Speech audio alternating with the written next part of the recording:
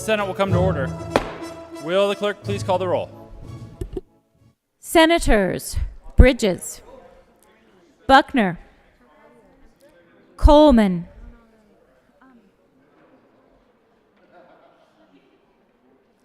Coleman,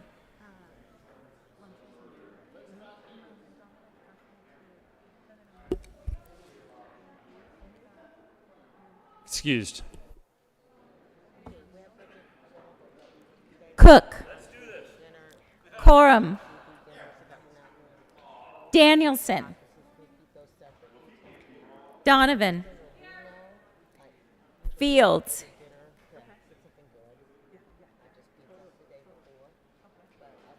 Fields,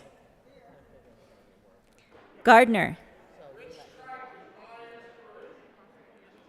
Janal, Gonzalez, Hansen, Henriksen, Heisey, Holbert, Jaquez Lewis, Kirkmeyer, Kirkmeyer, Kolker, Here. Lee, Liston, Lundeen, Moreno, Pedersen, Priola, Rankin, Rodriguez, Scott, Simpson, Smallwood, Sonnenberg, Story, Winter, Woodward, Zenzinger, Coleman. Mr. President. Here. The morning roll call is 35 present, 0 absent, 0 excused. We do have a quorum.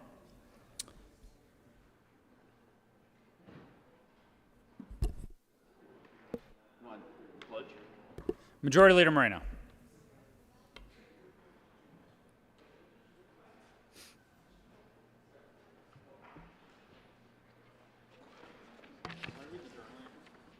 Thank you, Mr. President. I move that the Senate suspend Senate Rule 1B to allow someone other than a senator to lead us in the Pledge of Allegiance. You have heard the motion. All those in favor say aye. Those opposed, no. The ayes have it, and Senate Rule 1B will be suspended to allow someone other than a senator to lead us in the Pledge of Allegiance. Members, this morning we have a very special guest. Today we have Paik Sonnenberg, Senator Sonnenberg's grandson, to surprise and lead us in the Pledge of Allegiance. Okay. You might not be able to see him, but he's here. I pledge allegiance to the flag of the United States of America and to the republic for which it stands, one nation, under God, indivisible, with liberty and justice for all. Woo!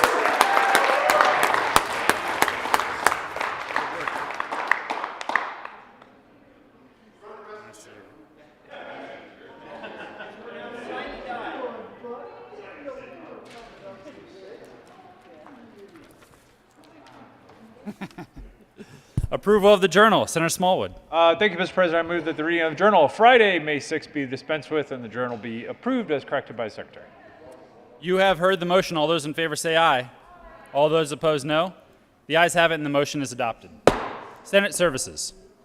May 9th, 2022, correctly engrossed Senate Bill 239, correctly re-engrossed Senate Bill 205 and 232, correctly revised House Bills 1004, 1005, 1006, 1011, 1012, 1051, 1115, 1119, 1122, 1131, 1149, 1151, 1205, 1221, 1233, 1240, 1242, 1246, 1254, 1259, 1281, 1283, 1302, 1303, 1308, 1314, 1315, 1323, 1345, 1346, 1358, 1362, 1367, 1370, 1377, 1380, 1385, 1392, 1393, 1394, 1397, 1405, 1406, 1407, 1409, 1410, and 1416. House Joint Resolution 1020, correctly re-revised. House Bills 1013, 1063, 1077, 1256, 1287, 1326, 1327, 1353, 1366, 1374, 1378, 1383, 1386, 1387, 1389, and 1390. House Concurrent Resolution 1003, correctly enrolled. Senate Bill 238.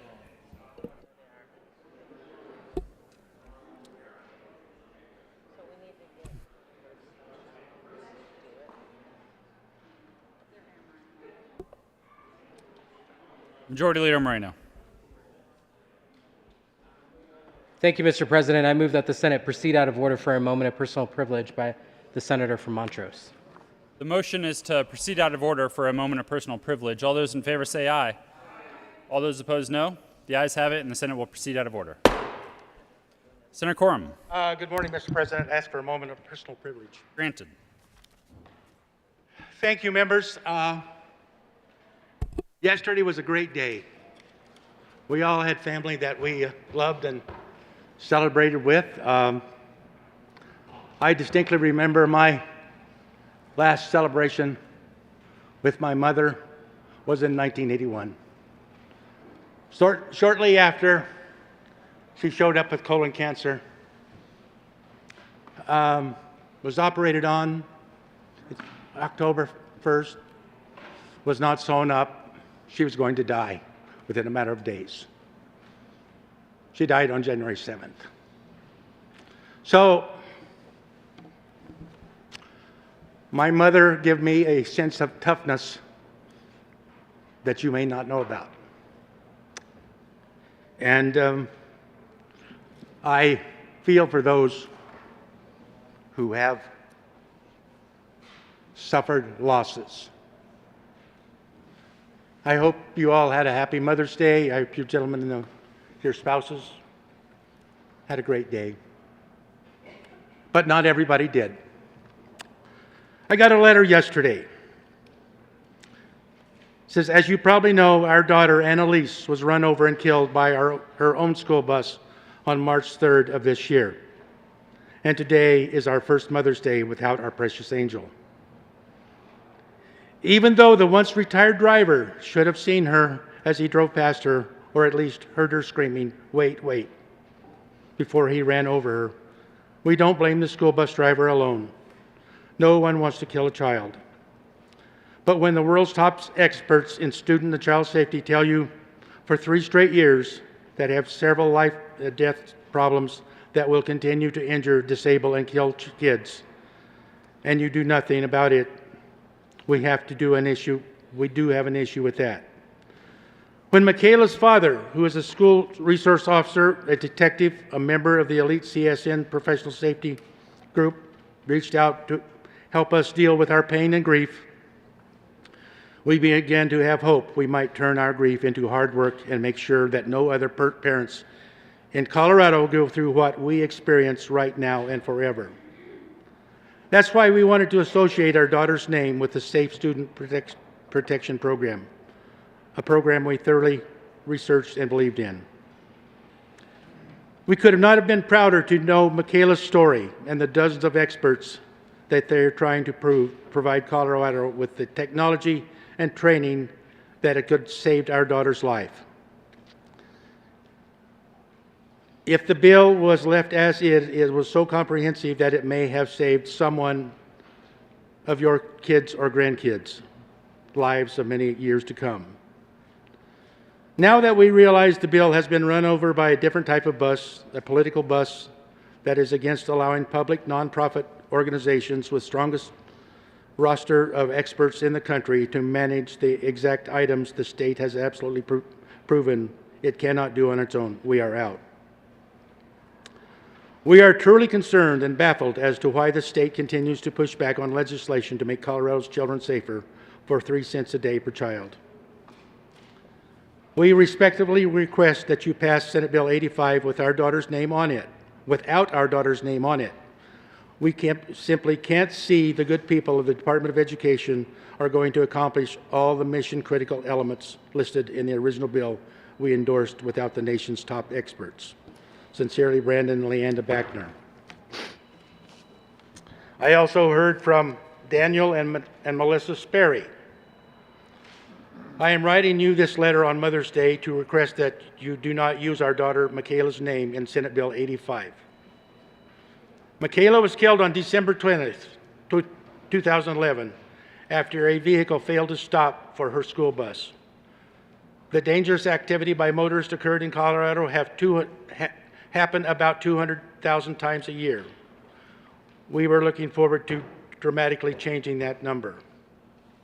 My wife, Melissa, and I are very selective on what we support and how our daughter's name is a part of.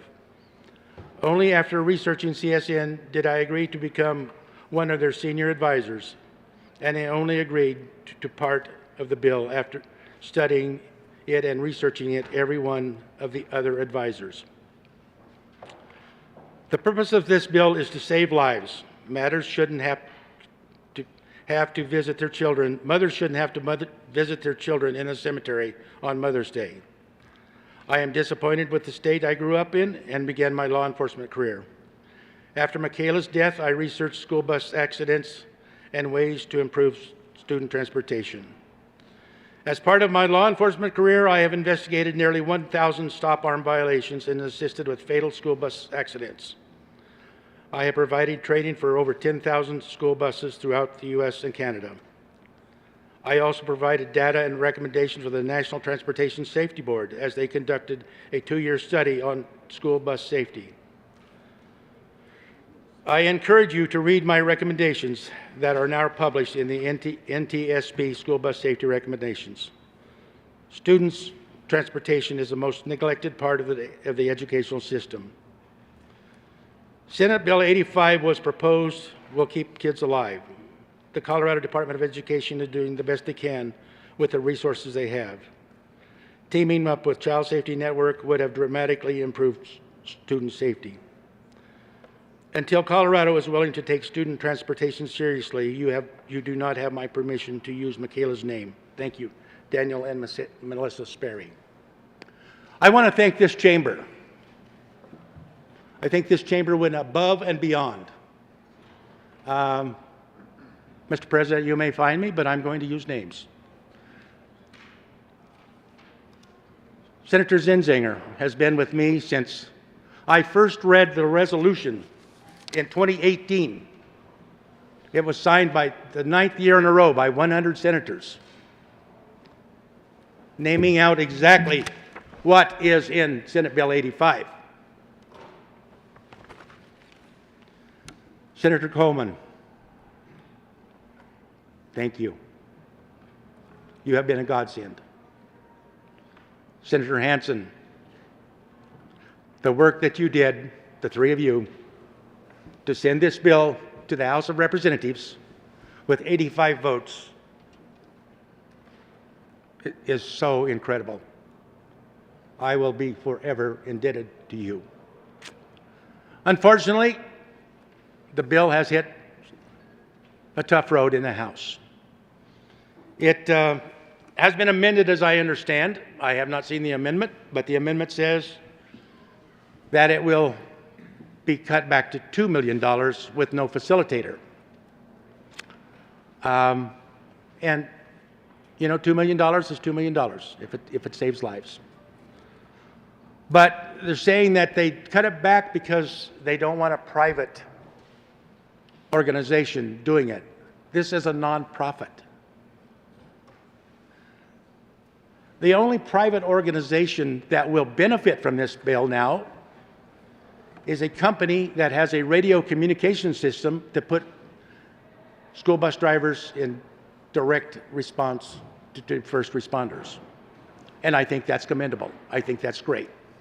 And frankly, that will save lives. But it will do none of the other things that Senate Bill 85 was designed to do, that I have invested my heart and soul in. They tell you not to marry a bill. You know, I'm still on my 4-year honeymoon on this one, because this is the right thing to do. I don't know if the bill is going to go through appropriations. If it does go through appropriations, even with the cutting of the guts of the bill, what the bill can actually do, I'm going to ask you to support that because it might save one life. But it will not do what? The 9-year resolution of the United States Senate and our plan for safe children in Colorado. I have not given up. Along with the nonprofit, we have scheduled a school-based safety training on June 13th through 17th. That will continue. That will continue. Just because someone does not understand the magnitude of the problem, we should not allow the problem to be hid away and ignored. We will continue to work throughout the state, throughout the nation. I've been reached out by other states asking to send them the bill. I have done that. It was my hopes that Colorado would lead the nation in the most comprehensive school safety training ever presented. I guess you get credit for building the foundation. You will not get credit for implementing the program. I will continue working on this as well as I know some of the people that I see in this room that have totally agreed with this. We will continue the fight, and unfortunately, injuries and lives may be lost while we're waiting to complete the program. Thank you very much. Majority Leader Moreno.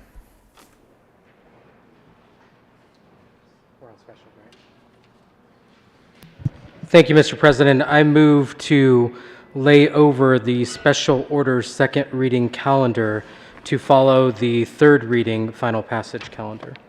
The motion is to lay over the special order second reading of bills calendar to follow the third reading of bills final passage calendar. All those in favor say aye. Those opposed, no.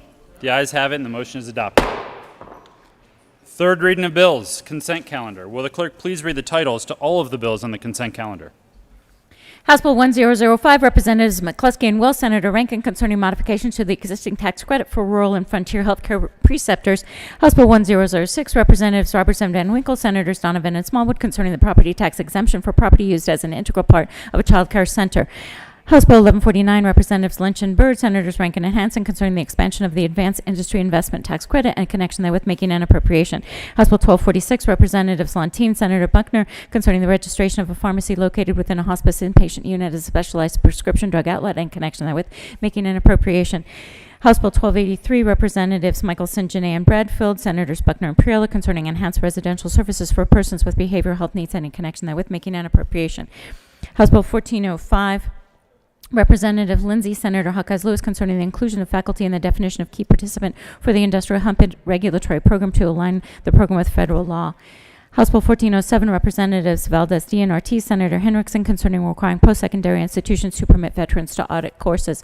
House Bill 1410, Representatives Byrd and Rich, Senators Hobart and Rodriguez, concerning the regulation of certain financial services businesses and in connection with permitting employees of a supervised lender to work from a remote location and removing the requirement for a debt management services provider to submit criminal history record check results for agents of the provider. House Bill 1205, Representatives Kennedy and Wiseman, Senators Hansen and Coleman, concerning the creation of an income tax credit to help income-qualified seniors afford housing and in connection therewith making an appropriation. House Bill 1406, Representatives Harrod and Roberts, Senators Coleman and Henriksen, concerning a temporary deduction from state net taxable sales for certain retailers in the state and in connection therewith making an appropriation. House Bill 1416, Representatives Esgar and Neville, Senators Cochran and Ranker, concerning procedural requirements for the administration of property tax and in connection therewith requiring the property tax administrator to maintain a list of persons interested in receiving notifications about possible amendments to property tax manuals, requiring public hearings with notice in connection with amendments to property tax manuals, requiring petitions for changes to property tax materials to be in writing, requiring notification about the opportunity to obtain additional information about the valuation of commercial property, requiring notification about the abatement process, allowing for the correction of errors impacting valuation of class or subclass of property, establishing a process for accelerated consideration of certain appeals and making an appropriation. Majority Leader Moreno. Thank you, Mr. President. I move for the passage of all the bills on the third reading consent calendar, which includes House Bills 1005, 1006, 1149, 1246, 1283, 1405, 1407, 1410, 1205, 1406, and 1416. Is there any discussion on any of the bills? Senator Smallwood. I just got taller and better looking. Thank you, Senator Mr. Smallwood, would you like President. to say anything? I would be the good senator from Lundeenville, sir. Colleagues, we frequently down here as we walk through these bills one after another, and some of us with differing perspectives, where we would prefer to spend money differently or say, well, there just isn't money in the budget. And I want to call out right now as we walk through this, if you consider my policy perspectives, the red marks are marks on third consent and third readings that I will be voting no on. Now, it's just a statement of my perspective. But the dollars behind that statement of perspective today on consents would be $2 million difference. I'd spend the money differently. And on the third readings, it's $80 million. And that's just one day of third reading consent and third reading bills. Now, that is where the money comes from. When we have that conversation, and I frequently get asked the question, well, where would the money come from? It would come from a difference in policy perspective. So that is the comments that I have with regard to consent reading today, Mr. President. Thank you. Motion is the passage of the third reading of bills consent calendar. Are there any no votes on any of the bills in the third reading of bills consent? Minority Leader Holbert. Thank you, Mr. President. I wish to be recorded as a no vote on House Bills 1005, 1006, 1149, 1246, 1283, 1205. The Minority Leader will be recorded as a no vote on House Bills 1005, 1006, 1149, 1246, 1283, and 1205. There is I legislate. We good? Senator Lundeen. Thank you, Mr. President. I request to be recorded as a no vote on 1005, 1006, 1149, 1246, 1283, and 1205. Senator Lundeen will be recorded as a no vote on House Bills 1005, 1006, 1149, 1246, 1283, and 1205. Senator Smallwood.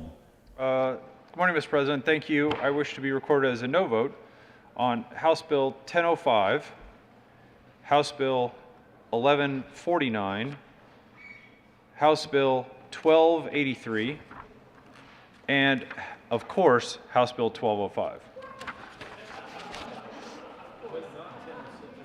Senator Smallwood will be recorded as a no vote on House Bills 1005, 1149, 1283, and, of course, 1205. Senator Woodward.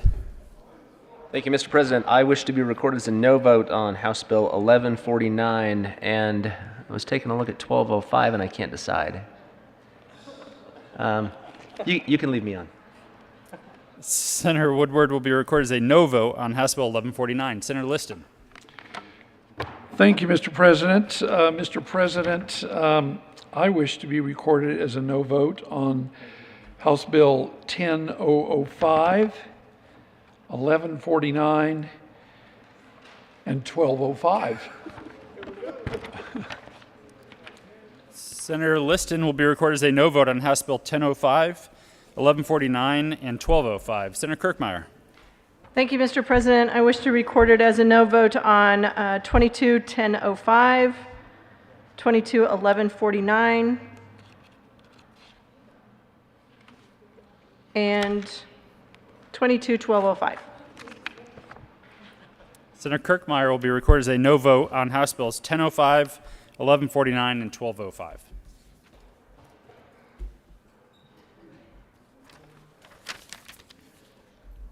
With a vote of 30 ayes, 5 noes, 0 absent, 0 excused. House Bill 1005 is passed. Co-sponsors, Senators Hansen, Majority Leader Moreno, Donovan, Janal,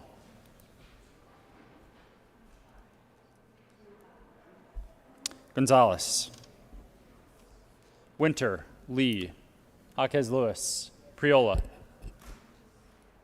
Pedersen,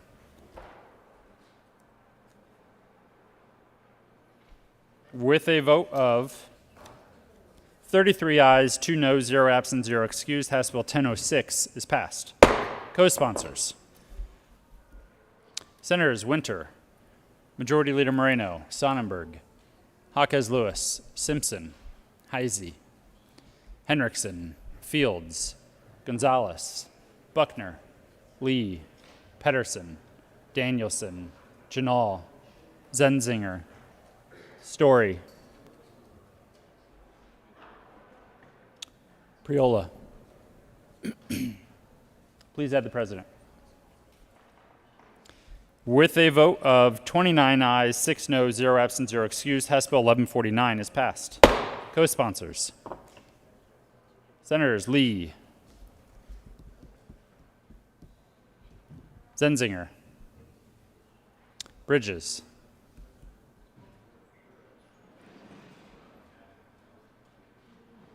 please add the president.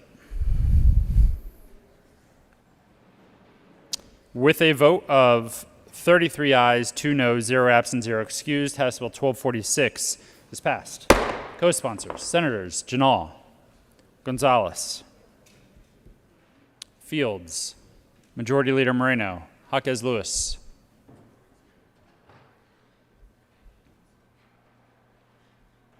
with a vote of 32 ayes, 3 noes, 0 absent, 0 excused, House Bill 1283 is passed. Co-sponsors, Senators Hansen, Simpson,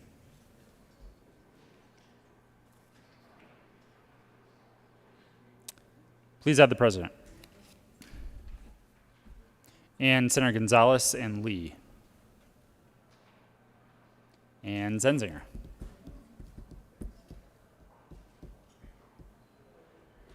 With a vote of 35 ayes, 0 noes, 0 absent, 0 excused, House Bill 1405 is passed.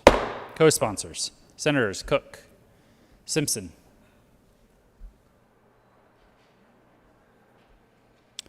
with a vote of 35 ayes, 0 noes, 0 absent, 0 excused, House Bill 1407 is passed. Co-sponsors, Majority Leader Moreno,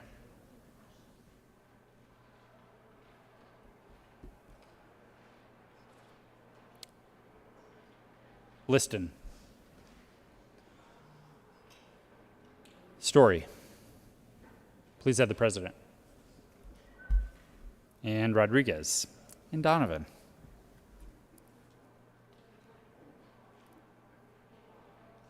With a vote of 35 ayes, 0 noes, 0 absent, 0 excused, House Bill 1410 is passed.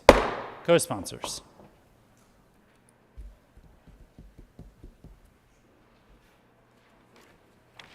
Senators Winter, Gonzalez, Scott,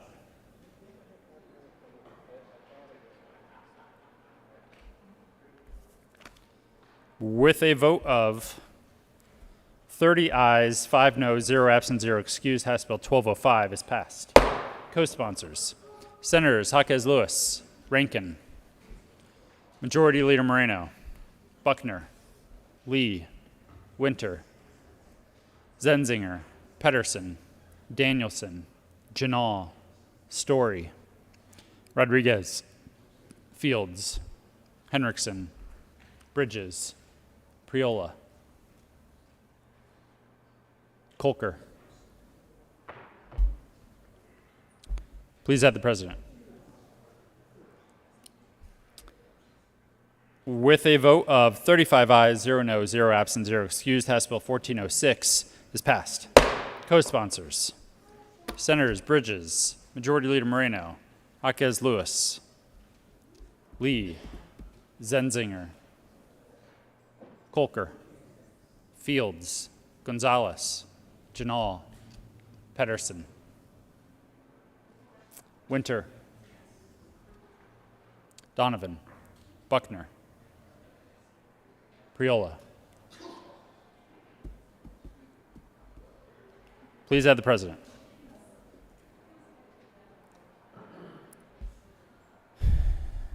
With a vote of 35 ayes, 0 noes, 0 absent, 0 excused, House Bill 1416 is passed.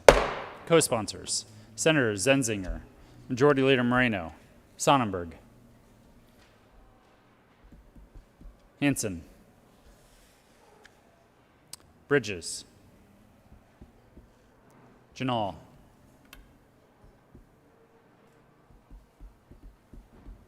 please add the president.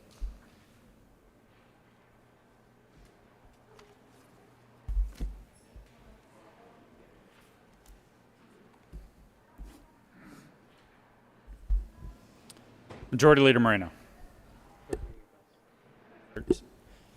Third reading of bills, final passage. Majority Leader Moreno. Thank you, Mr. President. I move the Senate proceed out of order for consideration of Senate Bill 239. The motion is to proceed out of order to consider Senate Bill 239. All those in favor say aye. Aye. Opposed, no. The ayes have it, and the Senate will proceed out of order. Will the clerk please read the title to Senate Bill 239? Senate Bill 239 by Senators Moreno and Simpson, Representatives Esgar and McKean, concerning buildings in the Capitol complex and in connection therewith funding certain capital construction projects for state-owned buildings and making an appropriation. Majority Leader Moreno. Thank you, Mr. President. I move Senate Bill 239 on third reading and final passage. Is there any discussion? Senator Sonnenberg. Thank you, Mr. President. And members, I'm going to be a no vote, and I want to tell you why. It's not that I'm against upgrading these buildings and fixing these buildings, but we are kicking the can down the road and paying for them. We are using depreciated funds, a fund that we set up to take care of buildings down the road. So when they started to deteriorate, there was money set aside to take care of those buildings. We're now going to pull that fund to pay for the remodel here instead of using the dollars that we have available today. That's wrong, and we should do it with money we have in our pocket and not obligate future legislators. Ask for a no vote.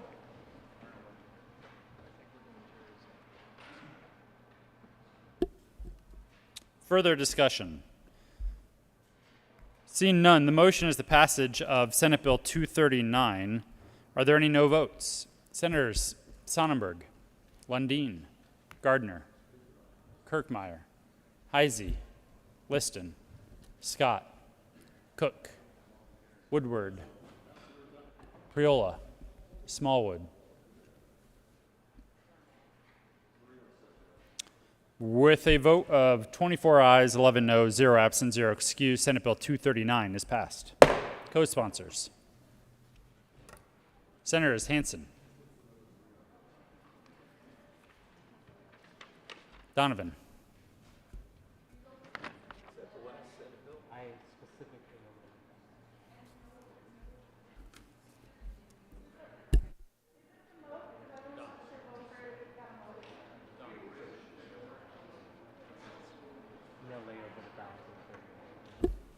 Majority Leader Moreno.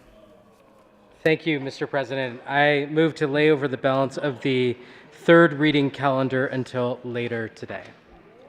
The motion is to lay over the balance of the third reading of Bill's calendar until later today. All those in favor say aye.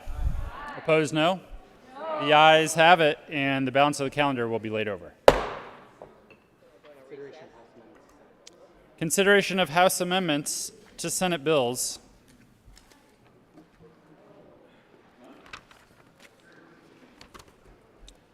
Will the clerk please read the title to Senate Bill 27?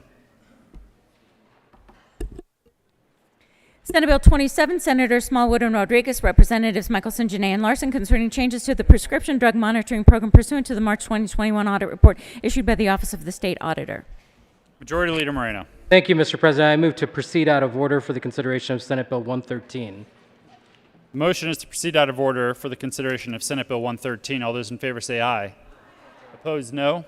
The ayes have it, and the Senate will proceed out of order. Will the clerk please read the title to Senate Bill 113? Senate Bill 113, Senators Hansen and Buckner, Representatives Tipper and Bacon, concerning the use of personal identifying data and in connection therewith creating a task force for the consideration of artificial intelligence, restricting the use of facial recognition services by state and local government agencies, temporarily prohibiting the use of facial recognition services by public schools, and making an appropriation.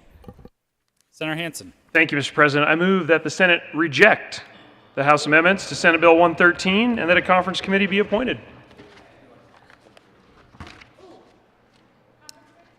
Is there any discussion? The motion is that the Senate not concur with House amendments to Senate Bill 113 and that a conference committee be appointed. Are there any no votes? With a vote of 35 ayes, 0 noes, 0 absent, 0 excused, the motion is adopted.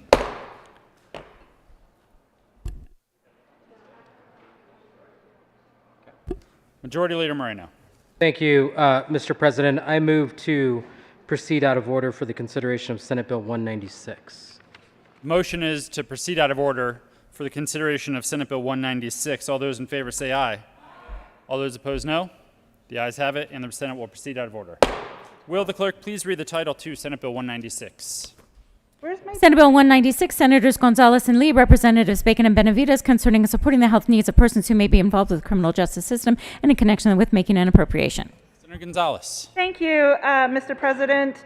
Colleagues, I move that the Senate reject the House amendments to Senate Bill 196 and that a conference committee be appointed.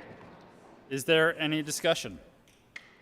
The motion is that the Senate not concur with House amendments to Senate Bill 196 and that a conference committee be appointed. Are there any no votes? With a vote of 35 ayes, 0 noes, 0 absent, 0 excused, the motion is adopted. Majority Leader Moreno. Thank you, Mr. President. I move to lay over the balance of the consideration of House amendments to Senate Bill's calendar until later today. The motion is to lay over the balance of the consideration of House amendments to Senate Bill's calendar until later today. All those in favor say aye. Opposed, no. The ayes have it, and consideration of House amendments to Senate bills will be laid over.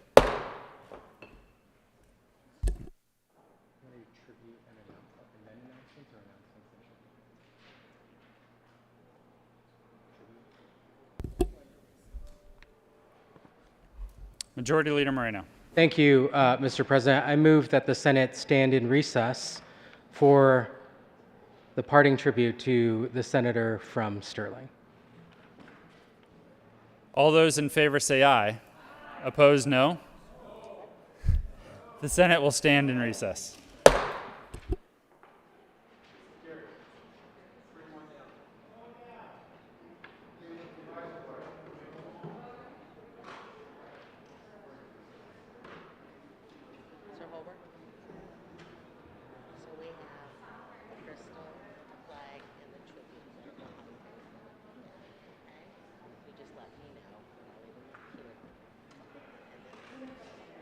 Start with a tribute.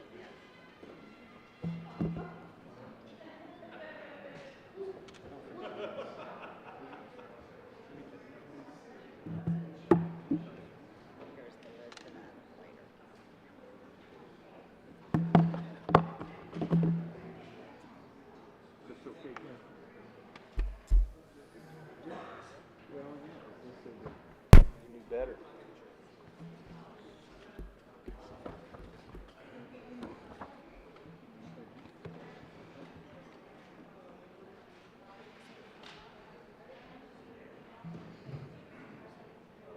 Minority Leader Holbert. Thank you. Thank you, Mr. President. Members, we start off this every 2-year process of saying goodbye to members who have served. And I'll start by reading this tribute. We'll probably hear a few of these. The Senate of the Colorado Legislature convened in the second regular session of the 73rd General Assembly hereby extends our sincerest congratulations, commendation, and thanks to Jerry Sonnenberg, Senate District 1. Senator Sonnenberg was elected to serve in the 66th, 67th, 68th, 69th, 70th, 71st, 72nd, and 73rd General Assemblies, where he represented his fellow citizens with dedication and honor.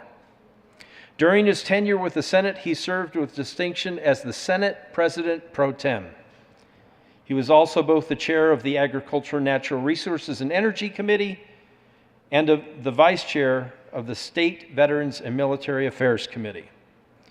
Senator Sonnenberg served on the Appropriations and Capital Development Committees and further served on the Severance Tax and Federal Minimal Lease, Flood Disaster Study, and School Finance Interim Committees. He chaired the Water Resource Review Committee.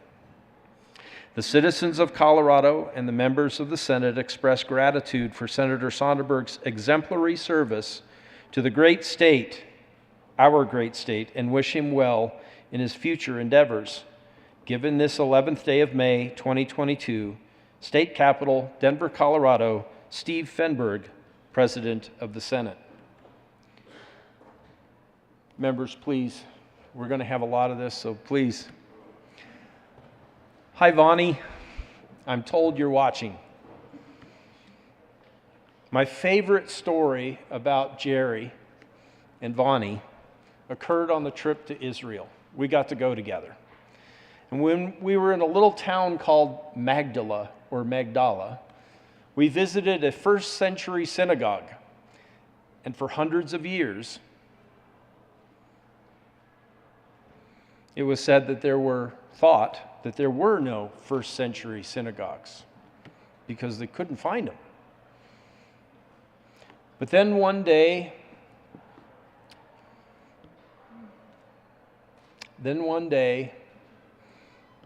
a construction crew was scraping on the ground in Magdala, preparing to build a visitor's center, a dormitory for the Catholic Church, when there was a clank, and all of a sudden they found one. And under the mosaic floor of that first century synagogue was a coin dated just prior to that, which evidenced when it was built. And one of the hosts on the trip pointed out that while many of the things around us were replicas, there was a stone bowl sitting there at what was believed to be the entrance of the synagogue, where people would wash their hands before entering. And Vonnie and I huddled around that little bowl. It had rainwater in it, like little kids, thinking, could it possibly be that we are dipping our hands now in the same basalt stone bowl where Christ washed his hands when he entered that very synagogue? Vonnie and I were like little kids. When we got back, we asked if there was any way to get a little bit of that rainwater, and a friend secured that and sent it to us. Another favorite memory came up just a few days ago, and I want to say up front, I don't mean any disrespect to the good county commissioner up in Fort Collins. But when Jerry and I served in the House together, there was a moment that was a bit tense down in the well. Jerry was standing up for what he believed to be right, and Senator John Kafalis was standing right up to Jerry. And they got nose to nose, sort of, in the well. But even after that bit of a dust-up, they were friends. And that's what I want to share most about my friend, the farmer, who's taught us about food, fiber, and fuel, told us the rest of the story, has been that farmer and friend, father and husband and grandfather and leader of his community, a future commissioner for his county. Jerry Sonnenberg fights for what he believes in. He stands for what he believes in. But he's one of the most pure gentlemen I've ever met. Jerry won't start a meal until everybody's seated. Jerry won't start a meal until grace is said. Even when the tie rule is suspended, Jerry will have a tie on. Senator Sonnenberg exemplifies what it is to be a senator, and prior to that, a representative. He is the one member of this body, for those of you out there who want term limits, we have them, and we've had for a long, long time. He's the only member of this General Assembly who is completing his 16th year, 8 in the House and 8 in the Senate.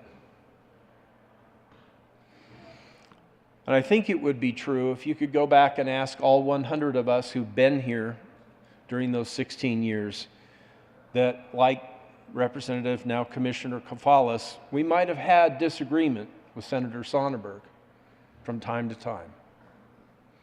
I remember one bill concerning rural Colorado that I didn't agree with you on, but it got 2/3 the vote in this chamber. But for those who have disagreed with Jerry, I think we would all agree that there was a handshake, there was a kind word, forgiveness if necessary, and that Jerry Sonnenberg would always be there to be your closest friend in a time of need. Senator, it's been my distinct honor to serve with you. I remember a time where I was frustrated in the House, and you came over on the side bench and talked to me and coached me a little bit. I remember, and I'm grateful. It's hard to say goodbye, but I just want to say thank you for 16 years of your life. Vonnie, thank you for lending him to us for these 16 years. For the 12 that I've served with him, you and I and Senator Scott, and just behind us, Senator Coram, over the past 12 years, half of the majority, half of the minority. There's not many of us over here on this side of the aisle who can say that, but Senator Sonnenberg, it's been my distinct honor to serve with you. I wish you the very best. I always thought, especially when we sat next to each other our first 2 years here, that we'd be running a primary against each other for Congress, but God had a different plan. God bless you, Jerry Sonnenberg. God bless the Sonnenberg family. God bless the constituents of Senate District 1 for sending this man, a dear friend, to represent you. Thank you, Mr. President.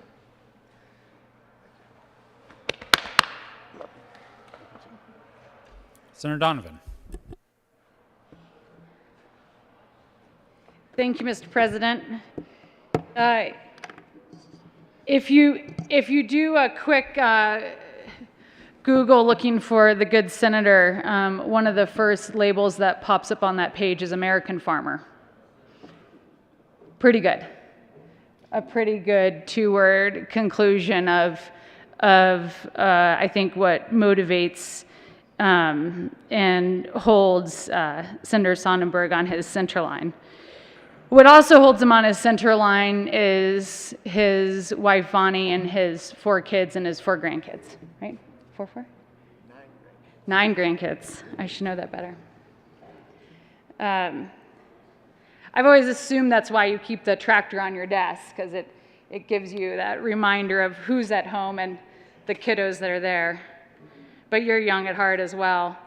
2 stories, it'll be more than 2 by the time I walk away, but 2 that come to mind of the past 8 years. I think it was one of my very first committee hearings. It may have even been a SMART Act. And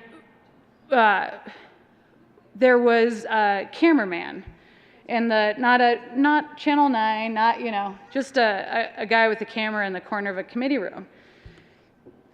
Camera focused directly at me, and I was chit-chatting with my newly met Republican buddies, and I was saying, I can't believe that I have a tracker here. And I'm just in the building, just figuring this out, and I have a tracker at one of my first committee meetings, and it's a bummer because I had, some feedback that I wanted to give on the mic. And Senator Sonnenberg goes, well, that's absurd. You're elected now. Like, you have a right to speak at the mic as much as anyone else does. And I was like, yeah, but they're specifically here to try to get me to trip up and record it. And Senator Sonnenberg admitted that he had never had a tracker, which makes sense. But he said, you deserve your chance at the mic. And he stood in front of me and blocked the camera from me and let me have my spiel. And then, without making a big deal of it, just went and sat down again. That was that. It was just the right thing to do. Didn't make a big deal of it. We didn't follow up on it. It was never mentioned again. He just stood in front of me, let me speak at the mic because I was a senator and I had a right to share my 2 cents. That was a pretty neat way to start off, coming into this building after a pretty rough election where my impression was it was going to be Republicans and Democrats fighting at every turn of every corner. No, it wasn't going to be. It wasn't going to be that way. There was another, you knew I was going to bring this up. Later, I think it was the same year, there was an innocent comment made at the mic about eye candy. And immediately the building erupted, as the building can tend to do, of trying to create a headline and a story and a mailer and a tweet about something without actually never asking the 2 people who were involved in it how they felt. And so here it was, the building blew up for not just hours, but for days. It haunted us for the session, but we were fine. We were fine, right? We chatted about it. We said our apologies. We accepted apologies. And so while the politics were trying to spin it into Jerry versus Carrie, Jerry and Carrie were fine. But it was a good joke and still remains one. Because if you can't laugh at your mistakes in this building, it's hard to survive every day. Senator Sonnenberg has been a champion for so many things, and in 16 years, it's hard to summarize it in a speech at the well, because of course you're going to forget something. Hospital provider fee comes to mind. What a battle that was. And if it hadn't been for a champion like Senator Sonnenberg, I don't know if that would have gotten across the finish line. A good example of an elected official fighting for what he thought was best for his district, damn what anyone else thought, and damn what the lobby was going to put at him. He was President Pro Tem. He's always a leader to making sure Ag Day happens and that we take the appropriate time at the well to talk about what ranching and farming means to this state. Future Leader program that he, from what I've been told, almost single-handedly resuscitated to make sure that young ranchers and farmers across the state have a venue with which to connect and learn. Don't try to beat him on the rules. He knows them better than you. And you know why? Because last session, when we were all jokingly voting on a 3rd consideration, it was him who launched out of that back chair, ran down the aisle, and saved the entire floor from making a funny ha-ha mistake that would have had serious implications, because he knew the rules better than anyone else on that floor at that time. So now when we come up and say, don't vote no on 3rd reading consideration, it's because Senator Sonnenberg was the one that reminded us all of that a year ago. And then the obvious but important thing is how strong of a leader he has been for ag. An obvious role, but not a required one. There is no requirement of what you do when you come in this building. You get to choose how you hold yourself, what issues you champion, how you interact with your colleagues, where you spend your political capital when you sit down. But even though it would be clear that an American farmer should be the loudest and strongest advocate for ag, he didn't have to be, but he has been. Time and time again, from the smallest detail to the biggest issue, from looking in detail at a governor's appointment, to wading through bills that range in the hundreds of how that will land on the shoulders of ag. And then sharing those concerns loudly and quietly, continue to make sure that ag in every corner of the state, not just his dryland farmers, are protected and championed whenever he can. I think ag would look a lot different in this state right now without Senator Sonnenberg's voice in the Capitol. Because yes, we do talk to each other a lot, but without his voice, I think those conversations would have been different. And you've also made space for others to join you in those fights and those debates, which is important for a leader, to make space for others. In summary, when I think of Senator Sonnenberg and the work he's done, kind of four words that I scribbled down: schools, water, ag, fiscal responsibility. Pretty good legacy. I would say you might need to change your Wikipedia picture. You look a little young in it. And I think after 16 years, maybe a picture that reflects more of your wisdom, perhaps, would be a good move. But I don't think, of course, I hope many of you know that Senator Sonnenberg is concluding his service in the Capitol, but his service, community service, is not done. And I'm grateful to know that his voice will remain in an elected office. So I guess you're not really done serving. Maybe we're just doing a crop rotation. Thank you, Senator Sonnenberg. It has been a pleasure and an honor serving beside you.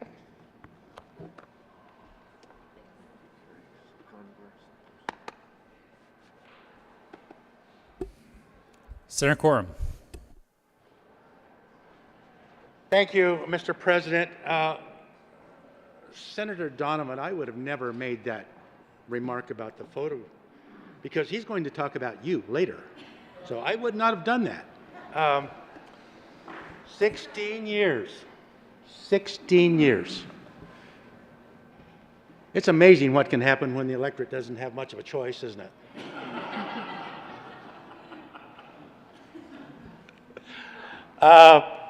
I've known Jerry for 14, 15 years, something like that. You've heard this before. In the interest of saving time, I just instantly disliked him. But, you know, over the last 15 years, he's a lot like mold. He's actually been able to grow on me a little bit here. So, you know, but I am saddened to see the good senator from Nebraska leave this chamber. He has done a fantastic job in this chamber and the House. We all served together in the House, as Senator Hobart remarked. Senator Fields, I believe, was there also. But 16 years is quite a feat in today's world, and everybody knows about the Jerry Sonnenberg, the ag guy. And frankly, I'm tired of hearing that, because he is just a big advocate for rural health, for education, law enforcement, you name it. Jerry Sonnenberg is a guy out in the lead for rural Colorado. Whether you want to talk water, although he's a dryland farmer, just to let you know that. But anyway, he is truly an honorable person. Jerry and I have grown very, very fond of him. I didn't think that could ever happen when I first met him, but he is a prince of a guy. Matter of fact, my wife and I were talking. I'm a little older than Jerry, and she was talking about pallbearers, and she said, well, what about Sonnenberg? And I sat there and I said, I think I'm going for cremation. He'd let me down again. So, anyway, he is a man among men in this chamber, and truly a very special person, and God has granted him a good life, a good family, and he will go on to be a leader in Colorado. And I'm very fortunate that I've been on the Ag Committee in my 12 years in this chamber, and Jerry Sonnenberg has been a guy that I've always loved and respect for what he does. Thank you, Senator.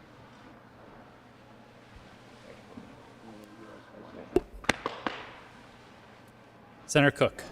Thank you, Mr. President. Well, I first met Jerry 16 years ago, and he did have competition 16 years ago. Yes, so they did have a choice. There was somebody running in Weld County against him who I threw my support behind. And but Jerry was speaking in Grover, if you ever want to know where that's at. It's about an hour and a half northeast of Greeley, at a house, and there was probably only 5 people there. That shows the dedication that that he has, because he does that all over his district. Well, Grover, like I said, very small town, maybe 100 people, and he was speaking at a residence there of some friends of mine, friends of his. And I went up with a county commissioner, drove an hour and a half just to go hear him. And after we left, we rode together, Commissioner and I. After we left, I was stunned. And I go, wow, that dirt farmer from Sterling is pretty darn smart. And, not that farmers can't be smart, but we are talking Jerry. So it was like, wow, he's pretty darn smart. And he knows how to work a room, and he knows what to say, and he is very articulate. And this commissioner and I went home and thinking, whoa, did we kind of endorse the wrong guy? And we stuck with the guy that we endorsed, but let me just say this, I wasn't too upset when Jerry won for his House seat. We've heard a lot about what people say about him, and it's so true.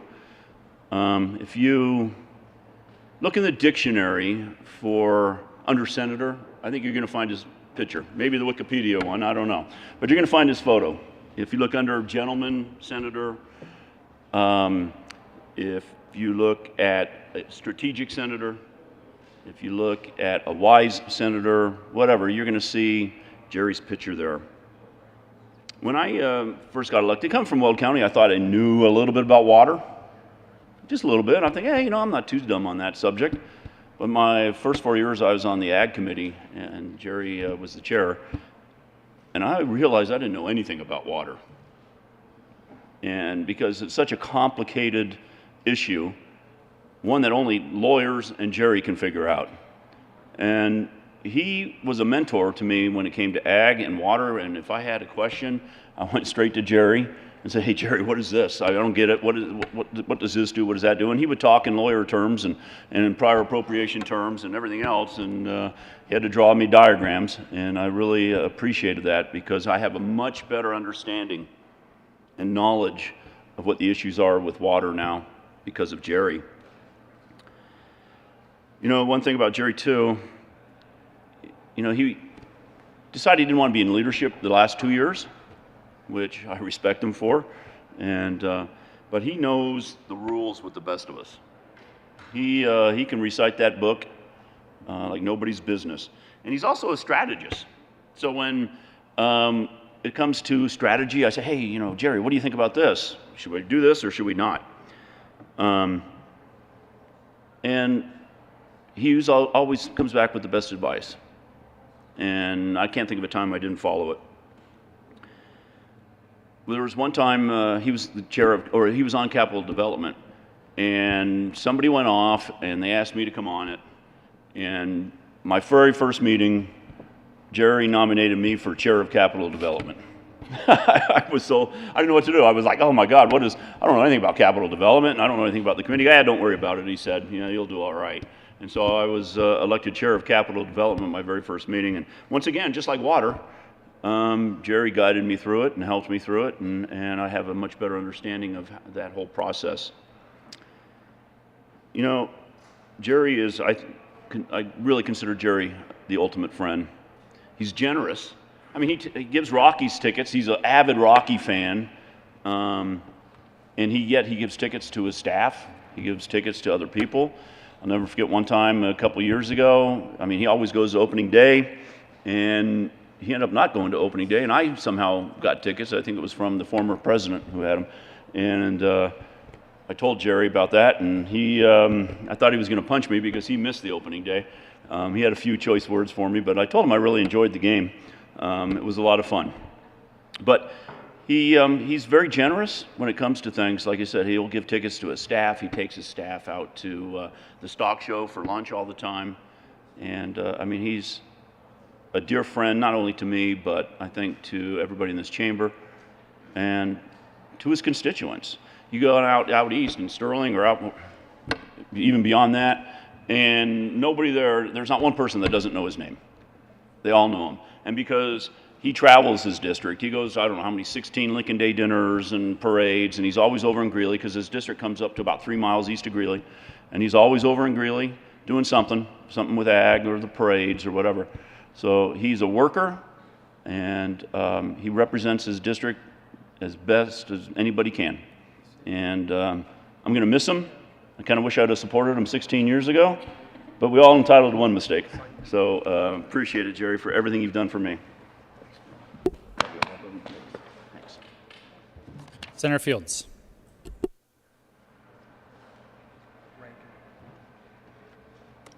Thank you, Mr. President. Good morning, colleagues. I couldn't let this opportunity go by without describing the man and his legacy, and that would be to Senator Sonnenberg. And I served with the senator in the House, and then he left and he came over to the Senate, and I followed you. But during the course of your time here, I can tell you that I have always observed your work and your manner. And I would say that you are the ultimate image of what statesmanship looks like. You're a very noble man, the way I see you, and it expresses itself in so many ways down here. I think that you have a brilliant mind, and I have consulted you on many different topics, on things especially as it related to CDC. We serve on CDC together, and he has so much history as it relates to funding some of our capital projects. And when we go on tour together, we had an opportunity to spend 3 days, sometimes kind of in this van where we travel around the state, and I was able to ask some questions. But what I can tell you is he's a man that always knows where he stands. He never wavers. He has these convictions as it relates to his constituents, as it relates to rural Colorado, as it relates to ag.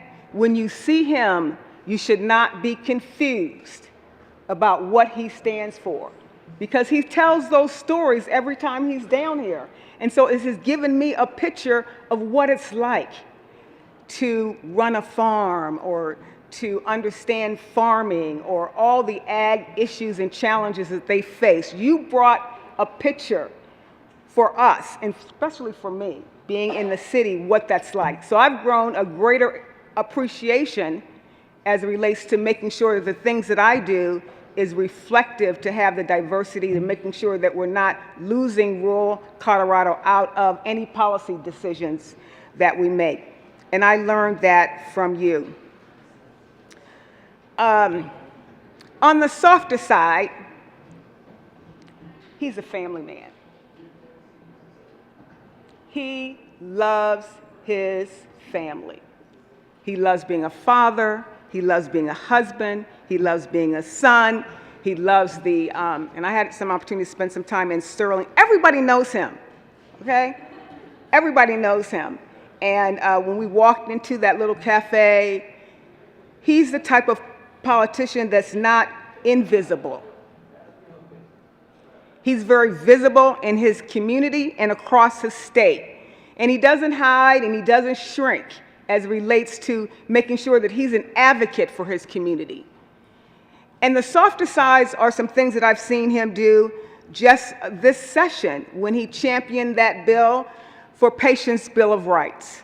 And that comes from listening to his constituents about what it was like when we all were trying to navigate through COVID-19 and seeing that some folks were in those hospitals isolated, not able to have the connection that they needed with their loved one.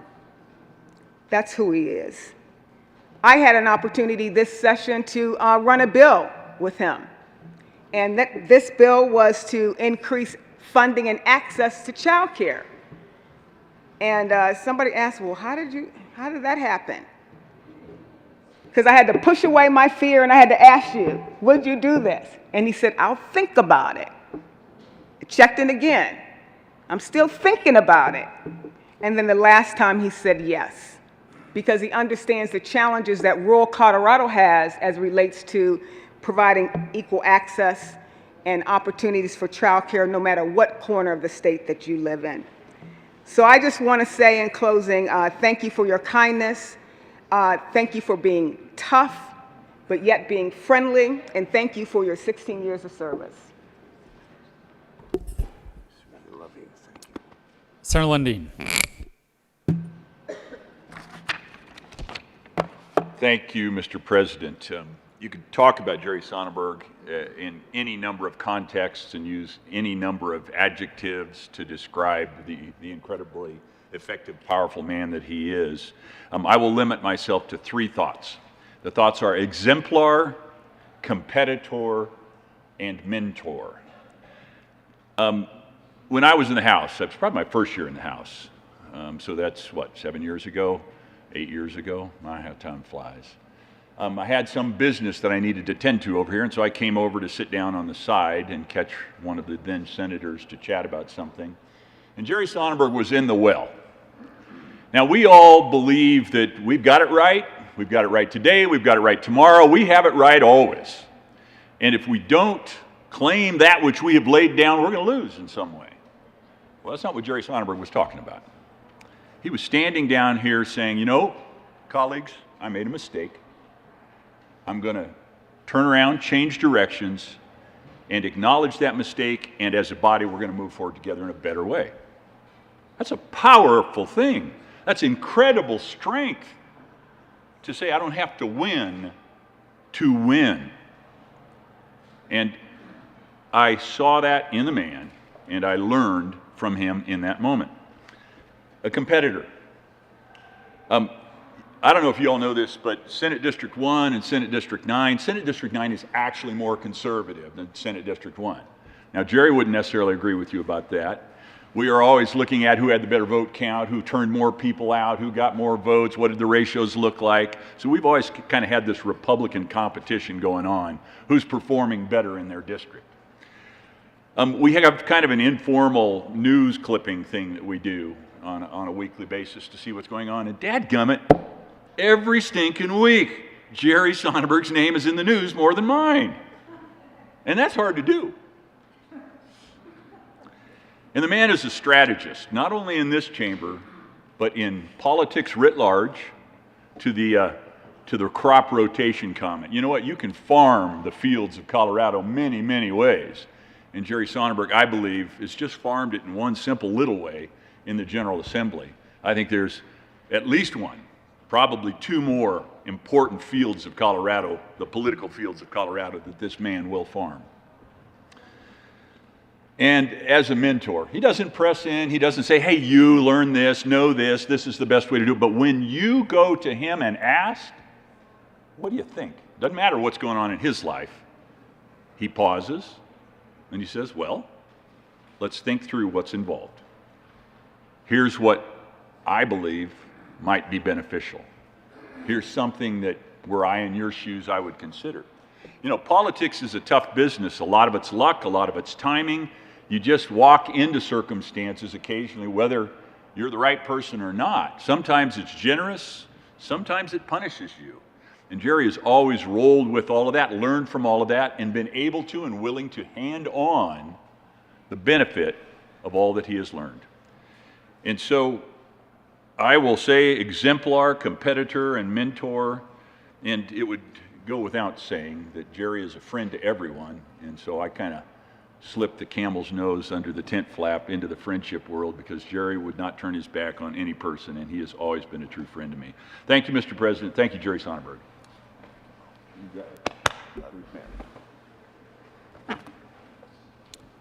Senator Scott.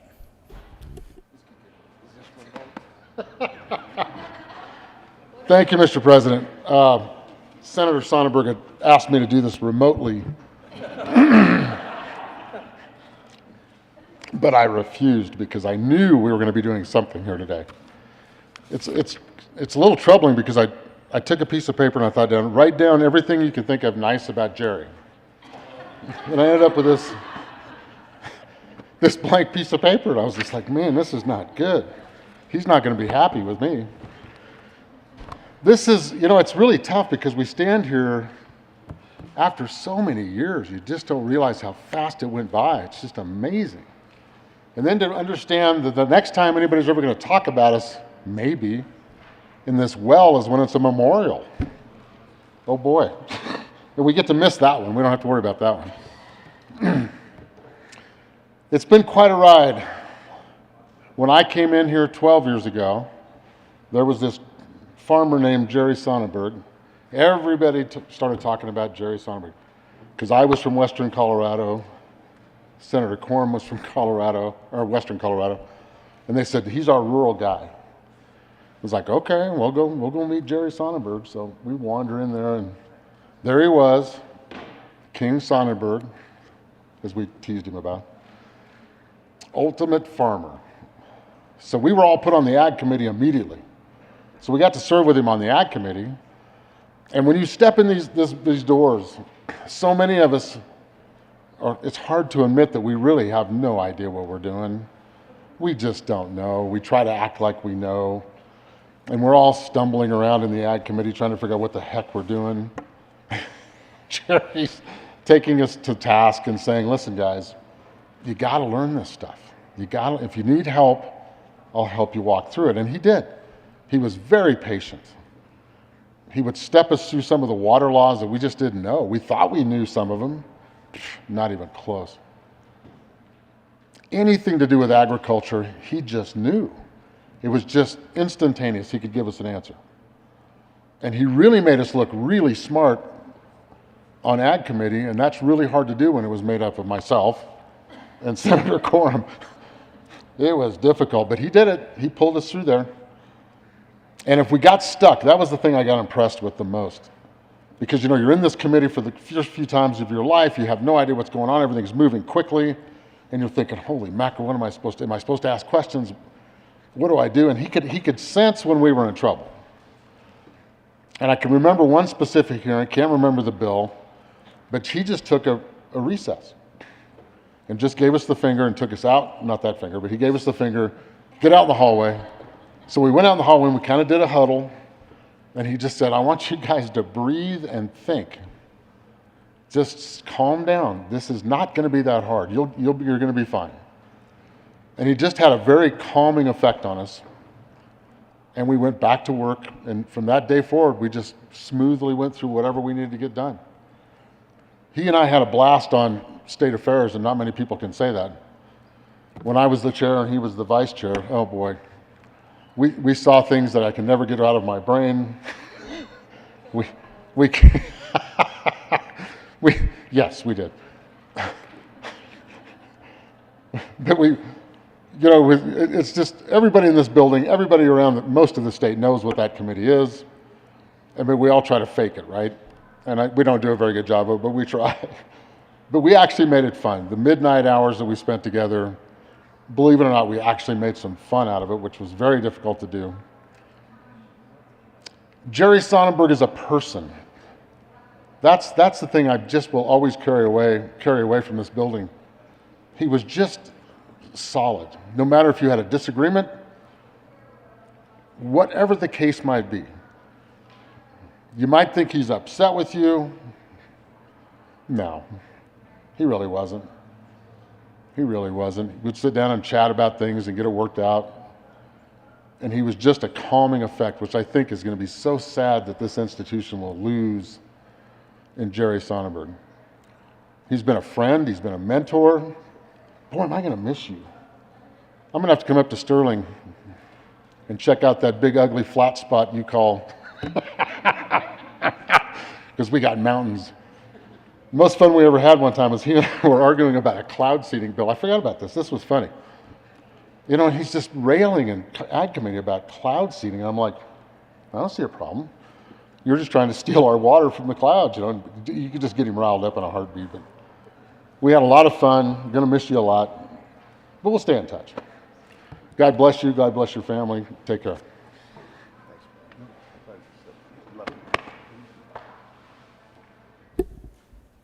Senator Smallwood.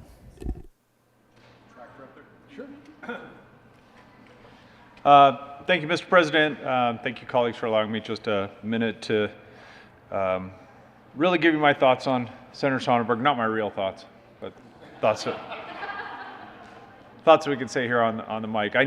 I knew Jerry and I would be fast friends when one of the first meetings where I heard him speak in front of a group, he managed to use both seein's how and fixin' to in the same sentence. And you probably remember that.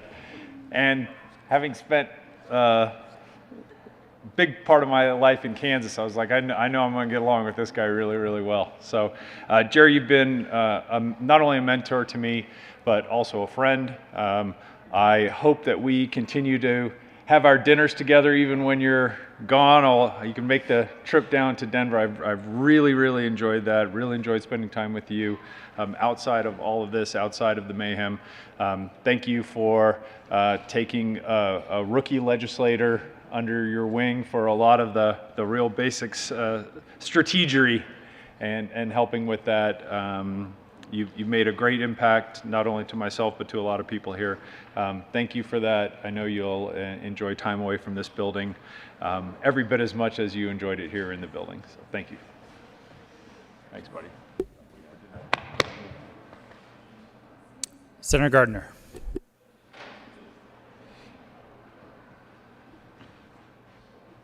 Thank you, Mr. President.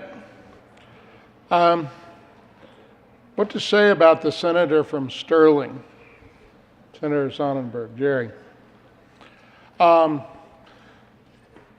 First of all,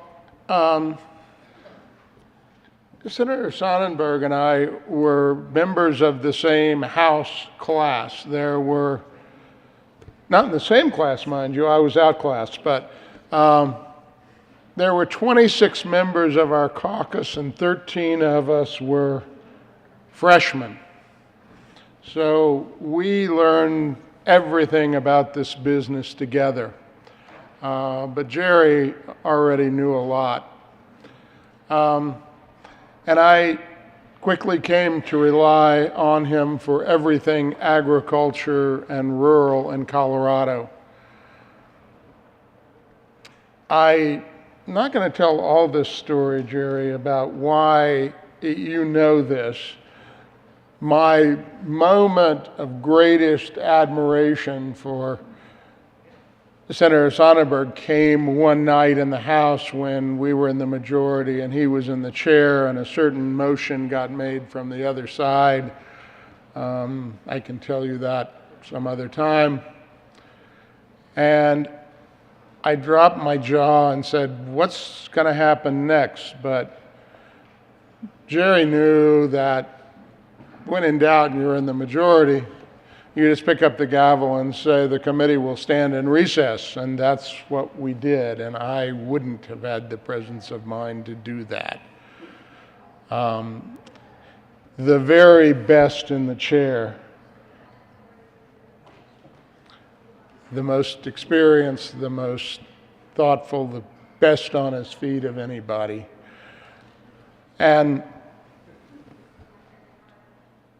we have been here in this building together 14 of your 16 years. I took a sabbatical for a couple of years and then came back, and you were my senior here.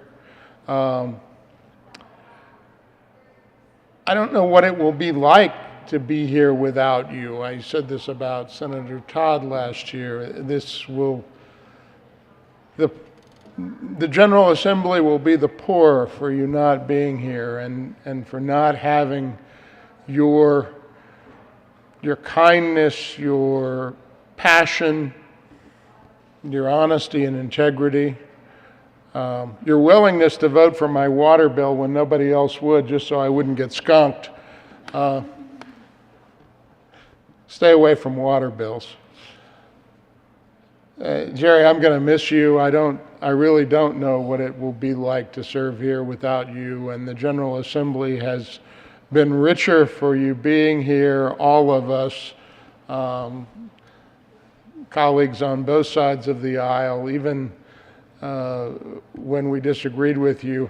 I do not want you to depart without thanking you for sponsoring Senate Bill 267 and getting the gap paved.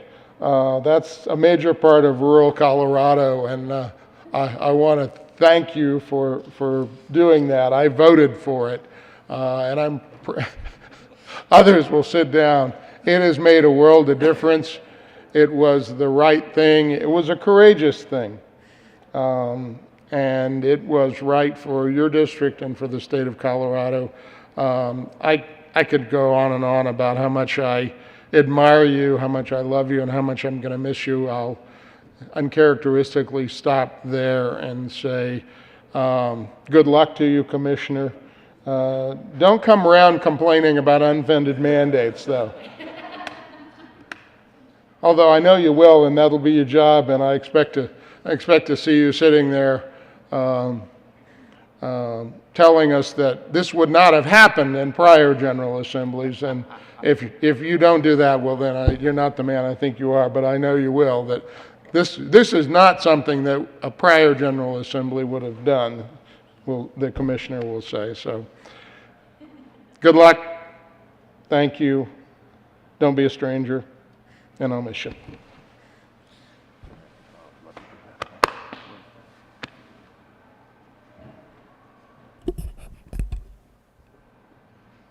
Senator Kirkmeyer. Thank you, Mr. President. After hearing from several members of the caucus, I thought it would be important that the chair of the Senate Republican Women's Caucus get up and say a few words. No. Well, that too.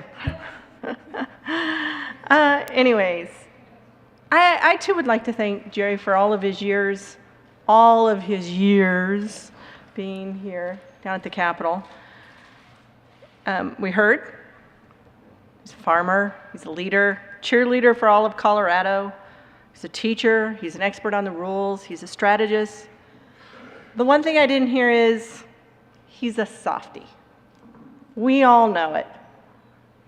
Jer Bear is a softie. I can't tell you how many conversations I heard, just a few words of, between the good senator from Vail and the good senator from Sterling or Nebraska, whichever it is. But he's a softie, right? I thought that's what I heard, is that you refer to as Jer Bear. And he would, anytime anyone came up to Jer Bear at his desk to ask him questions or ask him about things or talk to him, even me, when I would turn around and say, what the heck are we doing that for? Or what's that about? He would stop what he was doing, buying cattle. And that booming laugh would come out. No one mentioned Senator from Sterling's booming laugh. He's got the best laugh of anyone in the chamber.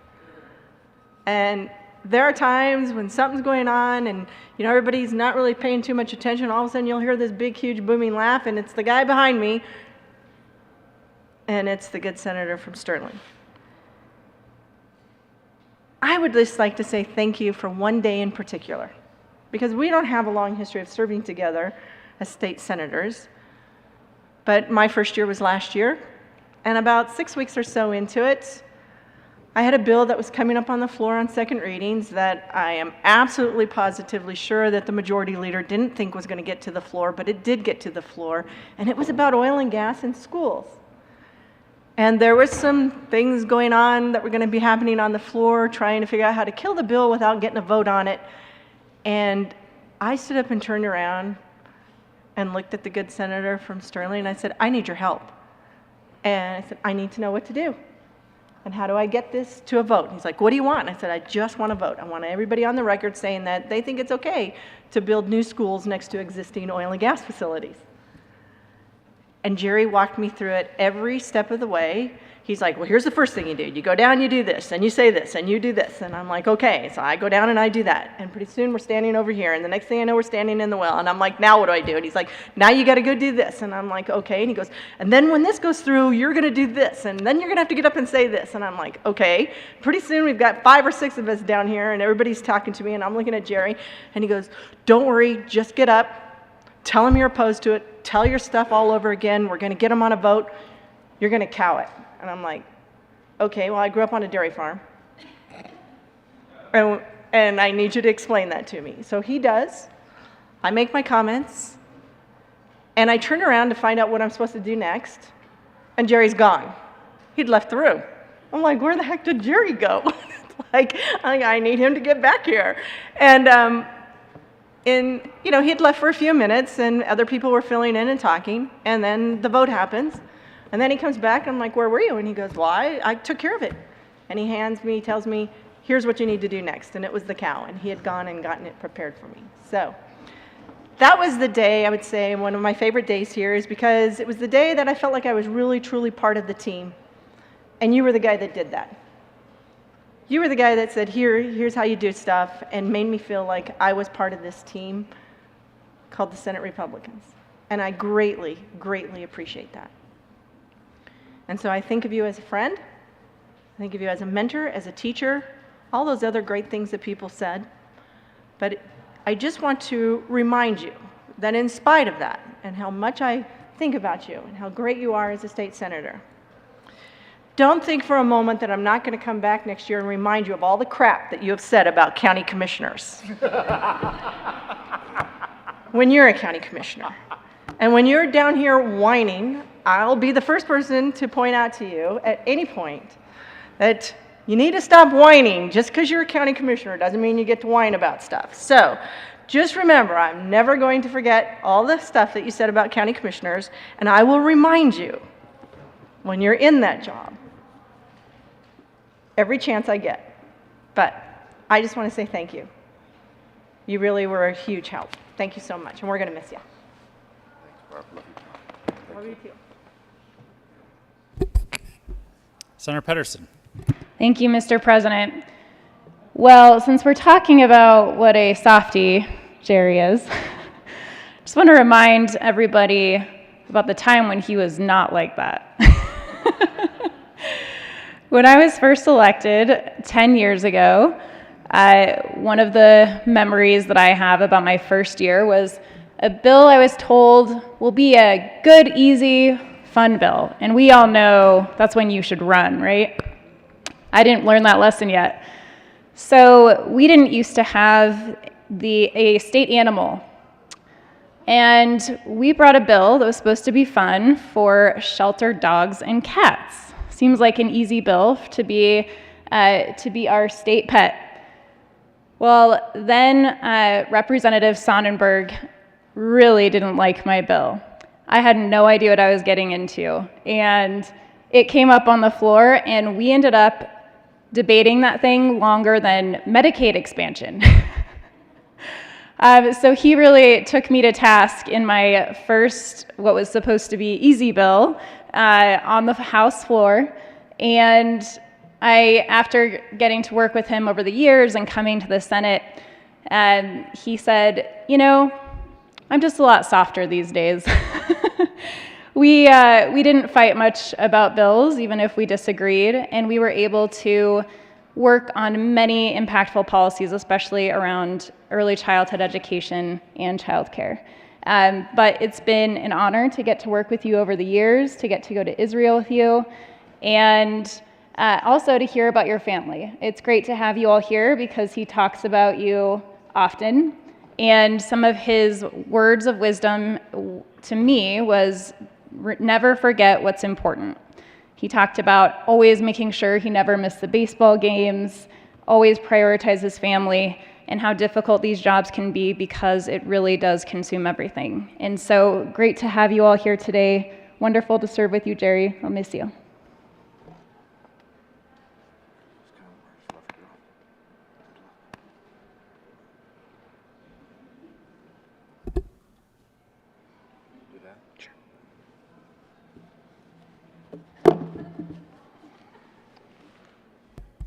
Majority Leader Moreno.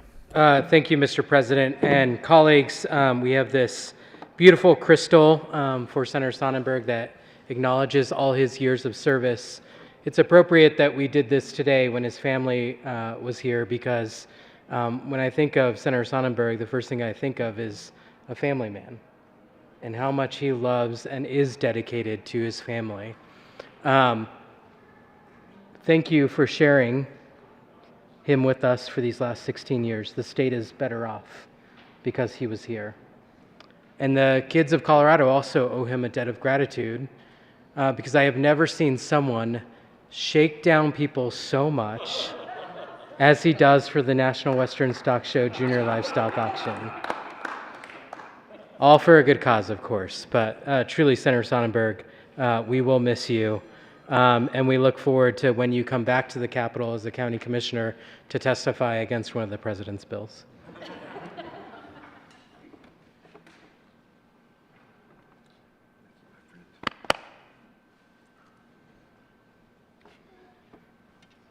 This flag of the state of Colorado was flown at the Colorado State Capitol in honor of Jerry Sonnenberg at the request of all of your friends in the Senate. Wishing you all the best in your next adventure. It has been an honor and privilege working with you. May 9, 2022, signed Cindy Warkwell, Secretary of the Senate. And now, members, please welcome, at one of his last times at the mic, Senator Jerry Sonnenberg.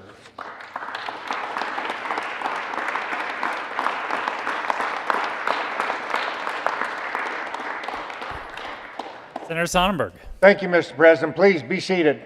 Who is this guy they have been talking about?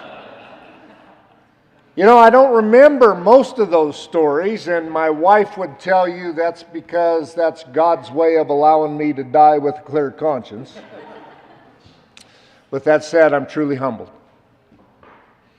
Your kind words and some of those stories that I had actually forgotten about, I mean, you start calculating 16 years down here, that's over a fourth of my life. It's truly time for me to go home. And I look forward to going home, spending more time watching little boys play baseball, little girls grow up and have programs and dances. Come here, sweetie.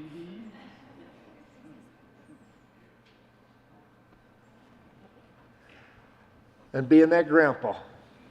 9 grandkids, four kids. Life is good. If there's one thing I'd leave you with, a year from now, nobody will remember bills that I ran, policies that I've done, but they'll remember if I had integrity. I hope you will always remember me as one of those guys that was true to his word. That if I'd done wrong, I apologized, tried to make it right. And I always told the truth. It truly has been a pleasure to serve with each and every one of you. I've learned from each and every one of you. Love you all to death. This truly has been the most humbling and greatest experience of my life, to serve as a spokesperson for not only my district, but all of Colorado. Thank you. Love you all.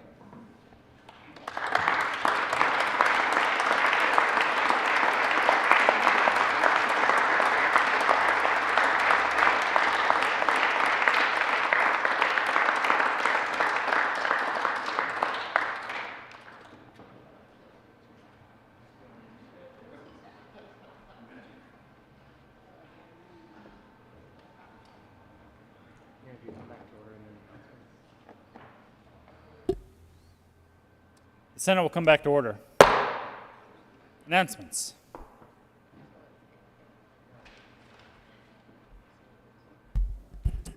Senator Gonzalez.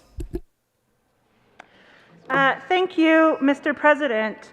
Members of the Senate Finance Committee, we will be meeting up 15 minutes upon adjournment in Senate Committee Room 357. There have been a couple of important changes to the calendar that I want to make you all aware of. First, we will be hearing House Bill 1412 first at the top of the calendar, followed in order 1026, 1391, 1328, 1388, 1414, 1415, and 1064.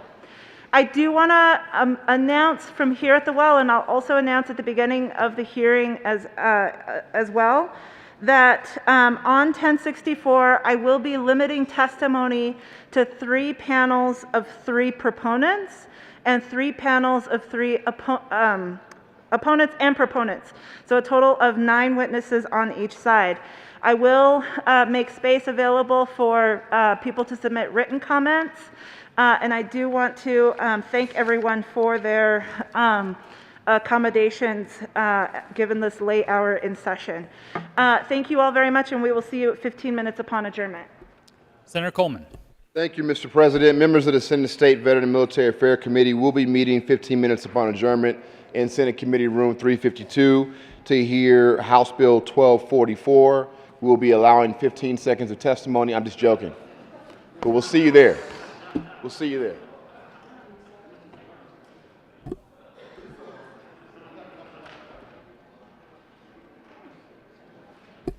Majority Leader Moreno.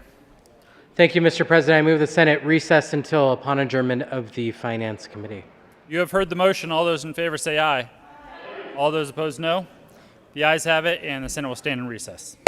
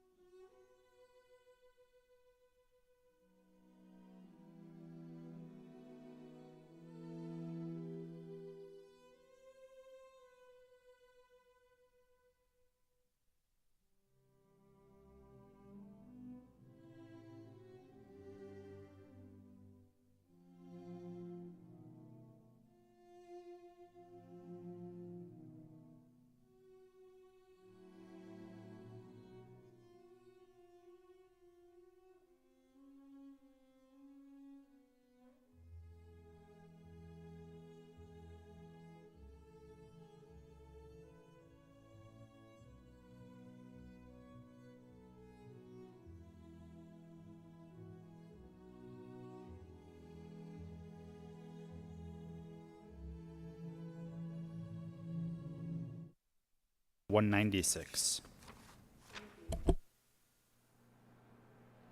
We gave you more work, Jan. Don't take that. Signing of bills. The President has signed House Bill 1003, 1089, 1153, 1234, 1282, 1298, and 1299. Delivery to the Governor. May 9, 2022, to the Governor for signature on Monday, May 9, 2022 at 9:55 a.m. Senate Bills 11, 18, 34, 35, 58, 79, 97, 158, 184, 194, and 238. Announcements. Majority Leader Moreno. Thank you, Mr. President. I move that the Senate recess until later today. Do you need to announce appropriations? They're going to meet before adjournment finance. We don't know if they can yet. We can just come back and announce it. You have heard the motion. All those in favor say aye. All those opposed, no. The ayes have it, and the Senate will stand in recess.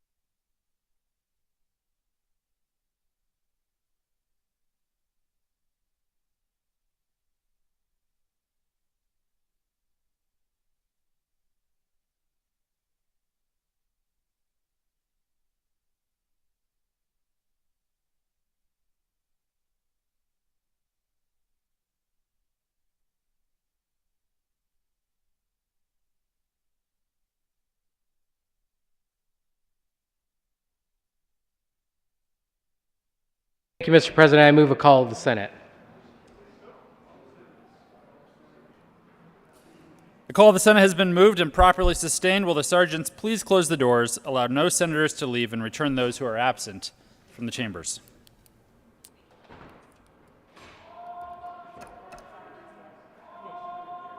And the court rule is relaxed.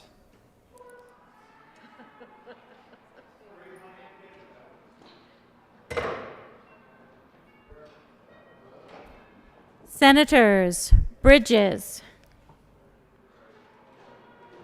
Buckner, Coleman, Cook, Coram, Danielson, Donovan, Fields, Gardner, Janal, Gonzalez, Hanson, Henriksen, Heisey, Holbert, Jaquez Lewis, Kirkmeyer, Kolker, Lee, Liston, Lundeen, Moreno, Pedersen, Priola, Rankin, Rodriguez, Scott, Simpson, Smallwood, Sonnenberg, Story, Winter, Woodward, Zenzinger, Bridges,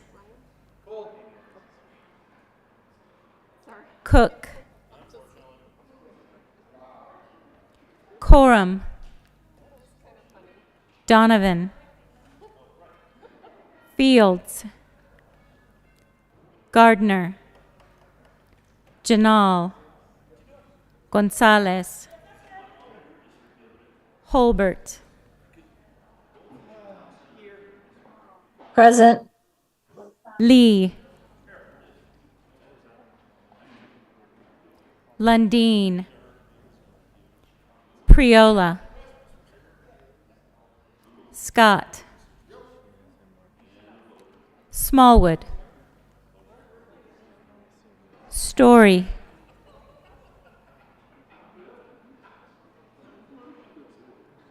Winter,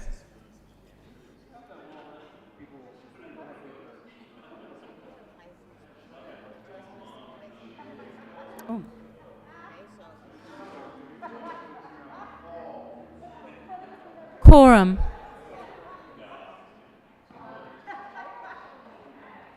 Donovan,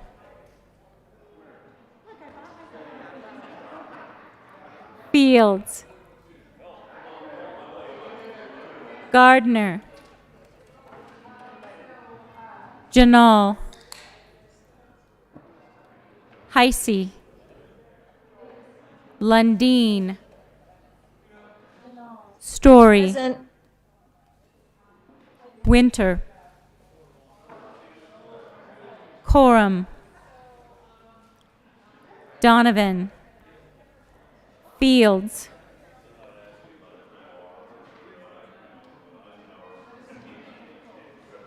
Gardner, Janal, Heisey, Lundeen,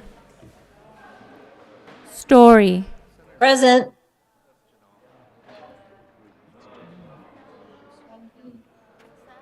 Winter,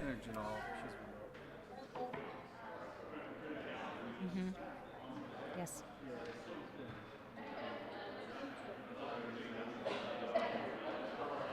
Janal,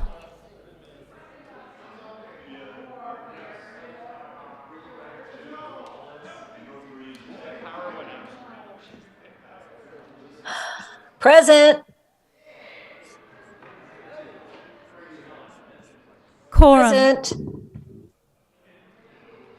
Donovan. Gardner.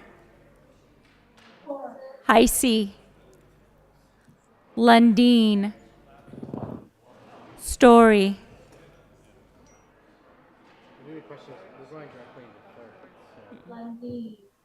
No, it was.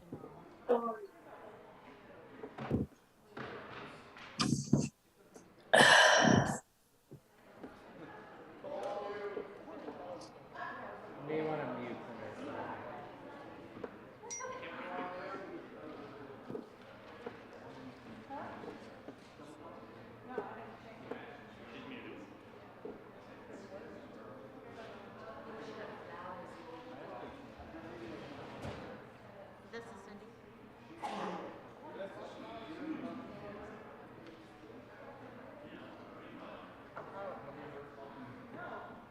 Could I have Hanson make an announcement about the appropriation?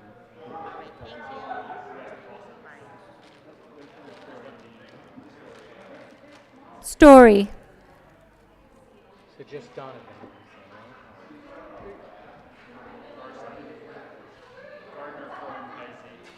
Story.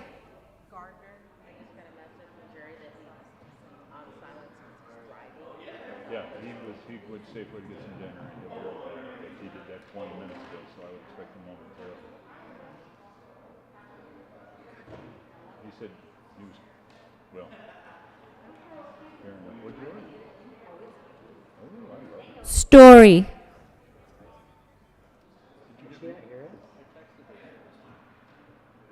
Heisey. Lundeen. Story. She's there, but I don't know if she doesn't have her sound on.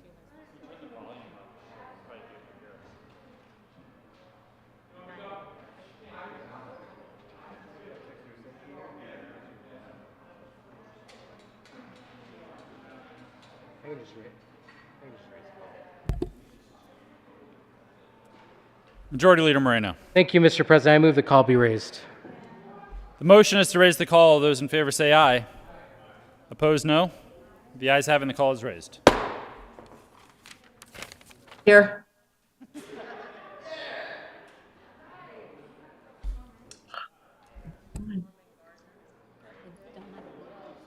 I can't hear you.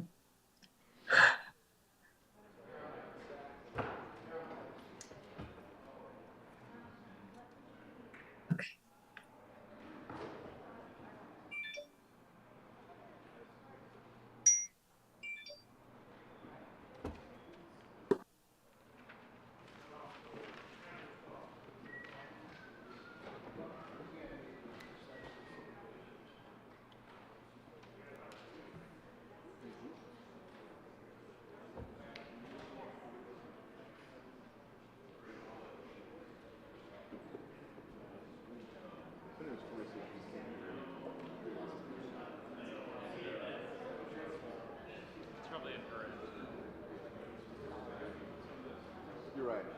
I heard that. Subtle jab. No? What? No. No, it's not subtle. It's being very explicit. To the ribs. Announcements. Senator Hansen. Thank you, Mr. President. Members, I have an updated appropriations list to share with you for our afternoon gathering, kind of early evening at this point. So we'll be meeting upstairs in 352 or 357. Confirm that with the sergeants, but we'll stay in the Capitol for that meeting in our normal committee rooms. So for Senate appropriations, we'll start with House Bill 1412, then to House Bills 1001, 1026, 1050, 1061, 1107, 1132, 1223, 1230, 1248, 1274, 1321, 1328, 1348, 1361, 1388, 1391, 1401, 1411, 1413, 1414, 1415, and HCR 1006.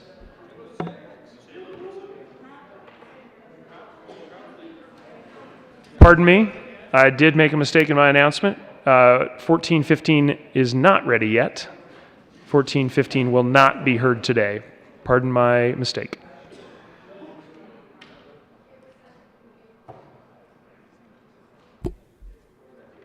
Committee reports. May 9th, 2022, the Committee on State, Veterans, and Military Affairs, after consideration on the merits, the committee recommends the following House Bill 1244 be amended as follows, and as so amended, be referred to the Committee on Appropriations with favorable recommendation. May 9th, 2022, the Committee on Finance, after consideration on the merits, the committee recommends the following House Bill 1064 be amended as follows, and as so amended, be referred to the Committee on Appropriations with favorable recommendation. Introduction of resolutions.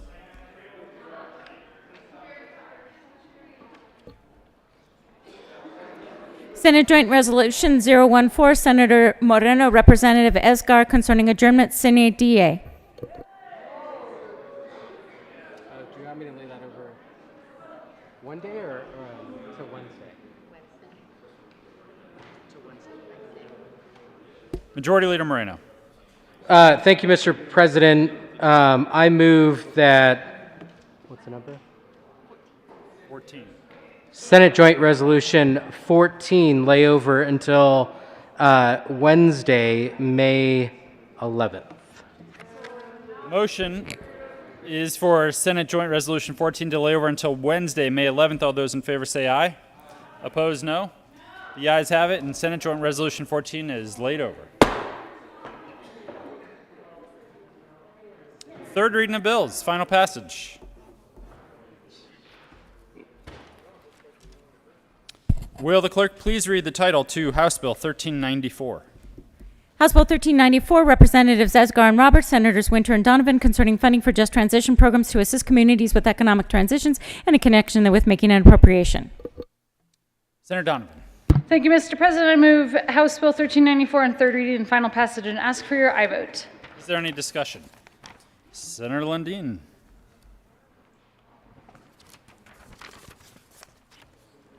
Thank you, Mr. President. Colleagues, we talked a little bit about this on seconds, but I think it's worth pausing again.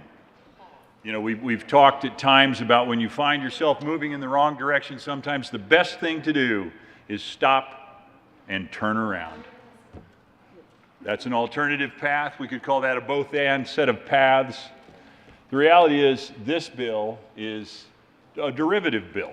It's a bill that it's hard not to support because we put ourselves into a challenging space. And when I say ourselves, I mean many of the people of Colorado. And I don't just mean the folks who work in the carbon fuels space. I mean every single individual in Colorado, and quite frankly across America today, where we've chosen to choke off some of these transition fuels that are clean, efficient, and quite frankly, highly beneficial to the state of Colorado. Now, it's difficult to stand down here and say, I don't like this bill, because it's a desire to try and help some folks out. But it's not the same sort of thing as when an individual puts in a good 8-hour day, or in our case, maybe a good 18-hour day, and then goes home to his or her family knowing that they have earned the benefit of the wages that they will have in their paycheck. This is one of those circumstances where we kind of pat somebody on the head and say, you know what, we took it away from you, your livelihood, your life, what you wanted to do, what you were most skilled at, and now we're trying to help you change. And that's good. Let's help people change the course. But it may or may not ultimately have been their choice to choose this alternative path. And so we now, in a certain way, are providing support. I'm having a hard time spitting out the words of saying guilt, money, support, but that's in so many ways what it feels like, not only as we hand it out, but as people in turn are backed into a corner potentially receiving it. So I rise in a tepid support of this, but quite frankly, a challenge to the underlying choices we have made, and call us to pause, think. Perhaps we should consider reconsidering some of those ideas that we have. Thank you, Mr. President. Senator Coram. Thank you, Mr. President. I am a firm believer in just transition. If transition was just. I'm going to tell you about the little town of Nucla, Colorado. Cleanest coal-fired plant in the nation in Nucla. And it was closed in an agreement. And what left with the closure was 120 of 360 jobs in the community were lost. Lost. Coal miners, power plant, truck drivers, lost. So what has just transition done for that community? Absolutely nothing. Absolutely nothing. I'm seeing a nod from over here from my energy guy on this side of the aisle that knows. Absolutely nothing. Now, granted, out of the goodness of their heart of Tri-State, they created a fund that said, well, yeah, we're going to give $500,000. But what does $500,000 do when you lose a third of the jobs in your community? Absolutely nothing. When confronted the PUC, Doug Dean, I asked, why did they not receive money? Well, there was no opposition. You couldn't get in the room when those meetings were going on because everybody knew that they had choices. If you're old enough, you retire. If you're young enough, you relocate. The hardest thing to find in Nucla, Colorado during that time was a U-Haul truck because they were all gone. We do owe these communities just transition. I think in Senator from Northwest Colorado's district, there has been an agreement made that they will pay the property taxes for a number of years. I believe that is correct. This power plant was 50% of the property taxes paid in the community.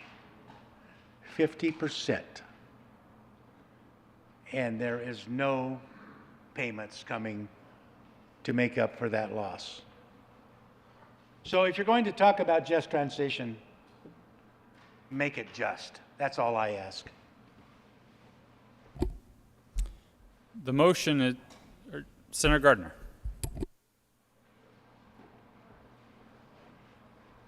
Thank you, Mr. President. Well, I admit to being conflicted when I see a bill like this. The bill provides funding to CDLE for the Office of Just Transition, I suppose as to unjust transition, and coal transition worker assistance programs by transferring $15 million on July 1, 2022 from the general fund. There's $5 million to the Just Transition Cash Fund to support targeted economic development for expansion assistance for existing local businesses, expanding private financial investment, and site selector and technical assistance engagements, whatever that is, to be spent by the close of 25-26. More on that in a moment. And $10 million to the Coal Transition Worker Assistance Program account in the Just Transition Cash Fund to directly assist coal transition workers, their family members, and other household members, including coal transition workers, their family members, and their household members, who are members of a disproportionately impacted, as opposed to proportionately impacted, I don't understand. Community with tuition assistance and apprenticeships, expanded child care, career planning. We had a similar creation of a bill I think it was last year, and the senator from Carbondale came down and spoke about it. I think I did as well. There's nothing just about this. We're decimating communities. We're doing a kinder version of planned economy in a Soviet-style movement. Nobody has to move. That's the kinder part of it. It's a free country still. But your job's going away because we decided it was going to be over there. And if you're 25 or 30 years old and you have $10 million there to learn to be a computer coder or invest in a small business on the Front Range, well, I guess that's great. But if you're 50 and your children are there and your home that you spent all your married life in, your kids grew up there,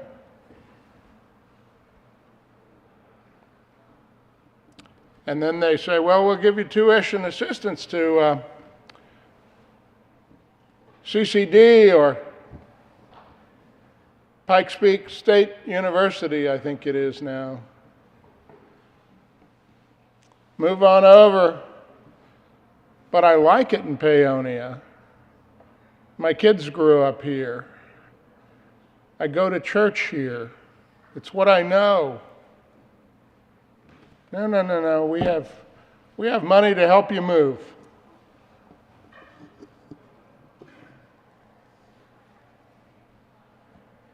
We have money to help you move because we've decided that those businesses are no longer what we want to do.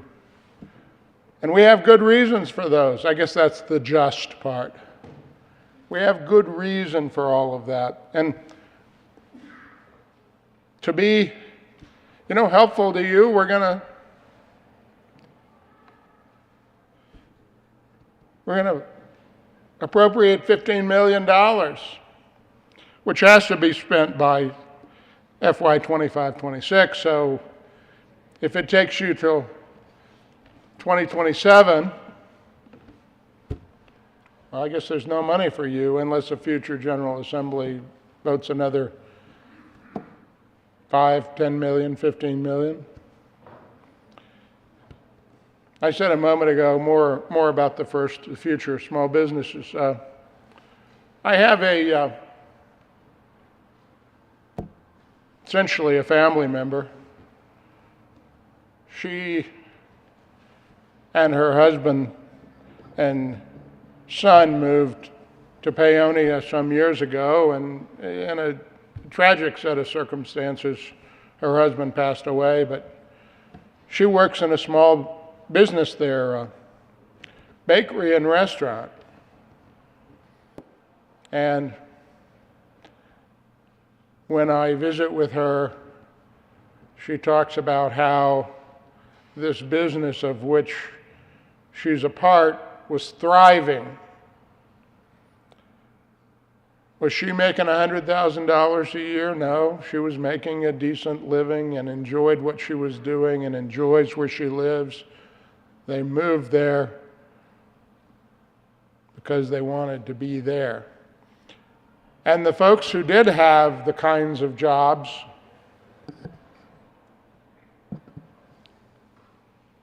in coal and other energy economy things, they came into the restaurant and they brought their families and they came in with their friends and they bought the products.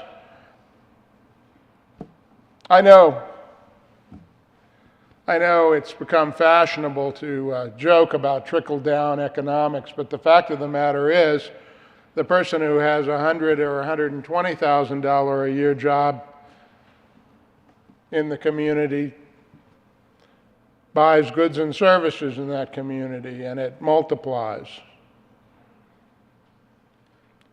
But you say, well, there's $5 million for that existing local business. Okay, and then what? then what?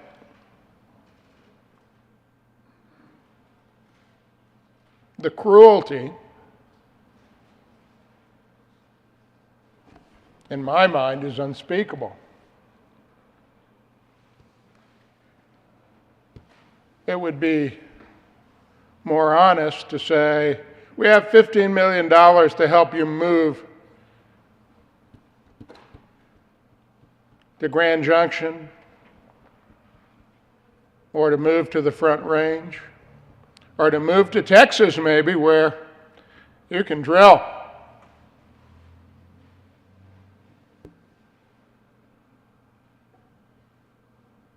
And where those kinds of jobs are available and what you know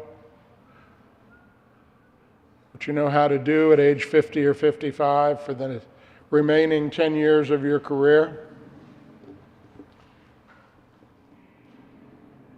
You know, I think one of the most admirable traits a person can have, particularly as they get to my age, is a lot of flexibility and embracing of change, but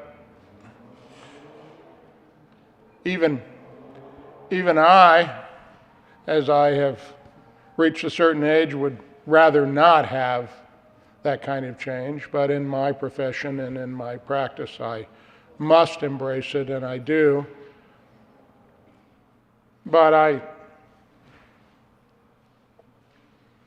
just as an example, and this is about the bill and about change, embracing change and making transitions, I spoke to a lawyer the other day who's 80 years old and proudly said, I don't have a computer on my desk, I have one in my office, but I'm not changing it, I don't have to. You might, Robert, but, you know, I'm just of an age that I don't have to. And I smiled and I admired that too.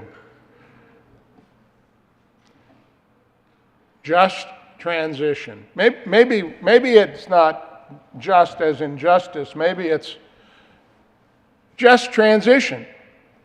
Just do it.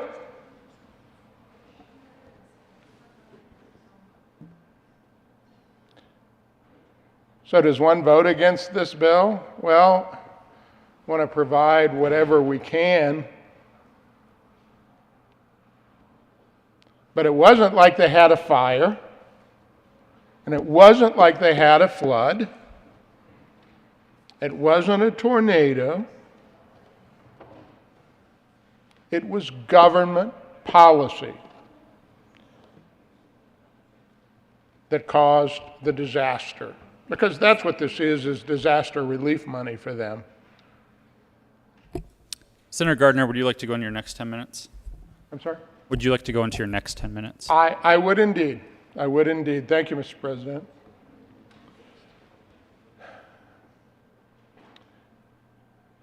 For these people that we are appropriating $15 million for, they, you know, I don't want this to sound wrong, but if their house burned,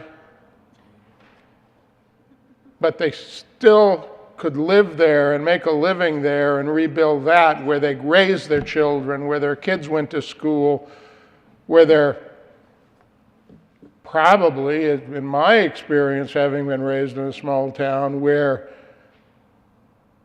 their brothers and their sisters and their cousins, and frankly, where mom and dad rest in the cemetery, that would be better for them than what has happened to them as a result of government policy. And we're going to, sounds like a lot of money in my checkbook, it is, but it's kind of nothing. And if you've been a coal miner all your life, or if you had a small business on the main street that depended upon those salaries, it's not very much. Because when it's gone, you're still there. Oh, just transition. Well,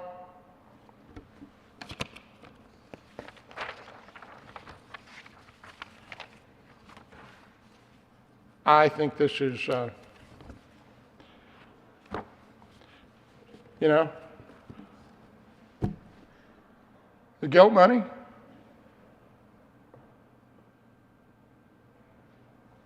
What government has done to these communities in so many ways is far worse than any natural disaster. A natural disaster, you see communities come back and build back stronger. I've seen it time and again. The people of Colorado who do that and build back. But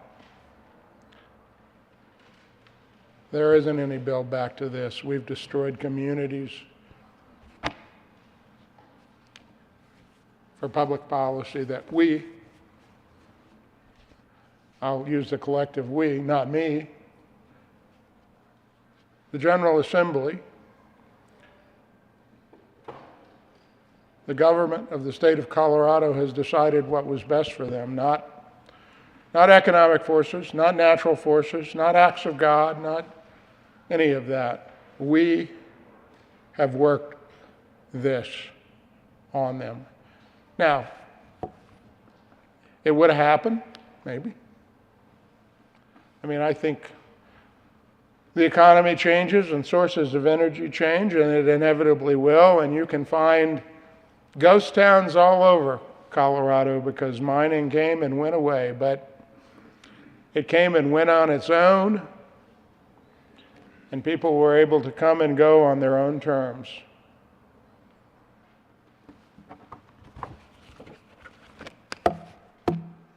It's like having a war decimate your community is what it's like. I'll be a reluctant yes because we need to help as much as we can, and I will say it is inadequate and it is wrong. Senator Rankin. Well, thank you, Mr. President. And as I did on seconds, I always like to talk about this issue from the perspective of going to Craig, Colorado, or Nucla, Colorado, and looking back. You know, what's it like, you know, to be those citizens who would like to have been involved in this? I mean, the word just transitions was a joke when this bill was passed a couple of years ago. Let's face it. The people in Craig and the people in Nucla and the people in Hayden and the people in Meeker feel that this is driven by environmental goals, perhaps unrealistic in their minds, rather than market forces, which would have resulted in the same transition over a longer period of time. So how do they react? Well, first of all, in Craig, we looked at what happened to Nuclear, Natarita, and the good senator from Montrose described that. The plant was closed down, the coal mine was closed down, and the government went away. Just left them there without 40% of their tax base, with very little future. And they're scrambling.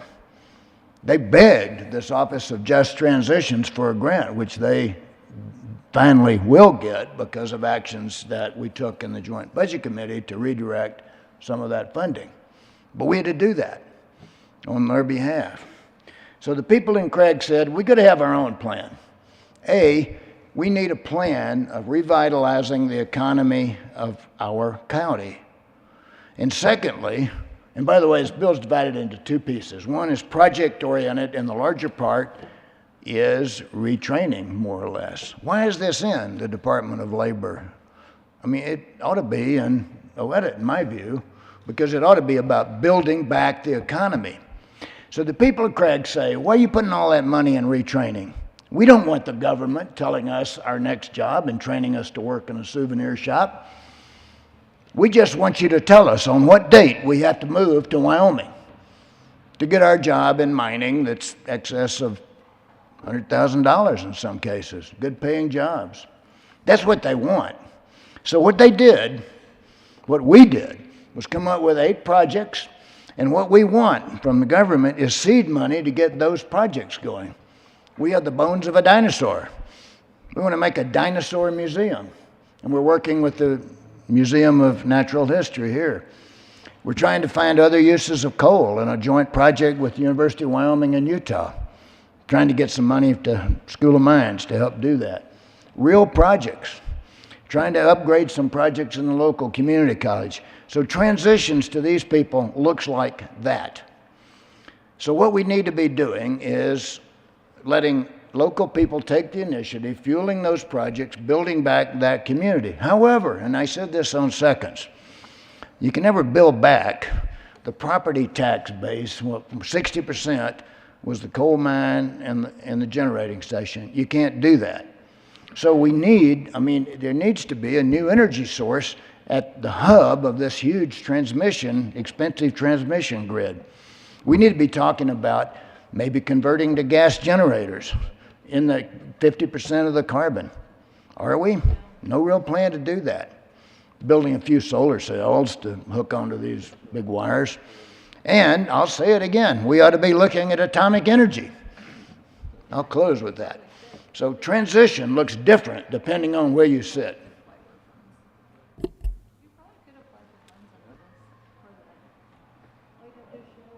Senator Scott. Thank you, Mr. President.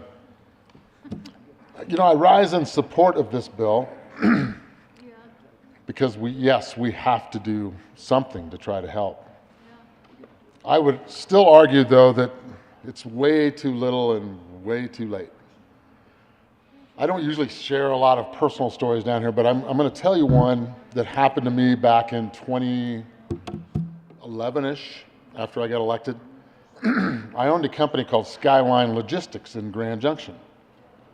And what we did was we supplied coal mines and some oil and gas equipment, things called mine props out of a company out of South Africa called Strata Products.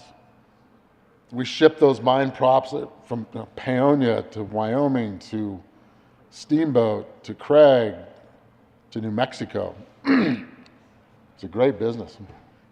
We'd rail those props in from Houston, Texas. We'd unload them in Grand Junction. And we had about a 5-acre yard that was just full of these things. They looked like torpedoes, actually. They were made of steel. About, I'm going to say halfway through 2011, the guy that I had running that operation called me and said, I don't know what's going on, but there's something wrong here. Our orders are starting to slip. And I thought, it's just one of those things. There was a huge mine disaster out in Price, Utah, and we'd moved hundreds of truckloads out to try to save miners. It was unsuccessful, unfortunately, but that was part of what we did. But we noticed something was happening. Now, I had just gotten elected here, trying to figure out from here over there what was wrong was a little tricky. But it became obvious within a year and a half, that there was a war on the coal industry.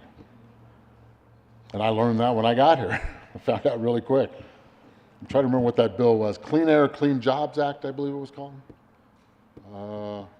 I could almost get there. House Bill 1365. I believe that was it. Is that it?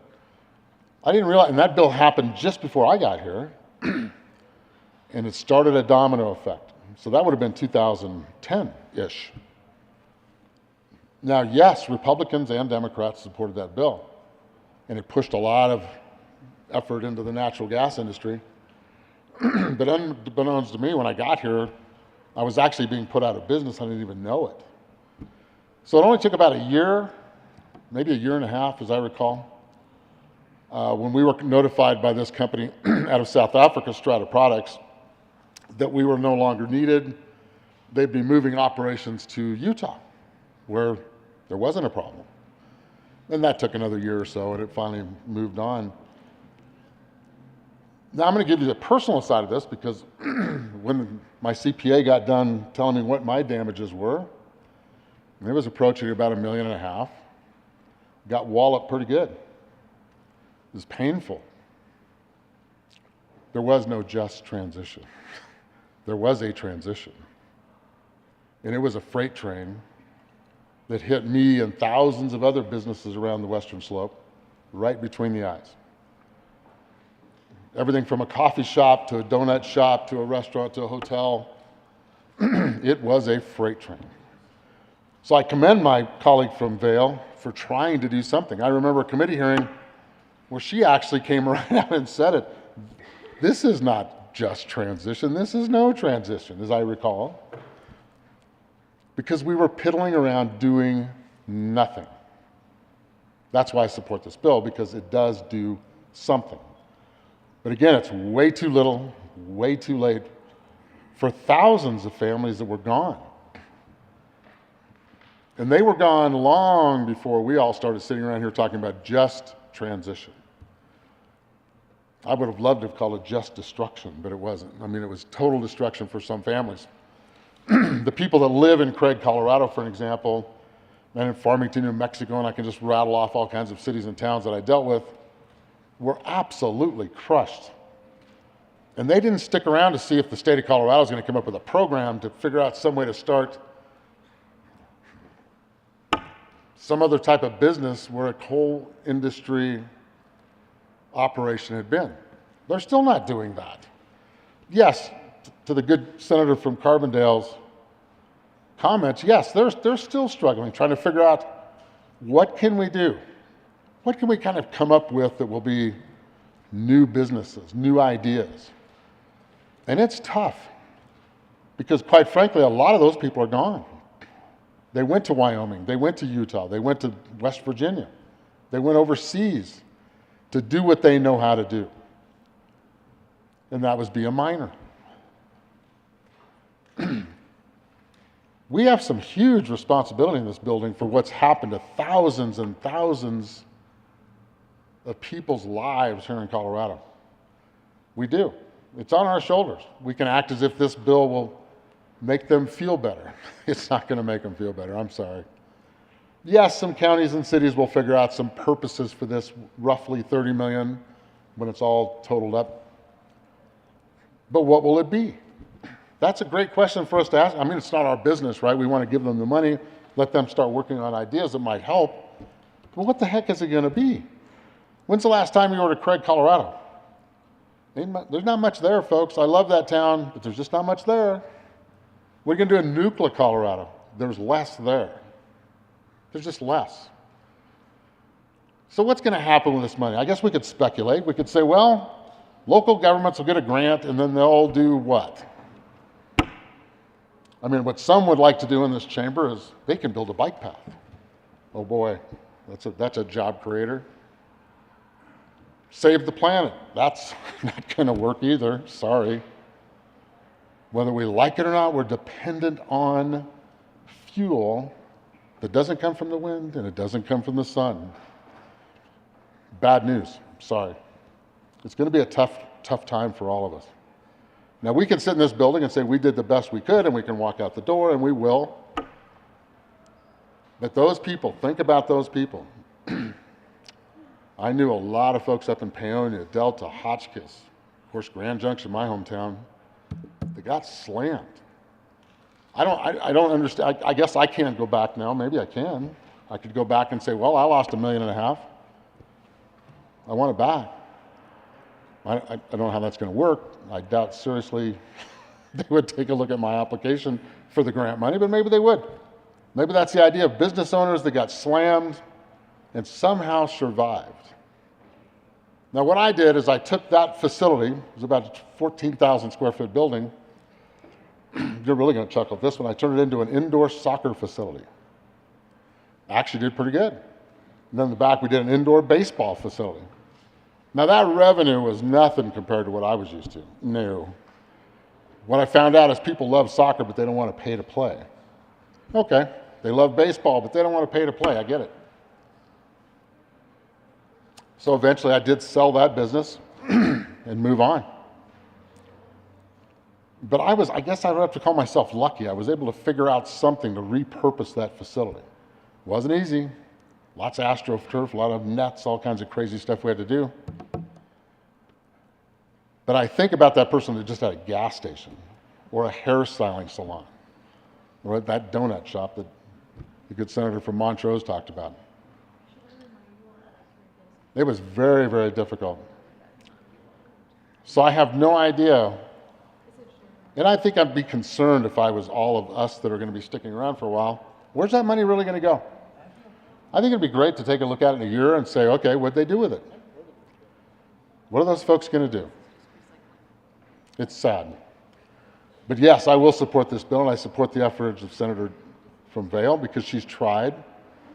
I know the community she tried for, I get that.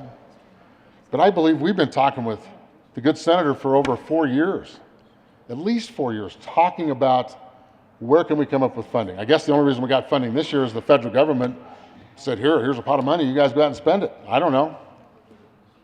And we've been spending it, haven't we? Happy days. But unfortunately, this bill is just not going to get us very far. It's just not. And I guess all we can do is hope that future legislators really dig in on these communities and say, what do they need? What do they really, really need? Instead of just grant money to throw at some county or city or some economic development group and pray that they can figure something out.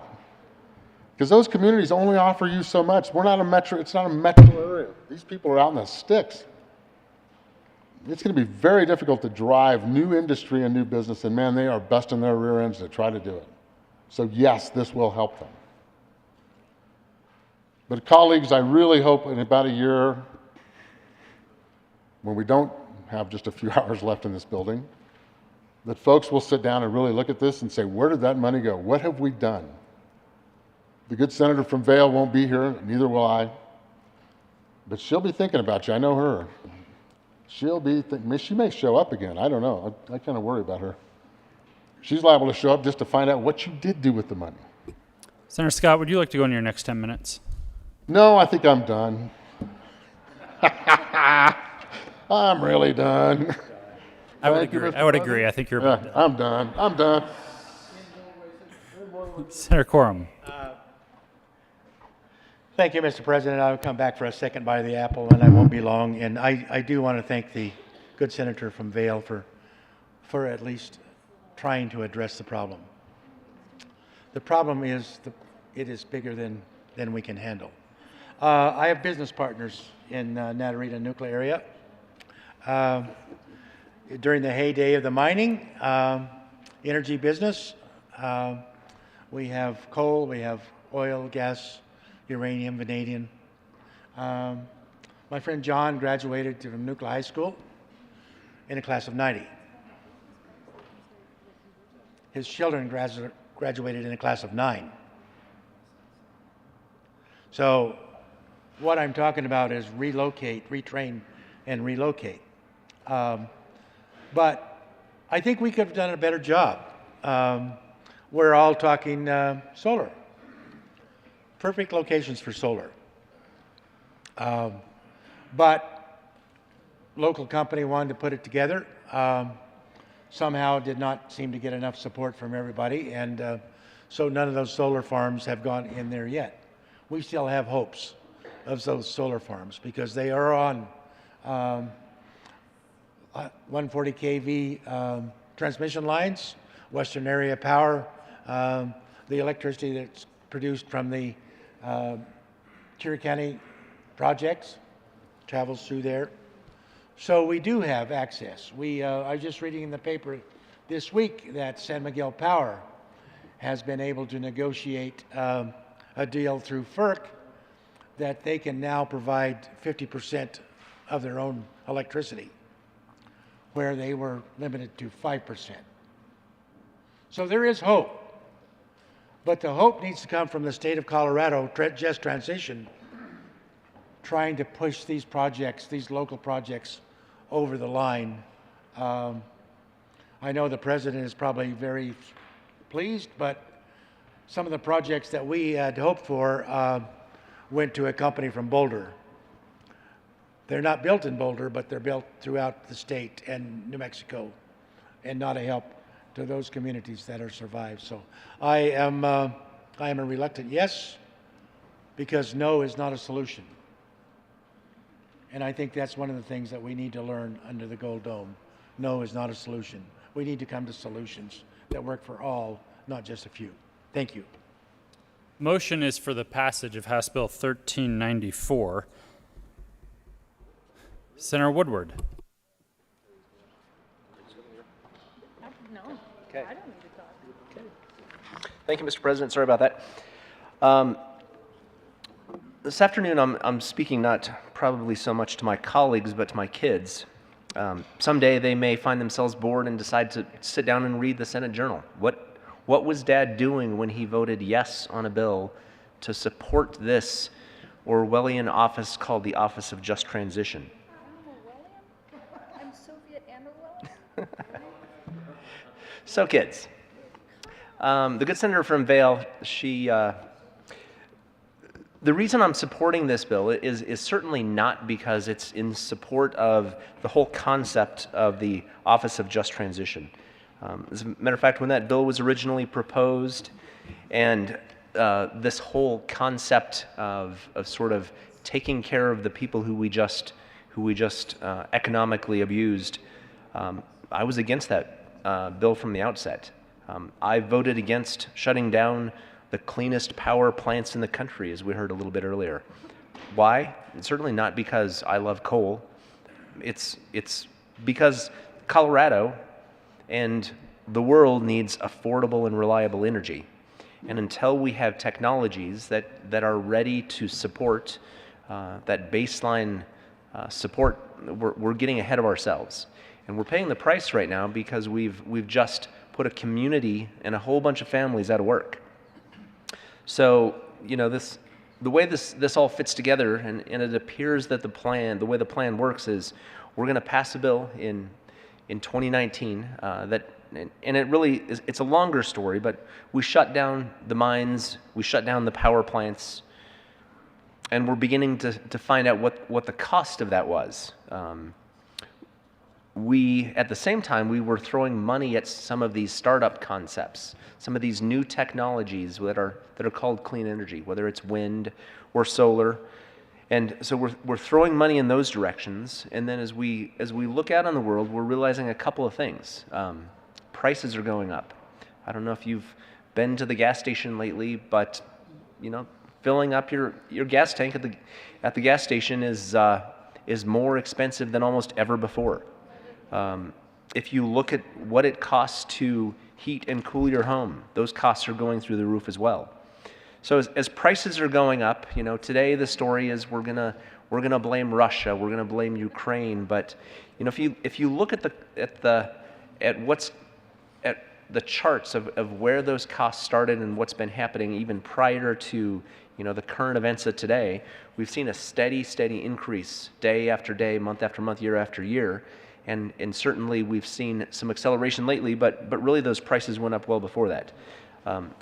We're beginning to get to the point of shortages and those kind of things. But as I step back to this bill and why I'm voting for it, you know, the conversation I've had in the last couple of days is why am I supporting this bill? And I guess the choice is pretty clear. We can tell the folks out in Nucla and elsewhere around the state, you know, sorry, we passed a bill that put you all out of work and destroyed your home. You guys figure it out.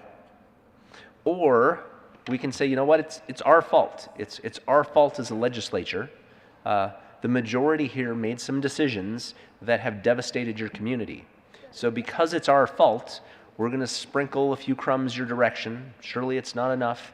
I was just speaking with the senator from, where does she like to be? She's from Brighton, I guess we'll say. You know, even the original fiscal notes back in 2019 talked about how many millions of dollars were going to be lost in wages.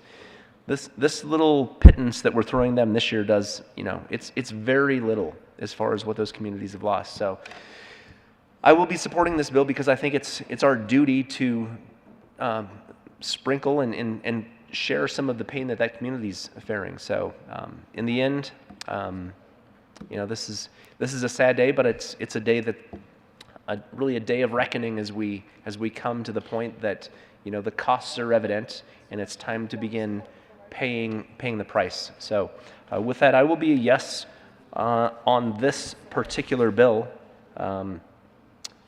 Sadly so, but yes nonetheless. Senator Rankin. I actually didn't intend to speak again, but I didn't want to leave you with the impression that I opposed the bill. We need the bill. It's one piece, and come with me to Craig, Colorado. Come talk to the city manager. Come talk to the economic development manager who we hired half salary from DOLA and half from the Alpomer Foundation. Look at what they've done over 2 years. And, you know, the way they look at this is they don't want the government to come tell them what is their next project or what their next job is. They want help with the projects they have in mind. So this is one little piece. There's going to be a big piece from the federal government. There's a piece from nonprofits. They're in charge. So as long as we leave them in charge, I'll take the $5 million. You know, it adds to the scheme. But so do a lot of other things. So I just want to leave in your minds that there is hope in these communities if we let them steer their own destiny and we support it. Not if we have something called just transitions that dictates to them what they're going to be doing next. That won't work. Senator Kirk. Yes on the bill. Thank you, Mr. President. In 2019, I was not here. But I do remember when this bill was being introduced and when it was being passed, because there was a recall going on in Weld County, or the threat of recall. And so one of the bill sponsors was one of the individuals that was going under a recall. And I can remember having discussions about this bill thinking, what a joke about just transition. Because I don't know if y'all actually look through the fiscal note from House Bill 191314, but $15 million last year, $15 million this year, all of which is not going to a just transition for the workers. It's going to, as already stated, some other local governments, someplace in Delta, Gunnison, La Plata, Moffett, Montrose, Rio Blanco, Route. It says Weld here, but I don't know of any that's going to Weld. Coal mining jobs. This is from 2017 employment data for direct coal workers. So hopefully you're all looking at the fiscal note. Coal mining jobs, number of workers, 1,230, average annual wage, $93,906. That's what the average annual wage. That's why when we're sitting around looking at this bill, it's Board of County Commissioners thinking it was a joke. You were eliminating jobs, over 1,000 jobs, whose average annual wage was $93,906, and passing a bill that was supposed to be just transition. At the time, there was like a couple $100,000 attached to your bill to start up an office and develop a plan. So it was 2 years ago. Put together a plan by the end of 2020. And here we are. We're into our second 15 million, not even close to the $115 million that left that economy for those workers. So the reason I decided I should come up and say something is because I said so many bad things about this bill that my constituents couldn't believe I voted for 15 million last year. And they're probably not going to believe I'm going to vote for it again this year. But when government causes this problem, takes away jobs that are at $93,906 annually, average annual wage. That's the average annual wage. That's for the coal mining. That's not even, doesn't even include the fossil fuel electric generation workers or the coal mining support activities. But just that 1,230 employees that aren't going to be there anymore. They're not going to have the great benefits that they had. They're not going to be making the kind of money they were making. We purposely bankrupt them. We purposely put them out of jobs. Well, not me. I was not here. But that's what purposely happened by the government. And now we're up to maybe 30 million. That's not just transition. That is just not just transition. I don't know how anybody can feel good about that. I do know why we're voting for it, though. So I will be in support of the bill. But when we start thinking about just transition, when we're passing bills down here, we should be thinking about the long-term ramifications to the citizens of the state of Colorado.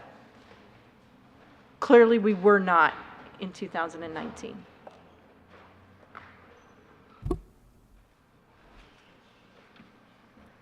Senator Smallwood. And members, just a reminder to please discuss the bill that we are voting on here today, not bills from previous legislative sessions. Other bills from this session? Senator Smallwood. Thank you, Mr. President. And I appreciate you colleagues giving me another couple of minutes to talk about this bill. And I like everyone before me, I do want to give a lot of credit to the senator from Vail for taking on this issue, for trying to do what she can when, you know, a tragedy like this happens economically to a community. And I appreciate the comments from the senator from Loveland, who wisely left the room, because we, in the event that kids look at these records, or grandkids, or any other bored human in the state of Colorado, I'd like them to know that my no vote today is a protest vote, is a vote where I don't want my name attached anywhere close to this thing. I don't want my name associated tangentially with what's happening here. I don't even want to be in anybody's periphery. You've heard the phrase Orwellian. It's probably overused, I'm guessing, but there's a lot more that happens to a community when you take away their identity than you can replace with dollars and cents. You can envision going into rural Colorado and eliminating ranching, or where I spent a lot of my formative years, and eliminating farming, and say, oh no, it's going to be okay because we're going to write you a check and things will be fine again, is illogical to me. And we could fill in the blank with any industry that you want to. We've seen it happen with steel mills. We've seen it happen when small family farms went away. So I am very supportive of what the Senator from Vail is trying to do in making amends. But I think we all know $15 million is a joke, number one, when you destroy communities. The fact that there are still millions of dollars in this office today that are unexpended. Those communities are waiting today for money that we don't even need this bill for, and they haven't seen it yet. That's wrong, colleagues. That's wrong that we haven't done anything yet with that. And so I'm all for sending as much support as we can, sending as much by way of financial resources as we can. But you heard from the senator from Carbondale, and I couldn't agree more, that we're not necessarily giving this to the community. We're giving this to an office. We're giving this to a bureaucracy. And who's going to make the decision? Government.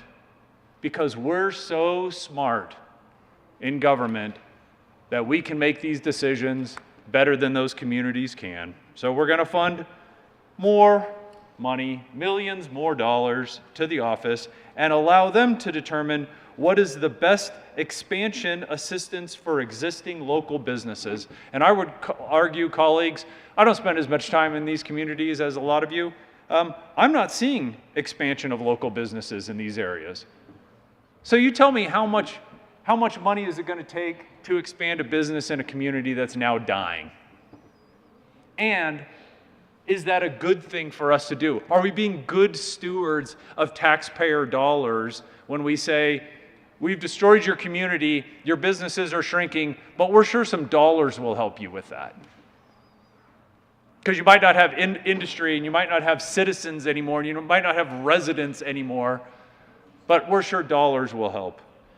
Expanding private investment in dead or dying communities, and site selector and technical assistance engagement in communities that will look like ghost towns potentially if we continue to apply the heavy hand of government the way we have. So again, I want to applaud the good senator. God bless you, seriously, for taking this on and for not letting it be forgotten somewhere in the in the history books of bad things that we've done here in the state of Colorado.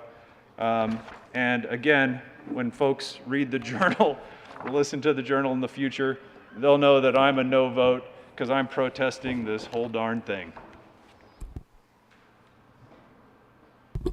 The motion is the passage of House Bill 1394. Are there any no votes? Senators Lundeen, Minority Leader Holbert, Cook, Smallwood.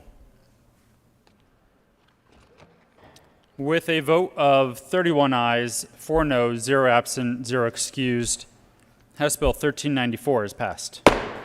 Co-sponsors, Senators Simpson, Sonnenberg, Gonzalez, Jaquez Lewis, Rankin, Bridges, Hansen, Henriksen, Kolker, 45 minutes? Rodriguez, Danielson, Pedersen, Story, Janal. Please add the president. Will the clerk please read the title to House Bill 1233?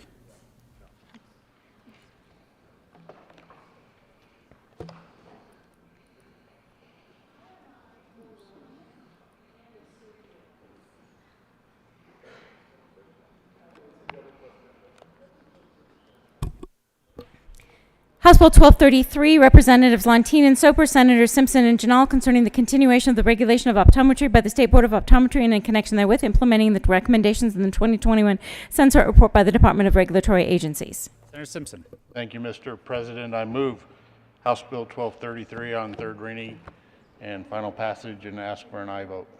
Is there any discussion? Senator Smallwood.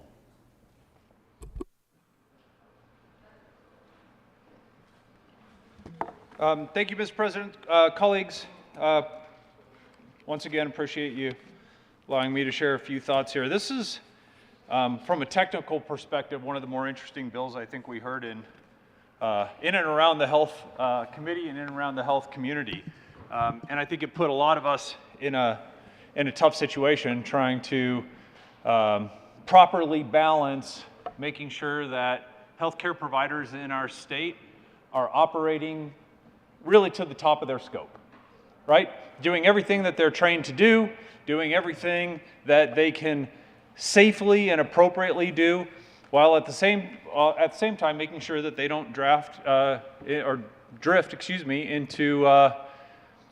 practices that they're not trained for, that they're not experienced for, that they can potentially cause harm to patients. So when this bill was first introduced, I was a maybe leaning no, especially when you hear the description of the procedures that we're now going to allow optometrists, right, ODs, to be able to do, and where the line is between what an OD can and should do and what an MD can and should do. And I'm guessing that I'm not alone in the fact that I received a lot of phone calls and emails and entertained a lot of people who wanted to meet with me. And I learned way, way more about the eyeball during this now forever to be known as eyebrow than I probably ever wanted to learn. But I want to let you know that I feel like I've researched this really extensively. I understand people feel really strongly on both sides of the issue, but I'm going to be a yes vote today, and the reason why primarily is the last 4 conversations that I had. Let me take a step back. Previously, if you talk to optometrists, ODs, most of them felt one way. If you talk to ophthalmologists, MDs, they felt another way. And that was what we were debating. Are the ODs right or are the MDs right? And what was really interesting is over the course of the last week, first of all, the engagement's been fantastic. People have provided more information, gory videos, horror stories, love stories, we've heard it all. And the last conversations I had were with, strangely, MDs, ophthalmologists, who were supporting this bill. And what they provided me was sort of real-world examples of why they think this would be good, why they think it could be good, and why that as legislators, maybe, just maybe, sometimes we can rely on professionals to do the right thing without necessarily being forced by law.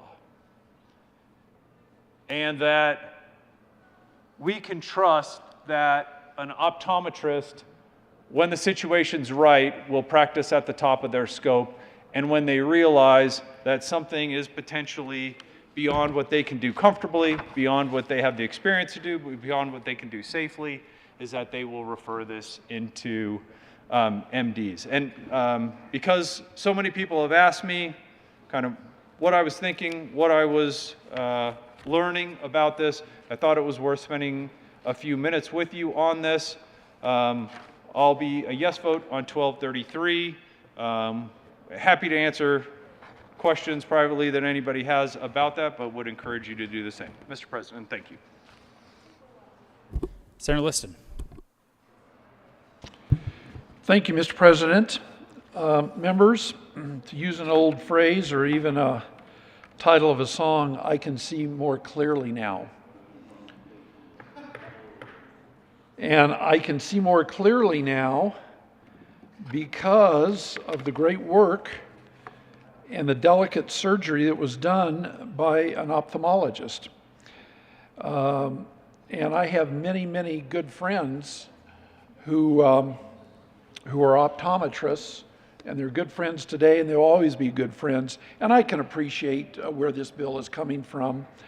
But I have to, I think back a number of years ago when I had, there is a technical term for it, and unfortunately, I don't remember what it is, but I don't know if anybody in this room, correct me if I'm wrong, have you all had a detached retina? Anybody want to raise their hand? A detached retina. You know, it's something that, that oddly enough, or interesting enough, you don't feel any pain at all. You don't feel a thing as you are losing your eyesight. The analogy that was given to me, and it's very apt, that when I had a detached retina, it was like a set of curtains coming down. Your retina is what enables us to see, and as I was experiencing this, I would see flashes of light. I remember it distinctly in my apartment, and I thought there was a lightning storm going on. And I would go out literally on my balcony looking for the lightning, and there would be nothing going on. And I didn't realize what was happening. And that was going on, I'll say day after day, and it finally got to the point where I was having to tilt my head just to try and read. And fortunately, to make a long story short, I was able to see an ophthalmologist who was very well trained, as they all are. And I had this very delicate surgery that if I'm convinced to this very day that if I had not gone in on that Friday afternoon, that I would have lost my eyesight in my right eye. I'm absolutely convinced because, as I've said to you, the detached retina, a lot of times when people have this detached retina, it's detached in one place. My retina was detached in 5 places. And if I had waited another few days, I'm sure I would have lost my eyesight. So I just tell you that story because I am very, very lucky and gratified with what the surgeon did. And since then, I've been able to meet and see firsthand observation ophthalmologists doing this delicate surgery. An ophthalmologist in Colorado Springs invited me, this was a couple of years ago, he invited me to observe. I literally put on surgical gowns and observed close up while he did the surgery that was done on me, as well as other types of surgeries. Wasn't just that one. And I had a very, very deep appreciation for what the ophthalmologists do day in and day out. And I take nothing away from the good optometrist, because believe me, I've spent many a time with optometrists who have done a good job in diagnosing my eye problems, which there have been considerable. So, you know, I'm not here to tell you how to vote for or against this bill, because I know it's well-meaning, and I applaud the sponsors for bringing the bill. But just from my firsthand experience and limited knowledge of working directly with ophthalmologists, I know, and I encourage you all, that if you ever have severe eye problems, whatever delicate surgery it might be, I would encourage you to see an ophthalmologist, with all due respect to the good optometrists that are out there. So with that, I will be a no vote on it, not because I don't appreciate what the optometrists do, because I know they do a good job, but I do know how highly trained the ophthalmologists are, and I appreciate all they do. So thank you, Mr. President. Thank you, members. Senator Woodward. Thank you, Mr. President. I'll keep this short. When I first heard about this bill, I told the folks that brought it to me that I probably would lean toward, not knowing anything about the bill, I'd probably lean toward being a no vote. And that's really where I started. And it took an education, talking to folks from both sides, studying, talking to my optometrist and ophthalmologist up in my area to find out what they're trained like, what sort of qualifications they have. And really I had to step outside of that and find out what the other states around us do. The fact that my optometrist can perform so many, she's been fully trained for doing so many more things than she can do legally here in the state of Colorado, whether she's working in her under her Nebraska, New Mexico, or Kansas license, and to find out that we restrict her so much here that she's actually thinking of taking more and more of her practice elsewhere, you know, that really led me to understand that there are optometrists who are qualified to do lots of these things. So I think this bill finally strikes a delicate balance between making sure that the folks on both sides are sort of, they have to be qualified for what they're asking them to do. That's all I wanted to say, so that folks out there who were watching this vote after those conversations understood about where I was coming from. So thanks. Question before the body is Senator Lundeen. Thank you very much, Mr. President. I will be very brief, but I did want to comment on this. And the reason I want to comment on this is I think this bumps up against a policy concept that we should pay more attention to. We're all struggling with health care, access to great health care, access to quality health care, and access to affordable health care. Those are kind of the 3 points of getting good health care: access, cost, and quality. This particular bill, I think, does exactly that. It seeks to give professionals the freedom to work to the top of the scope of their practice. Now, the reality is, if you go see your GP, your MD, who's just a general practitioner, and they bump up against something that is a little bit beyond their comfort zone, it's not something they would naturally deal with or prescribe or take action on, they would refer you on up to an MD with greater specialization. I think there's an element of that, even though there are different definitions of the doctor. The OD and the MD are the two in this particular case. But I like the way that this gives the freedom to the, and I really don't want to use the metaphor of the lowest level, but I think the distributed authority to as many people capable of providing quality service as possible. And that's what 1233 does. Did have some concerns about the specifics, and so I had, policy, it made just a ton of sense to me. But to the specifics of the medical practice, had some questions. And I dug into that a little bit, and quite frankly, like the senator not from Parker, but from Douglas County, the interactions with some MDs helped me understand a little bit more clearly how this, in fact, does make sense. So I support the bill. I appreciate the bill. And I want to call out for my colleagues, I think this is the kind of the frontier where we should be looking for policy solutions to provide greater access, cost control, and quality control in the space of healthcare. Thank you, Mr. President.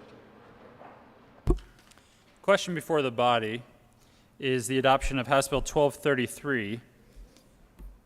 Are there any no votes? Senators Liston,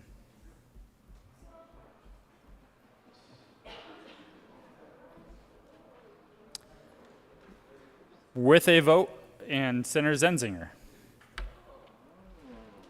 With a vote of 33 ayes, 2 noes, 0 absent, 0 excused, House Bill 1233 is passed. Co-sponsors, Senators Jaquez Lewis, Gonzalez, Lee,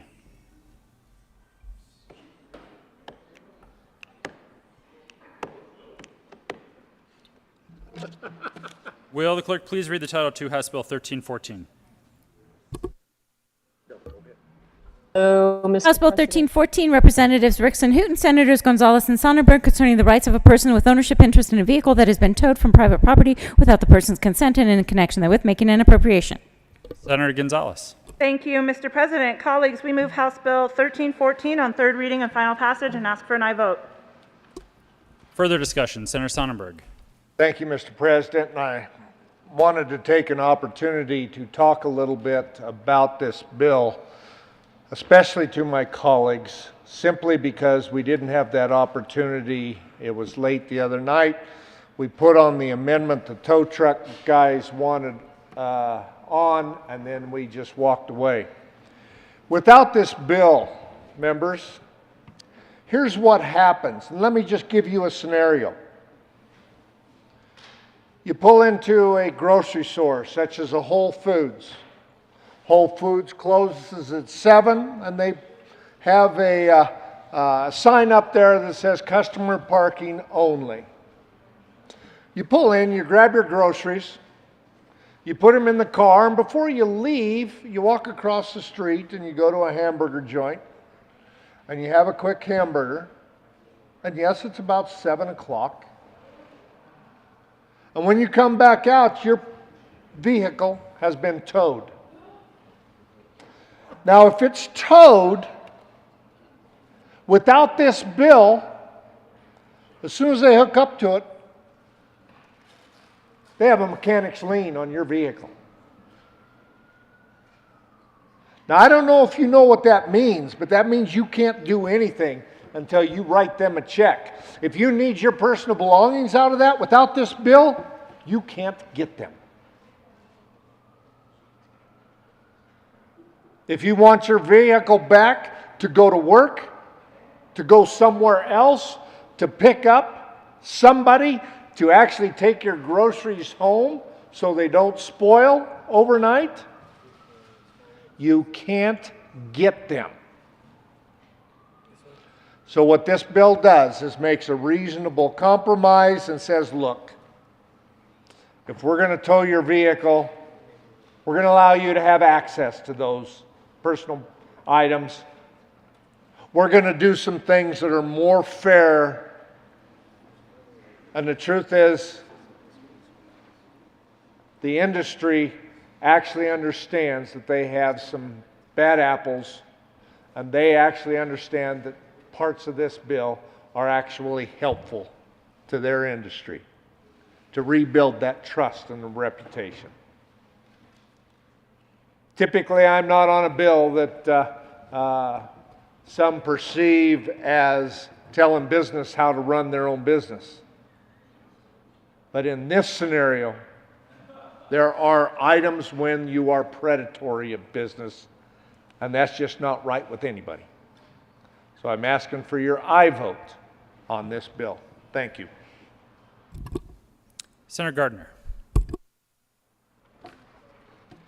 Thank you, Mr. President. Well, I don't know quite what to do with a bill co-prime sponsored by the senator from Sterling and the senator from Denver. Well, this is an extraordinary bill. My son, who's a political cynic, imagine that, and a brilliant young man, although I didn't think 40 was young, but it is when you're his father, told me several weeks ago, he says, I noticed there was a tow truck bill, Dad. I said, yeah, I saw that the other day. He said, you know, it's about time. He said, you know, I've been after you to do a bill like that for all the time you're in the legislature. Nothing. By the way, my son is an actual constituent of mine. I mean, like, lives in the district. I don't know if he voted for me or not, but, and it, you know, at a time he and my daughter-in-law lived in a apartment complex here in Denver for a while, and he said, you don't want to have a flat tire that you can't take care of immediately because your car will get towed. Then I found out from my aide that had happened to him, and you know, the senator from Sterling says, you know, he doesn't like to regulate business, and nor do I, but let me tell you, this is not, you know, I would not regulate what practices other than safety and that sort of thing. I would not regulate practices for towing where I get stranded on the side of the road and I call the tow people, and even though I'm in kind of under duress, I nevertheless, I want my car towed, and they do that. But, you know, when my car's sitting in the zone out there on Sherman at the wrong place, and it gets taken away, I don't get to bargain about that. And I don't get to choose the tow company. This is a good bill. My only regret about this bill is that I wasn't one of the co-prime sponsors. Next time, call me.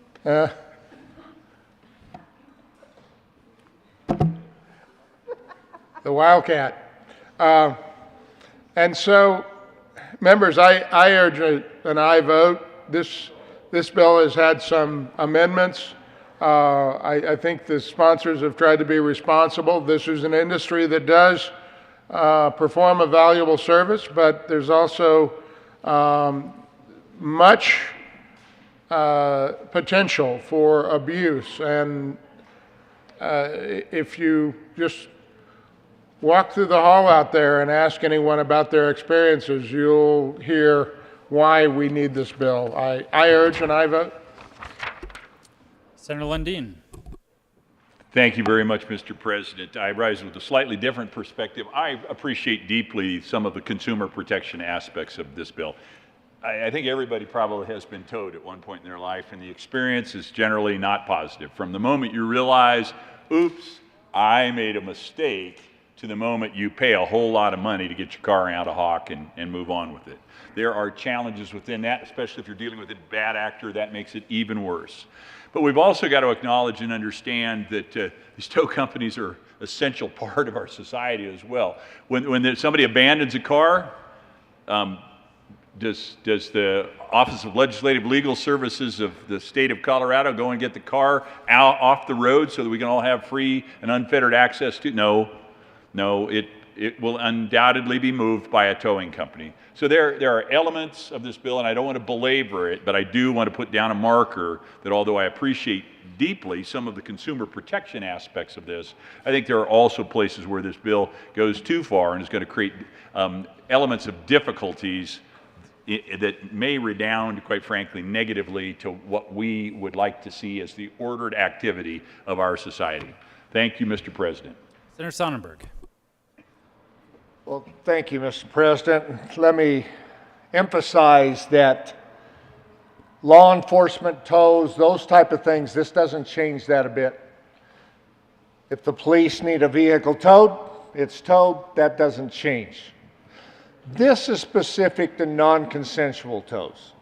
And that may be, yeah, when you make a mistake, when you park in front of a fire hydrant, or you park in a handicap place without handicap plates. It doesn't affect that either. They still have the opportunity to tow in those instances, but they still can't do a mechanic's lien. Let me explain one thing else to you. You talk about the handicap. They are the sole judge and jury on whether or not you're parked illegally, whether it's in Whole Foods or whether you have your handicap sticker sitting on your desk or on the dash rather than hanging on the mirror. If they deem, the tow truck deems that that is not properly pasted handicap sticker, boom, you're towed without this bill. And then you pay the $203 hookup, the $3.80 a mile. Thank you for correcting me. $3.80 a mile to tow it to the garage, plus storage per day. And if you go there, you call them up and say, okay, I know my bill is $350. I'll bring it tomorrow, and you bring $350 tomorrow, it's not enough because you have another day's storage. This is a compromise in my world. And the two examples that I have shared with you are personal experiences. I know what happens. And then I heard all sorts of stories. There's got to be some common sense in here, and that's why I'm asking an aye vote. I'm proud to sponsor it with my good friend from Denver, even though we're not always the most common partners. Proud to be with her on this one. Ask for your aye vote. Senator Gonzalez. Thank you, Mr. Chair. You know, a broken watch is right twice a day. And so the fact that the senator from Sterling and the senator who lives 2 blocks north of the Broncos Stadium have come to agreement on this policy, I think demonstrates the extent to which we have stakeholdered this bill and worked it and ensured that working class Coloradans are able to get their vehicles out of Hawk instead of what we have seen, which is where you're guilty until proven innocent. I ask for an aye vote on 1314. The motion is Senator Coram. Thank you, Mr. President. After carefully listening to the conversations here, I believe that the good senator from Sterling should have taken a 17C on this. The motion is the passage of House Bill 1314. Are there any no votes? Senators Lundeen, Cook, Liston, Smallwood. With a vote of 31 ayes, 4 noes, 0 absent, 0 excused, House Bill 1314 is passed. Co-sponsors, Senators Gardner, Majority Leader Moreno, Henriksen, Hansen, Rodriguez, Fields, Coleman, Jaquez Lewis, Coram, Story, Buckner, Winter, Pedersen, Danielson, Lee. Please have the president. Will the clerk please read the title to House Bill 1011? House Bill 1011, Representatives Cutter and Snyder, Senators Story and Lee, concerning the establishment of a state grant program that provides funding to local governments that dedicate resources for wildfire mitigation purposes. Senator Story. Thank you, Mr. President. We move House Bill 1011 on third reading. Is there any discussion? Seeing none, the motion is the passage of House Bill 1011.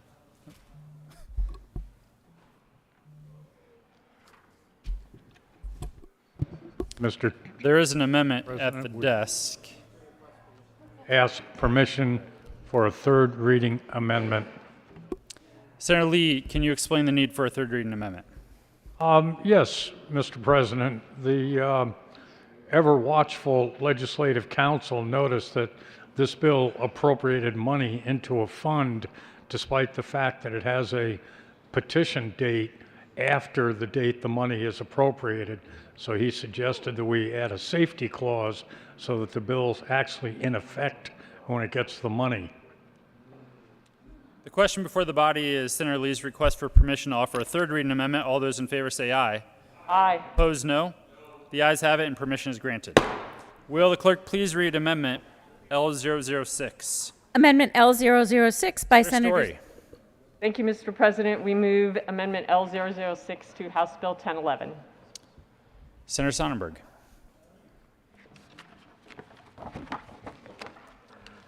Thank you, Mr. President. Well, members, I appreciate you put the safety clause to line the dates, but I think the proper avenue would have been to move the dates of the implementation on the fund rather than take away the public's ability to petition their government.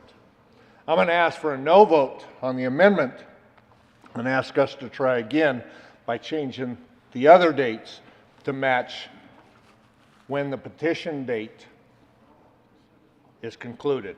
Ask for a no vote. The motion is for the adoption of Amendment L006 to House Bill 1011. Are there any no votes? Senators Sonnenberg, Heisey, Woodward, Rankin, Cook, Minority Leader Holbert, Scott, Liston, Kirkmeyer, Coram, Smallwood, Gardner, Lundeen, Simpson. With a vote of 21 ayes, 14 noes, 0 absent, 0 excused, L006 is passed. To the bill. Senator Story. Thank you, Mr. President. We move House Bill 1011 as amended on third reading and final passage. Is there any further discussion? Senator Rankin. Thank you, Mr. President. Well, I'll vote for the bill, and I somewhat reluctantly, and I urge your votes. My thanks go out to the Wildfire Matters Committee. I think some very thorough discussions. I was privileged to sit in on a couple of them. And the bills come out, but we're still feeling our way into the issues of fire mitigation, fire detection, fire suppression, and restoration. We're putting a lot of money on these things, but I want to speak to representing some of my counties, the ones I represent. This bill requires matching funds. In other words, a local county or fire district must match the grants money that's allocated to them for mitigation. Now, we've heard before, and referring to my own bill, the mill levy overrides, some people object because you say we're bribing the counties to raise their taxes. Well, this says a lot of these counties don't have a dedicated source of funding, and they can't pass a ballot measure to raise such a dedicated portion of funding. Now, I understand the motivation. We've talked a lot about local entities, counties, fire districts should buy in. They should be contributing to mitigation standards and mitigation efforts. However, some counties just flat can't do it. And you can't directly correlate fire danger with the ability to raise matching funds. So we leave some counties, some areas, unable to acquire these grant fundings. I'm not really objecting to the bill because we need to do everything we can, and thank you for that. But we have to solve this problem because there are many areas of our state that are highly vulnerable to fires in, I would say, poor counties and people who are reluctant to raise their own source of funding to do this. So this is a big unmet need. that comes from the implementation of this bill, as good as it is. Senator Lee. Thank you, Mr. President, and thank you, Senator Rankin, for raising that issue. Actually, there was a provision added to the bill that accommodates that very concern, and it says that that in the consideration of the priority for granting of loans, if a community has attempted to raise the money and to get a dedicated source of funding and was unsuccessful in doing so, they can still be considered for it. So they don't have to absolutely get it. They have to have made an effort to get dedicated funding. So we ask for an aye vote. Senator Story. Thank you, Mr. President. This is a matter of public safety, and this is an effort to engage our local communities and local government to participate in this effort to mitigate for wildfire risk, and the state being willing to support that effort and partner with them. So we urge an aye vote on this bill. The motion is the passage of House Bill 1011. Are there any no votes? Senators Sonnenberg, Minority Leader Holbert, Lundeen, Smallwood, Kirkmeyer. With a vote of 30 ayes, 5 noes, 0 absent, 0 excused, House Bill 1011 is passed. Co-sponsors, Senators Henriksen, Simpson, Jaquez Lewis, Bridges, Donovan, Gonzalez, Hanson, Pedersen, Buckner, Winter, Rodriguez. Please add the president. Will the clerk please read the title to House Bill 1051? House Bill 1051, Representatives Byrd, McCain, Senators Zenzinger, and Heisey, concerning modification of the Colorado Affordable Housing Tax Credit and in connection therewith extending the time during which the credit may be claimed and increasing the yearly amount of credits that can be allocated. Senator Zenzinger. Thank you, Mr. President. I move House Bill 1051 on third reading and ask for an aye vote. Is there any further discussion? Seeing none, the motion is the passage of House Bill 1051. Are there any no votes? Senator Sonnenberg. Lundeen. Smallwood. With a vote of 32 ayes, 3 noes, 0 absent, 0 excused, House Bill 1051 is passed. Co-sponsors, Senators Bridges, Minority Leader Holbert, Majority Leader Moreno, Fields, Henriksen, Hanson, Simpson, Gonzalez, Woodward, Rodriguez, Kolker, Cook, Story, Danielson, Pedersen, Buckner, Lee, Liston, Jaquez Lewis, Donovan, Coleman, Winter. Yeah, that's fair. That's fair. I should be less surprised. Scott. Please the president. Will the clerk please read the title to House Bill 1151? House Bill 1151, Representatives Catlin and Roberts, Senators Bridges and Simpson, concerning measures to incentivize waterways, landscapes, and in connection therewith, creating a state program to finance voluntary replacement of irrigated turf and making an appropriation. Senator Simpson. Thank you, Mr. President. We move House Bill 1151 on third reading and final passage and ask for an aye vote. Is there any discussion? Seeing none, the motion is the passage of House Bill 1151.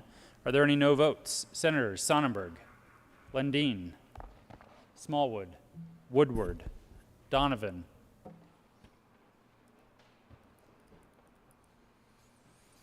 with a vote of 30 ayes, 5 noes, 0 absent, 0 excused, House Bill 1151 is passed. Co-sponsors, Senators Hanson, Henriksen, Jaquez Lewis, Majority Leader Moreno, Winter, Lee, Buckner, Pedersen. Please add the president.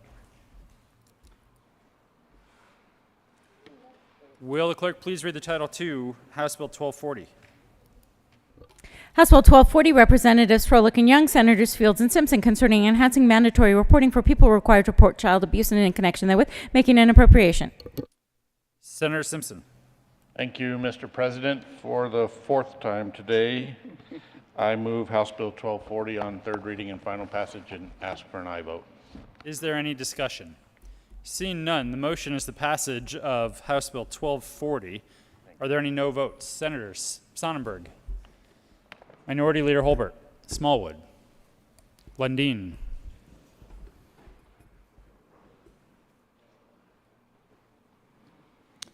with a vote of 31 ayes, 4 noes, 0 absent, 0 excused, House Bill 1240 is passed. Co-sponsors, Senators Cook, Story, Rodriguez, Danielson, Buckner, Pedersen, Lee, Hanson. Please add the President. Will the clerk please read the title to House Bill 1281? House Bill 1281, Representatives Gonzalez, Gutierrez, and Ricks, Senators Winter and Rankin, concerning a program to fund behavioral health care services and in connection therewith making an appropriation. Senator Winter. Thank you, Mr. President. I move House Bill 1281 on third reading and final passage. The motion is the passage of House Bill 1281. Are there any no votes? Senators Sonnenberg, Lundeen, Smallwood, Minority Leader Holbert, Liston, Woodward, Kirkmeyer, Cook. With a vote of 27 ayes, 8 noes, 0 absent, 0 excused, House Bill 1281 is passed. Co-sponsors, Senators Simpson, Jaquez Lewis, Majority Leader Moreno, Henriksen, Hanson, Rodriguez, Fields, Kolker, Story, Buckner, Lee, Pedersen, Danielson, Donovan, Gonzalez, Zenzinger.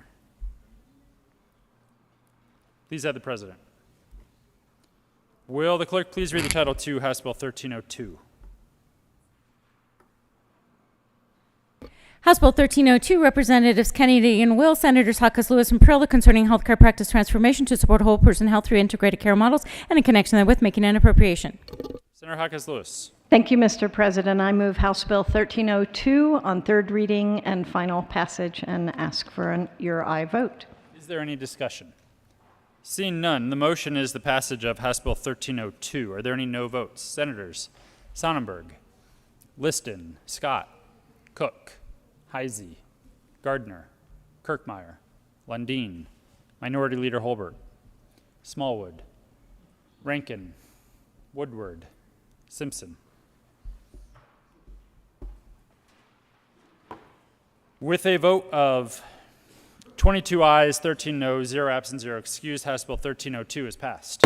Co-sponsors, Senators Kolker, Winter, Lee, Henriksen, Buckner, Pedersen, Majority Leader Moreno. Will the clerk please read the title to House Bill 1303? House Bill 1303, Representatives Amabile and Sandridge, Senators Winter and Smallwood, concerning an increase in the number of residential behavioral health beds and in connection therewith making an appropriation. Senator Smallwood. Thank you, Mr. President. Colleagues, we move House Bill 1303 on third reading, final passage. Is there any discussion? Seeing none, the motion is the passage of House Bill 1303. Are there any no votes? Senators Lundeen, Sonnenberg, Minority Leader Holbert. With a vote of 32 ayes, 3 noes, 0 absent, 0 excused, House Bill 1303 is passed. Co-sponsors, Senators Cook, Jaquez Lewis, Kirkmeyer, Simpson, Gardner, Majority Leader Moreno, Kolker, Story, Buckner, Lee, Pedersen, Donovan, Heisey. Please add the President. Will the clerk please read the title to House Bill 1308? House Bill 1308, Representative McCormick, Senator Donovan, concerning the creation of the Colorado Agricultural Workforce Services Program in the Department of Agriculture to provide resources specific to agricultural employment and in connection therewith making an appropriation. Senator Donovan. Thank you, Mr. President. I move House Bill 1308 on third reading and final passage. Is there any discussion? Senator Sonnenberg. Thank you, Mr. President. Members, I just wanted to be clear on what this bill does. I know there was some confusion. When we're talking ag labor, this sets up a portal for the Department of Ag, so farmers and ranchers will know how and have the opportunity to get help and advice on how to participate and make sure they follow the law. That's why I'm a supporter of this bill. Ask for your aye vote. Motion is the passage of House Bill 1308. Are there any no votes? Senators Lundeen, Minority Leader Holbert, Gardner, Smallwood,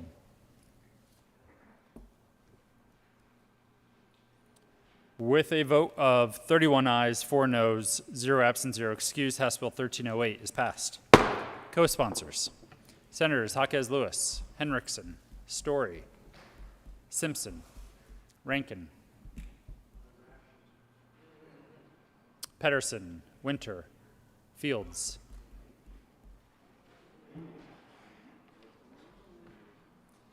Majority Leader Moreno. Thank you, Mr. President. I move to lay over House Bill 1367 to the end of the third reading calendar. Motion is to lay over House Bill 1367 to the end of the calendar. All those in favor say aye. Opposed, no? The ayes have it, and 1367 will be laid over. Will the clerk please read the title to House Bill 1380? House Bill 1380, Representatives Gonzalez, Gutierrez, and Pelton, and Senators Bridges and Coram, concerning creating comprehensive statewide systems to provide improved access to critical program services that support low-income households in the connection therewith making an appropriation. Senator Bridges. Thank you, Mr. President. I move House Bill 1380 on third reading and final passage. Is there any discussion? Seeing none, the motion is the passage of House Bill 1380. Are there any no votes? Senators Sonnenberg, Scott, Rankin, Cook, Holbert, Gardner, Kirkmeyer, Liston, Woodward, Lundeen.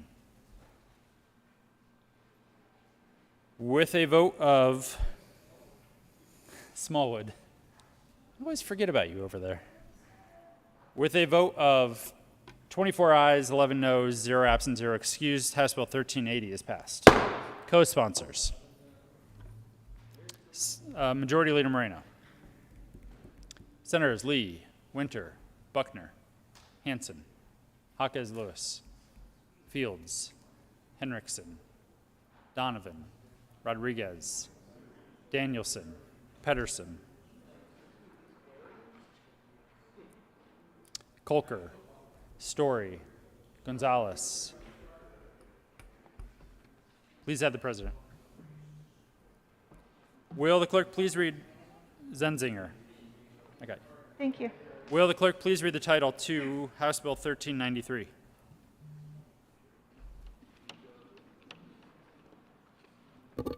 House Bill 1393, Representatives Tipper and Soper, Senators Gonzalez and Moreno, concerning creating the Displaced Agrarian Scholarship for the descendants of agrarians displaced by the development of the Agrarian Higher Education Center and in connection therewith making an appropriation. Senator Gonzalez. Thank you, Mr. President. We move House Bill 1393 on third reading and final passage. Ask for an aye vote. Is there any discussion? Seeing none, the motion is the passage of House Bill 1393. You guys don't even know what I was going to ask. Are there any no votes? Senators Sonnenberg, Heisey, Gardner, Lundeen, Minority Leader Holbert, Cook, Liston, Scott, Woodward, Coram, Smallwood. With a vote of 24 ayes, 11 noes, 0 absent, 0 excused, House Bill 1393 is passed. Co-sponsors, Senators Coleman, Jaquez Lewis, Kolker, Story, Buckner, Danielson,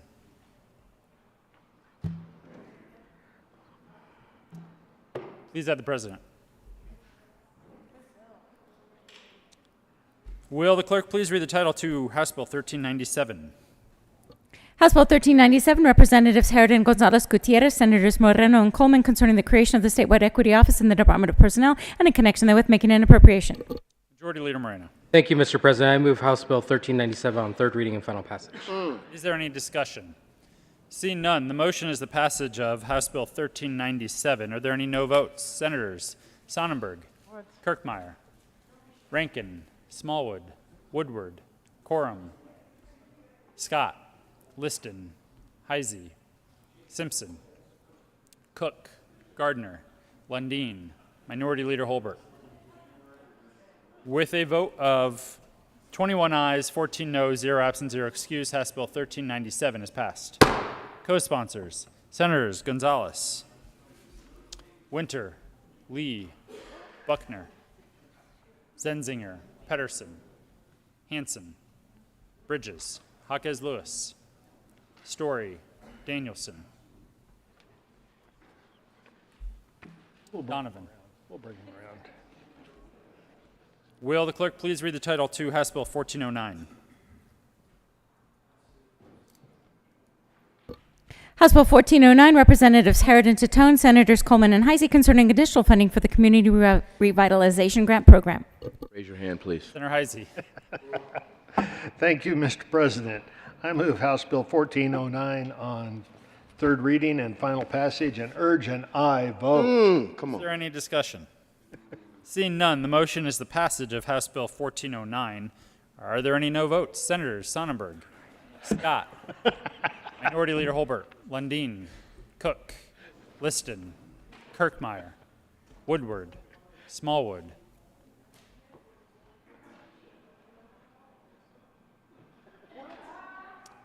I was wondering what was happening there. Please mark Senator Lundeen as a yes vote.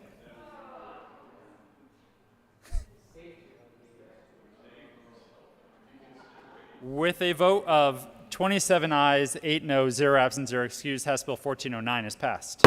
Co-sponsors, Majority Leader Moreno, Senators Donovan, Simpson, Lundeen, Rankin, Hanson, Bridges, Jaquez Lewis, Story, Lee, Buckner, Pedersen, Zenzinger, Winter.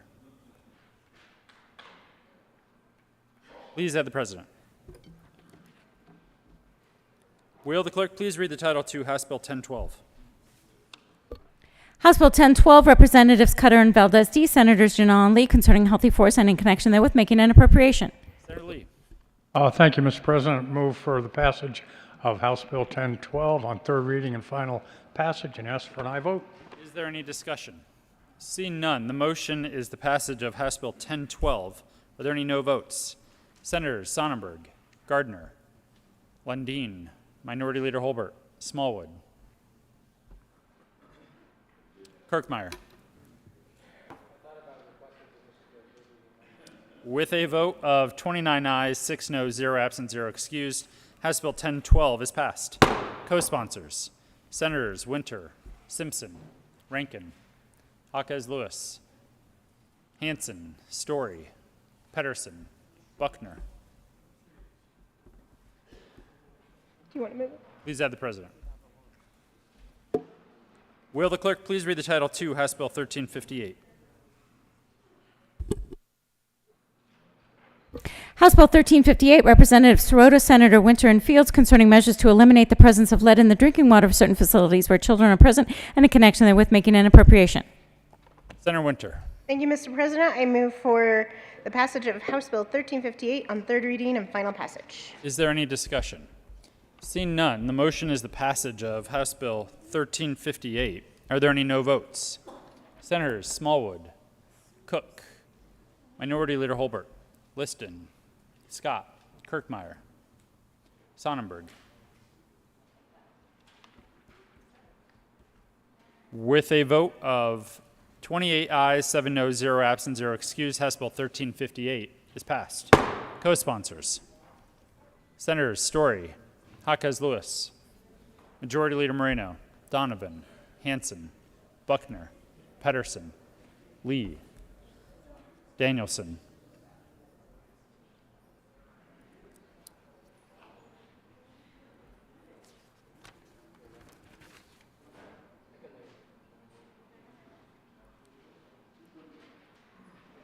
please add Senator Gonzalez as a co-sponsor on House Bill 1358.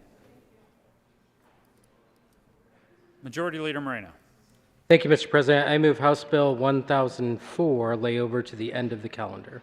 The motion is to lay over House Bill 1004 to the bottom of the calendar. All those in favor say aye. Aye. All those opposed, no. The ayes have it. House Bill 1004 will be laid over to the bottom. Will the clerk please read the title to House Bill 1115? House Bill 1115, Representatives Kipp and Soper, Senators Pedersen and Hawkes-Lewis, concerning the prescription drug monitoring program and in connection therewith, making an appropriation. Senator Hawkes-Lewis. Thank you, Mr. President. We move House Bill 1115 on third reading and final passage. Is there any discussion? Seeing none, the motion is the passage of House Bill 1115. Are there any no votes?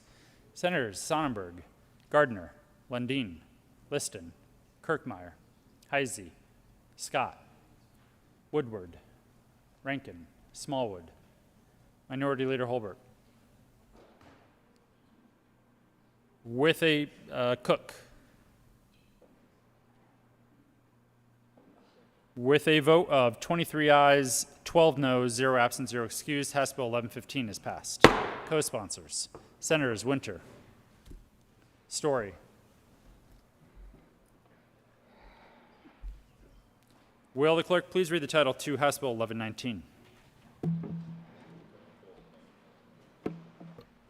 House Bill 1119, Representatives Gray and Weissman, Senator Winter, concerning civil liability for presenting false claims for payment to the state and in connection therewith, making an appropriation. Senator Winter.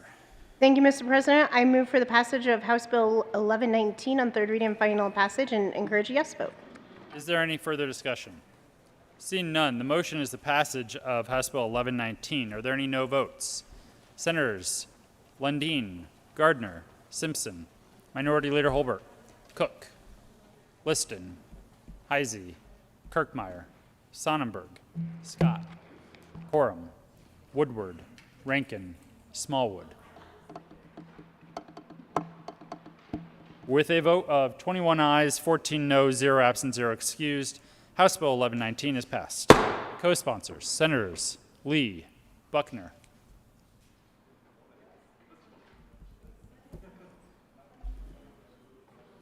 Will the clerk please read the title to House Bill 1131?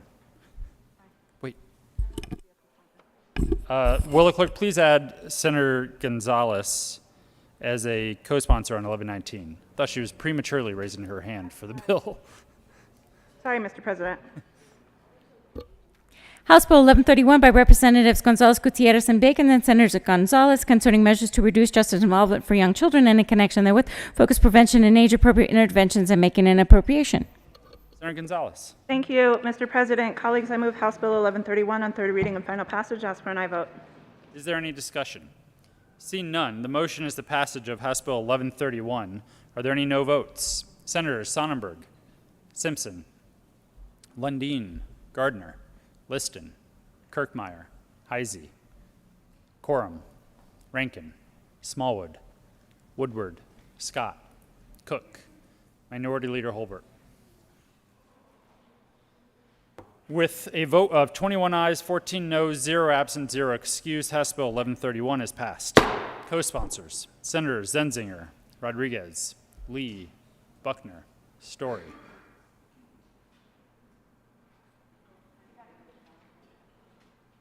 Hanson.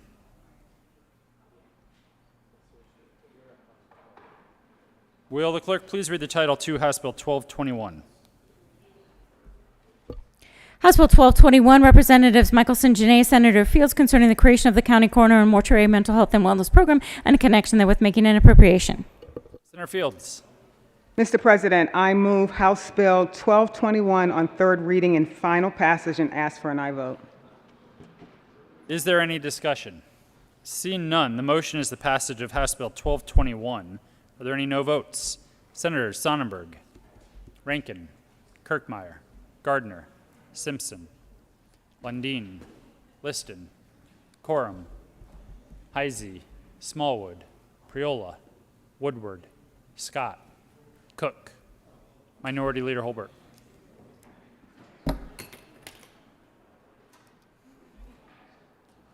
With a vote of 20 ayes, 15 noes, 0 absent, 0 excused, House Bill 1221 is passed. Co-sponsors. Will the clerk please read the title to House Bill 1242?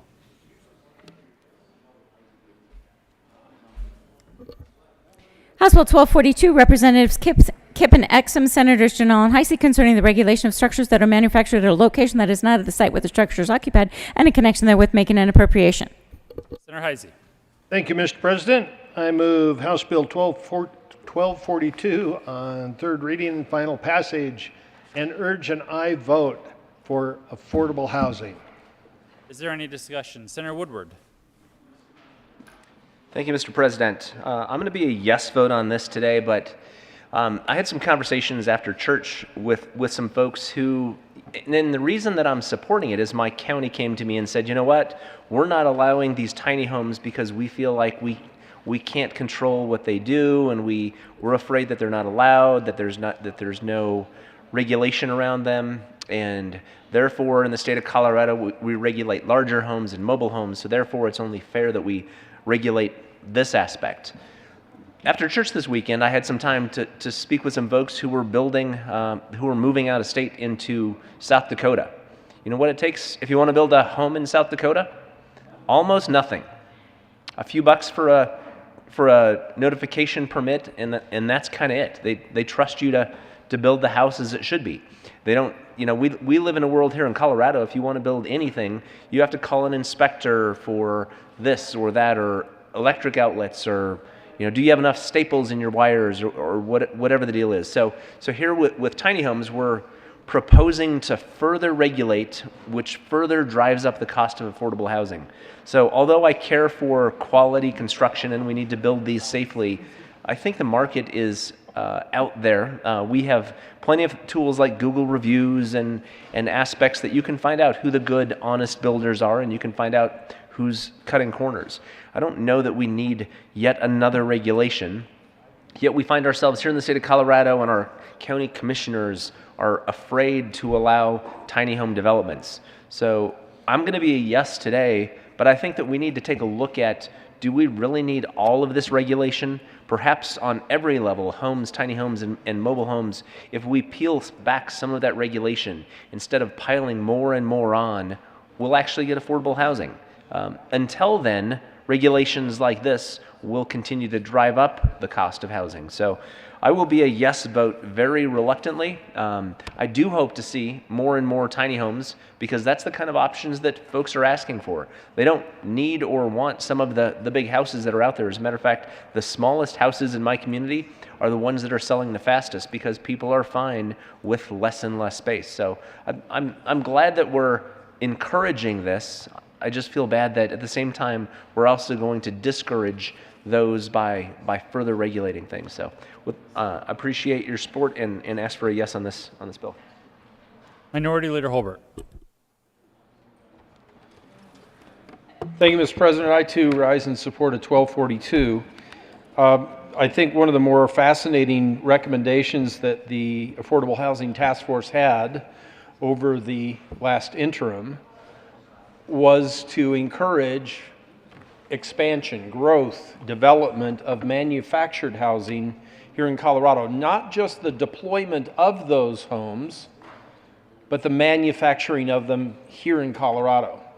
I think that's an exciting opportunity, because as the good senator from Loveland had noted, there are people who want to buy these houses. Might not be right for you, might not be right for me, but there are people who want to buy these houses. I think manufactured housing holds a particular opportunity, a benefit for us here in Colorado. Manufactured housing, as we've talked before, are not mobile homes. That's different.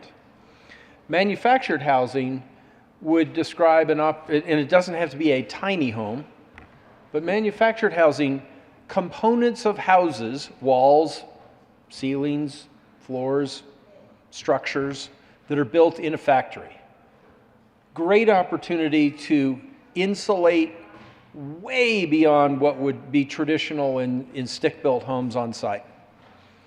To be able to manufacture those units, those homes, those structures, 24/7 in a factory, year-round. And then to be able to deploy those components out to a construction site during building season, especially in mountain communities. The ski resort communities that are desperate for employee housing, to be able to have those structures built, manufactured in a factory, and then assembled on site in a very short period of time, and to be able to provide sort of Energy Star rating that are far beyond, again, what is typical or traditionally possible in stick-built homes. I know that this might be a bill that some would suggest, well, no, is this the proper role of government? I think it is the proper role of government here in this state at this time, because housing is so unaffordable and continues to rise. I want to thank the bill sponsors, and I'll be an enthusiastic yes on 1242. And I hope that in the future that those of you who will continue on will continue to look at opportunities afforded in manufactured housing, different from mobile homes, don't mean to insult them, but these properties could be financed with a traditional mortgage loan. It's just a different way of building them. And it's a very effective way to build them in my estimation. So again, I ask for an aye vote on 1242. Senator Sonnenberg. Thank you, Mr. President. Well, members, I have just a little differing perspective from my good friend, because where these homes, if they're not built in Colorado, if they're built in another state, and we have created regulations and standards on how these homes have to be built to come into Colorado, we may have just made them not available to Colorado. Because those companies that build them, that send them to South Dakota, Wyoming, any other place that has less regulations than us, it now becomes a challenge for those that are building these tiny homes to meet the standards in Colorado. And what typically happens is we're either going to raise the cost to meet those standards, or we're just quite frankly not going to deliver to Colorado anymore. That's why I'm a no vote. With all due respect to my good friends. Further discussion on 1242. Senator Heisey. Thank you, Madam President. You know, there are some times that you can ask for a redeal, but most of the time down here we have to play the hand we're dealt. And the hand we're dealt right now says that most municipalities are not going to allow these tiny homes in their municipality, within their city limits, within the county, because they don't know how they're built and they don't know if they're safe. They're looking out for the public safety of their residents. This bill solves that problem. So while if we had a redeal, maybe we'd have a different set of regulations, but we don't. We're playing the hand we're dealt, and this bill is necessary. Appreciate an aye vote. Further discussion. Seeing none, the motion before the body is the adoption of House Bill 1242. Are there any no votes? Senators Lundeen, Gardner, Sonnenberg, Kirkmeyer, Smallwood. With a vote of 30 ayes, 5 noes, 0 absent, and 0 excused, House Bill 1242 is adopted. Co-sponsors on House Bill 1242. Senators Winter, Priola, Majority Leader Moreno, Senators Heinrichsen, Lee, Zenzinger, Rodriguez, Jaquez Lewis, Liston, Woodward, Sonnenberg, President Finberg, Buckner. Please add me. And Senator Bridges. Will the clerk please read the title to House Bill 1254? House Bill 1254, Representative Valdez A., Senators Winter and Pirla, concerning regulation related to the ownership of a vehicle and a connection therewith, making an appropriation. Senator Priola. Thank you, Madam President. I move House Bill 1254 on third reading and final passage. Further discussion? Seeing none, the motion before the body is the adoption of House Bill 1254. Are there any no votes? No votes.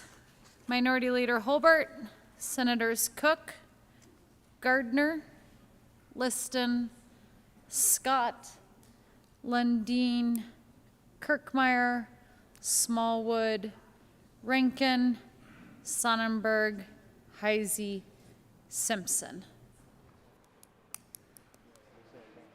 With a vote of 23 ayes, 12 noes, 0 absent, and 0 excused, House Bill 1254 is adopted. Co-sponsors on House Bill 1254, Senators Kolker, Majority Leader Moreno,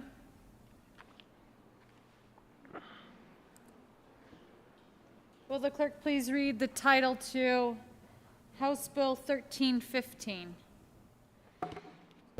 House Bill 1315, Representatives Snyder and Rich, Senators Hansen and Priola, concerning a statewide communication system referral to essential services and in connection therewith requiring general fund appropriation to be made to the Department of Human Services for the issuance of annual grants to help to fund the system and making an appropriation. Senator Priola. Thank you, Madam President. I move House Bill 1315 on third reading and final passage. Further discussion? Seeing none, the motion before the body is the adoption of House Bill 1315. Are there any no votes? Minority Leader Holbert, Senators Sonnenberg, Lundeen, Smallwood, Woodward. No votes on 1315. With a vote of 30 ayes, 5 noes, 0 absent, and 0 excused, House Bill 1315 is adopted. Co-sponsors on 1315. Majority Leader Moreno, Senators Kolker, Fields, Bridges, Heinrichsen, Buckner, Pedersen, Gonzalez, Lee,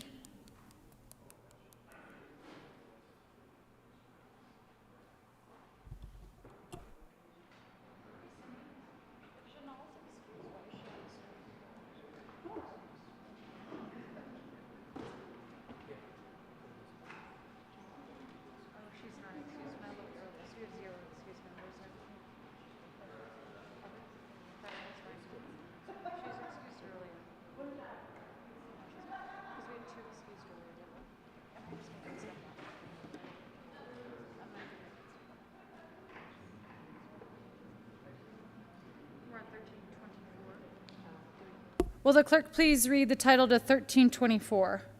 1323, correction. House Bill 1323, Representatives Snyder and Froelich, Senators Rankin and Janal, concerning updates to the Colorado State Forest Service Leading Tree Nursery and in connection therewith making an appropriation. Senator Rankin. Thank you, Madam Chair. I move House Bill 22-1323 on third reading and final passage, along with my co-sponsor from Fort Collins, who's on screen. Further discussion? Seeing none, the motion before the body is the adoption of House Bill 1323. Are there any no votes? With a vote of 34 ayes, 0 noes, 0 absent, and 0 excused, House Bill 1323 is adopted. Co-sponsors 1323.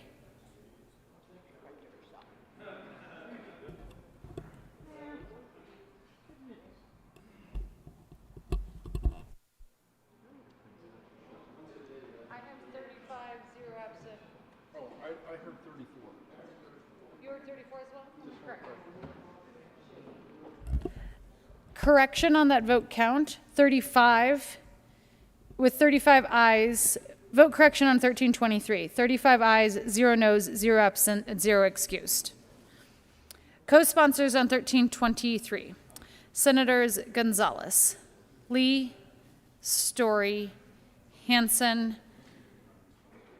Minority Leader Holbert, Senators Lundeen, Cook, Scott, Woodward, Priola, Cook again, Kirkmeyer, Simpson, Hawkes Lewis,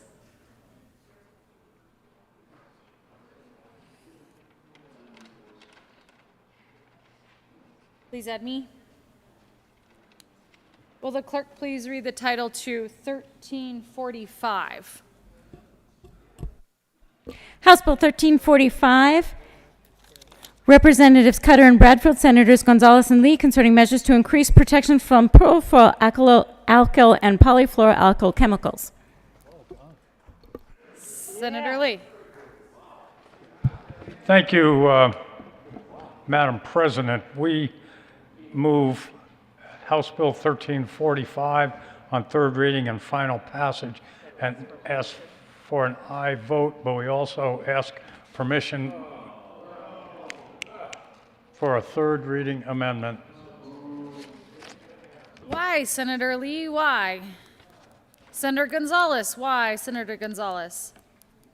Did you know that did you know that cosmetics have PFAS in them? We need to clarify a very important aspect of what is included in what PFAS are included in cosmetics. The question before the body is Senator Gonzalez requests permission to offer a third read amendment. All those in favor say aye. Aye. Opposed, no. The ayes have it and permission is granted. Will the clerk please read the title to, will the clerk please read amendment number 19? Amendment L019. Senator Lee. Thank you, Madam President. This is really a cleanup amendment changing the title of 2515-604 to accommodate the amendments that have previously been made, and it also adds more time for the industry to phase out HFOs to be distinguished from PFAS chemicals used in aerosol propellants in cosmetic and fabric industries. This was really requested by the industry to make them all pleased with this bill. Senator Lee, my pardon, did you move the amendment? I thought we did move the amendment. You likely did. The request. I move Amendment 019 to House Bill 1345. Senator, I'm sorry if I missed that, but thank you for accommodating the remove in case I didn't. Is there further discussion on L009? Seeing none, the motion is for the adoption of L009 to 1345. Are there any no votes? With a vote of 35 ayes, 0 noes, 0 absent, and 0 excused, that amendment is adopted. Back to the bill, Senators. Senator Gonzalez. Thank you, Madam Chair. This is a really important policy for these forever chemicals. We ask for an aye vote on House Bill 1345 and move for its move for its final passage on third reading. Further discussion? Seeing none, the motion before the body is the adoption of House Bill 1345. Are there any no votes? Minority Leader Holbert, Senators Cook, Liston, Scott, Lundeen, Smallwood, Woodward, Rinkin, Sonnenberg. Coram, Simpson. With a vote of 24 ayes, 11 noes, 0 absent, and 0 excused, House Bill 1345 is adopted. Co-sponsors, President Finberg, Senators Winter, Buckner, Story, Danielson, Majority Leader Moreno, Fields, Kolker, Pedersen, Hawkes Lewis, Hansen, Zenzinger, Bridges. Please add me.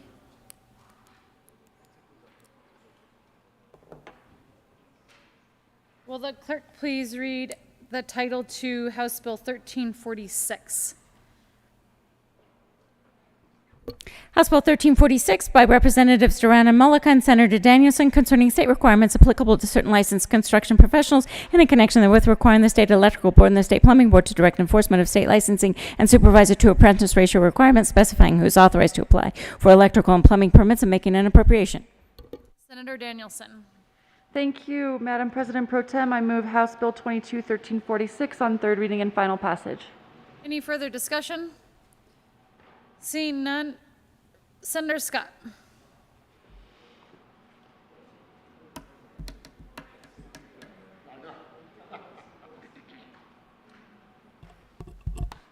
Thank you, Madam President.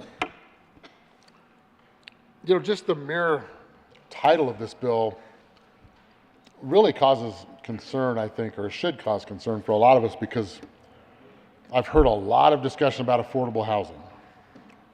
Lots of bills have come through here about affordable housing. And now we have a bill that's basically going to add some cost, regardless of what we may believe.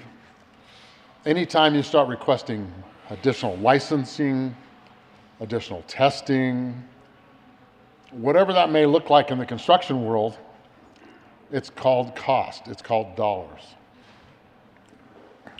And we can ill afford to keep adding more cost on the homes that we in this body keep saying we must make affordable. Affordable housing is something that, you know, I've actually dealt with in my past life, trying to figure out how to make a house affordable.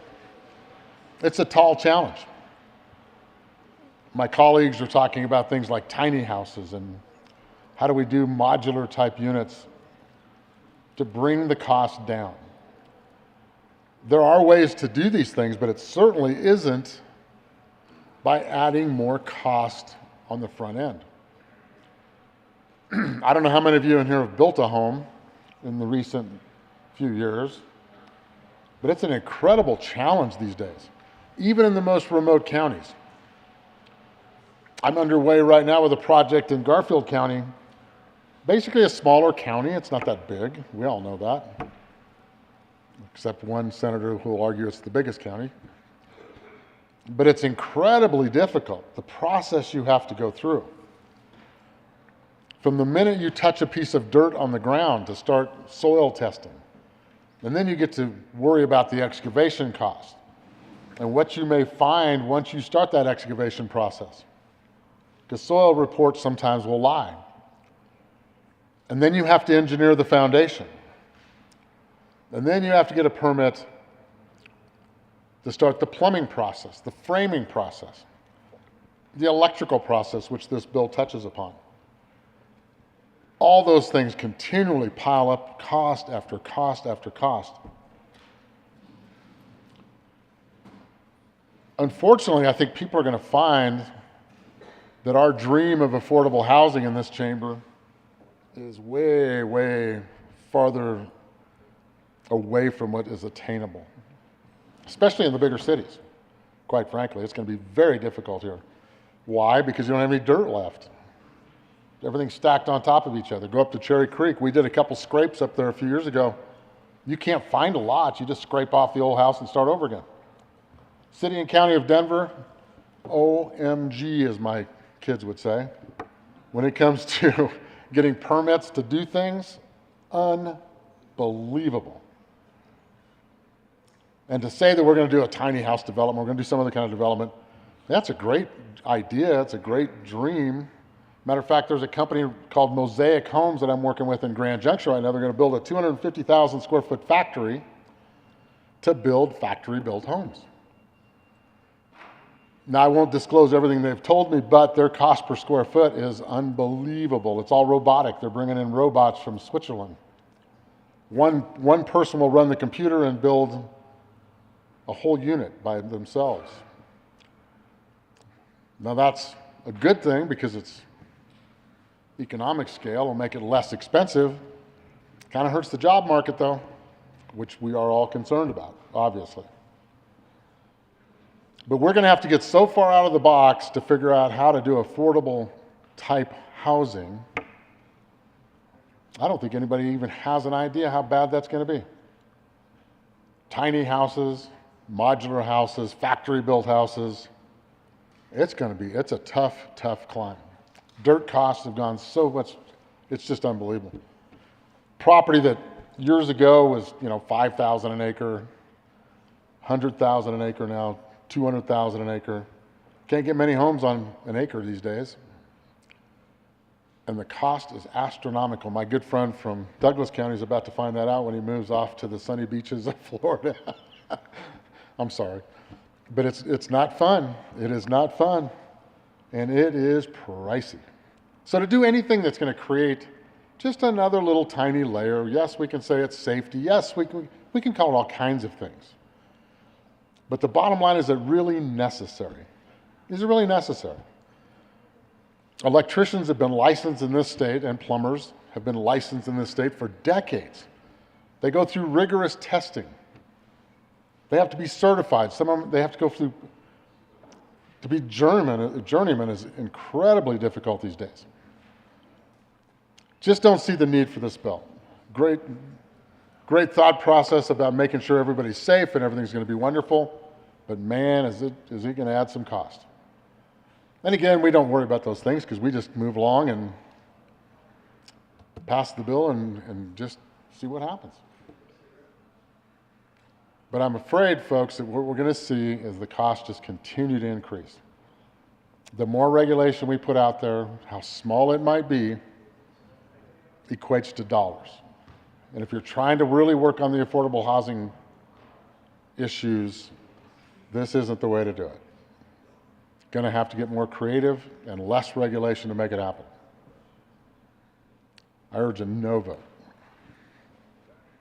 Further discussion on House Bill 1346. Seeing none, the motion before the body is the adoption of House Bill 1346. Are there any no votes?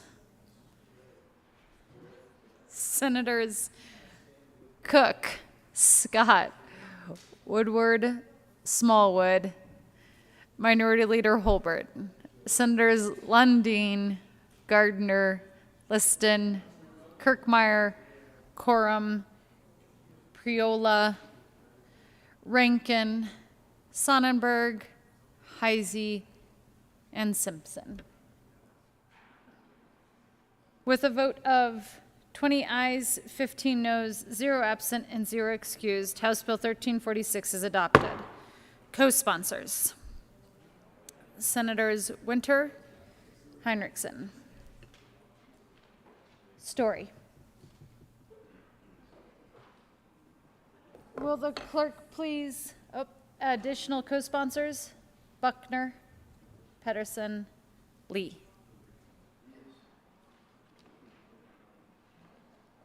Will the clerk please read the title to House Bill 13? Majority Leader Moreno. Thank you, Madam President. I move House Bill 1370 lay over to the end of the calendar.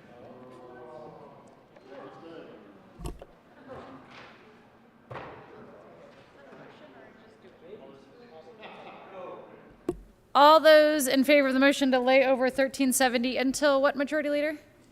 The end of the calendar, say aye. Those opposed, no. The ayes have it robustly, and 1370 will lay over till the end of the calendar. That brings us to 1377. Will the clerk please read the title to House Bill 1377? House Bill 1377, Representatives Woodrow and Exum, Senators Coker and Gonzalez, concerning the creation of the Connecting Colorado Experiencing Homelessness with Services, Recovery Care, and Housing Supports Grant Program, and in connection therewith making an appropriation. Sorry, Senator Gonzalez. Thank you, Madam President. We move House Bill 1377 on third reading and final passage. Ask for an aye vote. Further discussion. Seeing none, the motion before the body is the adoption of House Bill 1377. Are there any no votes? Yes, there are. Senators Smallwood, Woodward, Scott, Cook, Minority Leader Holbert, Rankin, Coram, Cookmeyer, Liston, Gardner, Lundeen, Simpson, Heisey, Sonnenberg.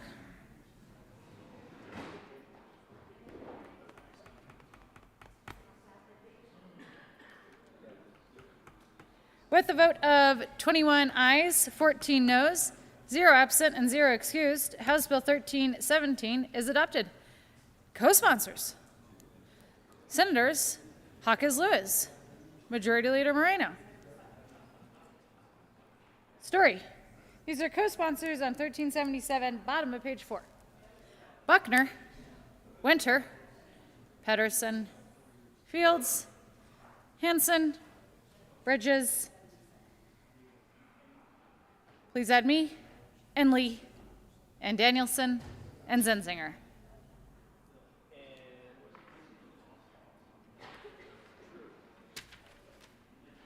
Will the clerk please read the title to 1392? House Bill 1392, Representatives Byrd and Lindsay, Senator Moreno, concerning the extension of state tax incentives affecting the use of real property to promote community development and in connection therewith extending the contaminated land state income tax credit and property tax exemption for affordable housing projects and making an appropriation. Senator Moreno. Thank you, Madam President. I move House Bill 1392 on third reading and final passage. Further discussion? Seeing none, the motion before the body is the adoption of House Bill 1392. No votes. With a vote of 35 ayes, with a pause in the vote, no votes on 1392. With a vote of 35 ayes, 0 noes, 0 absent, and 0 excused, that bill passes. Co-sponsors: Senator Zenzinger, Hawkes Lewis, Lee, Hanson, Buckner, Fields, Criolla. Will the clerk please read the title to House Bill 1252? 59. Struggling. House Bill 1259. House Bill 1259, Representatives Duran and Judah, Senator Moreno, concerning modification to the Colorado Works Program and in connection therewith making an appropriation. Senator Moreno. Thank you, Madam Chair. Madam President. I move House Bill 1259 on third reading and final passage. Further discussion? Seeing none, the motion before the body is the adoption of House Bill 1259. Are there any no votes? There are some. Senators Scott, Sonnenberg, Heisey, Liston, Cook, Simpson, Minority Leader Holbert, Lundeen, Woodward, Coram, Smallwood, Rankin, Kirkmeyer, Priola, Lundeen, Gardner, Lundeen, Gardner. Okay. With a vote of, it didn't add more. With a vote of, you're a no vote, Senator Gonzalez? Okay, no votes.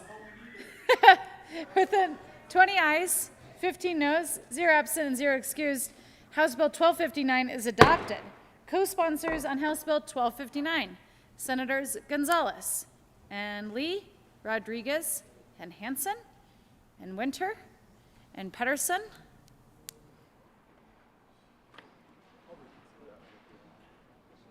Fields? Will the clerk please read the title to House Bill 1385? House Bill 1385, Representatives Titone and Senator Hanson, concerning the implementation of the Colorado Operations Resource Engine Upgrade Project. Senator Hanson. Thank you, Madam President. I move House Bill 1385 on third reading, final passage. Further discussion? Seeing none, the motion before the body is the adoption of 1385. Are there any no votes on 1385? There are some. Let's count these. All right. Cook, Scott, Woodward, and Smallwood, Sonnenberg, Heisey, Liston, Simpson, Lundeen, Gardner, Rankin, Coram, Kirkmeyer, Minority Leader Holbert. With a vote of 21 ayes, 14 noes, 0 absent, and 0 excused, House Bill 1385 is adopted. Co-sponsors on House Bill 1385. Will the clerk please read 1122? The title to 1122. House Bill 1122, Representatives Will and Lindsay, Senator Hawkins Lewis, concerning prohibiting certain practices by entities obligated to pay for prescription drug benefits and in connection therewith, making an appropriation. Senator Hawkins Lewis. Thank you, Madam President. I move House Bill 1122 on third reading and final passage, and I ask for your aye vote for the federally qualified health care centers, tribal urban Indian centers, children, and critical care hospitals. Any further discussion on House Bill 1122? Seeing none, the motion before the body is the adoption of House Bill 22. Are there any no votes? Senators Smallwood, Zenzinger, Minority Leader Holbert, Lundeen, Liston, Gardner, Cook, Woodward, Scott, Sonnenberg, and Heisey. With a vote of 24 ayes, 11 noes, 0 absent, and 0 excused, House Bill 1122 is adopted. Co-sponsors House Bill 1122. Majority Leader Moreno. Will the clerk please read the title to 1362? House Bill 1362 by Representatives Burnett and Valdez, Senators Hansen and Winter, concerning the reduction of building greenhouse gas emissions and in connection therewith requiring the Director of the Colorado Energy Office and the Executive Director of the Department of Local Affairs to appoint an energy code board that develops 2 model codes requiring local governments and certain state agencies to adopt and enforce codes that are consistent with the model codes developed by the Energy Code Board, creating the Building Electrification for Public Buildings Grant Program, creating the High Efficiency Electrical Heating and Appliances Grant Program, and establishing the Clean Air Building Investments Fund. Senator Winter. Thank you, Madam President. I move House Bill 1362 on third reading and final passage. And there is an amendment at the desk, and I request a third reading amendment. Senator Winter, please tell us why we need that third reading amendment. Thank you, Madam President. When we were drafting our final agreement at 11:30 at night on Friday, we inadvertently said that the counties would be exempt from not just this future law, but current law, and we meant future. And so we're just doing a cleanup that says any current law still exists, but they can be exempt in the future. The question before the body is Senator Winter's request for a third reading amendment. All those in favor say aye. Aye. Those opposed, no. The ayes have it, and that request is granted. Will the clerk please read Amendment 70? Amendment L070. Senator Winter. Thank you, Madam President. I move L070. Thank you, Senator Winter, for moving that. We are going to stand in a brief recess. Do you need to see it? I shared it with Senator Simpson. All right, the amendment has been moved. The motion is the adoption of Amendment 70 to House Bill 1362. Are there any no votes? With a vote of 35 ayes, 0 noes, 0 absent, and 0 excused, that amendment is adopted. To the bill. That's what we were all waiting around for. Senator Sonnenberg. Thank you, Madam President. Members, sometimes we in the legislature decide to run bills at the last moment that are not ready for prime time. This is one of those bills. For those that remember, this bill came over from the House after long debate and a number of amendments. And then what did we do just 2 days ago? We did an entire strike below. And that wasn't enough. Because then we amended the strike below, I don't remember, 6, 7? With this one, I don't know, but the truth is, members, this is no way to make state policy. I don't know if it's good policy or not. As I sort through the strike below and I sort through the amendments, my initial response is no. But do those that are experts in the field, that are outside that glass, some that may be experts in that field inside the glass, or actually out doing the work,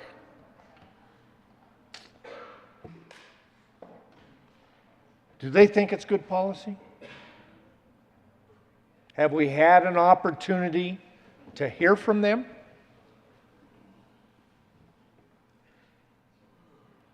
From my perspective, the answer is no. No rush on this one. Quite honestly, it should be sent to a nice warm place on May 12th and brought back next year, early on in the session, so you can actually have good, solid conversations about what this means. What this means to those smaller communities, what this means to larger communities, what this means to the people of the state of Colorado. That's why, members, I'm going to ask you for a no vote on this bill. Further discussion, Senator Rankin. Thank you, Madam Chair. Madam President, I'm going to ask you for a no vote for a slightly different reason. The Colorado Energy Office has now grown to 43 people. Did you know that? Have you noticed it growing under a variety of new transfers and programs? And what this bill does, read what it says, continuously appropriated to the Colorado Energy Office. You will never see these programs again. We will move this money over there.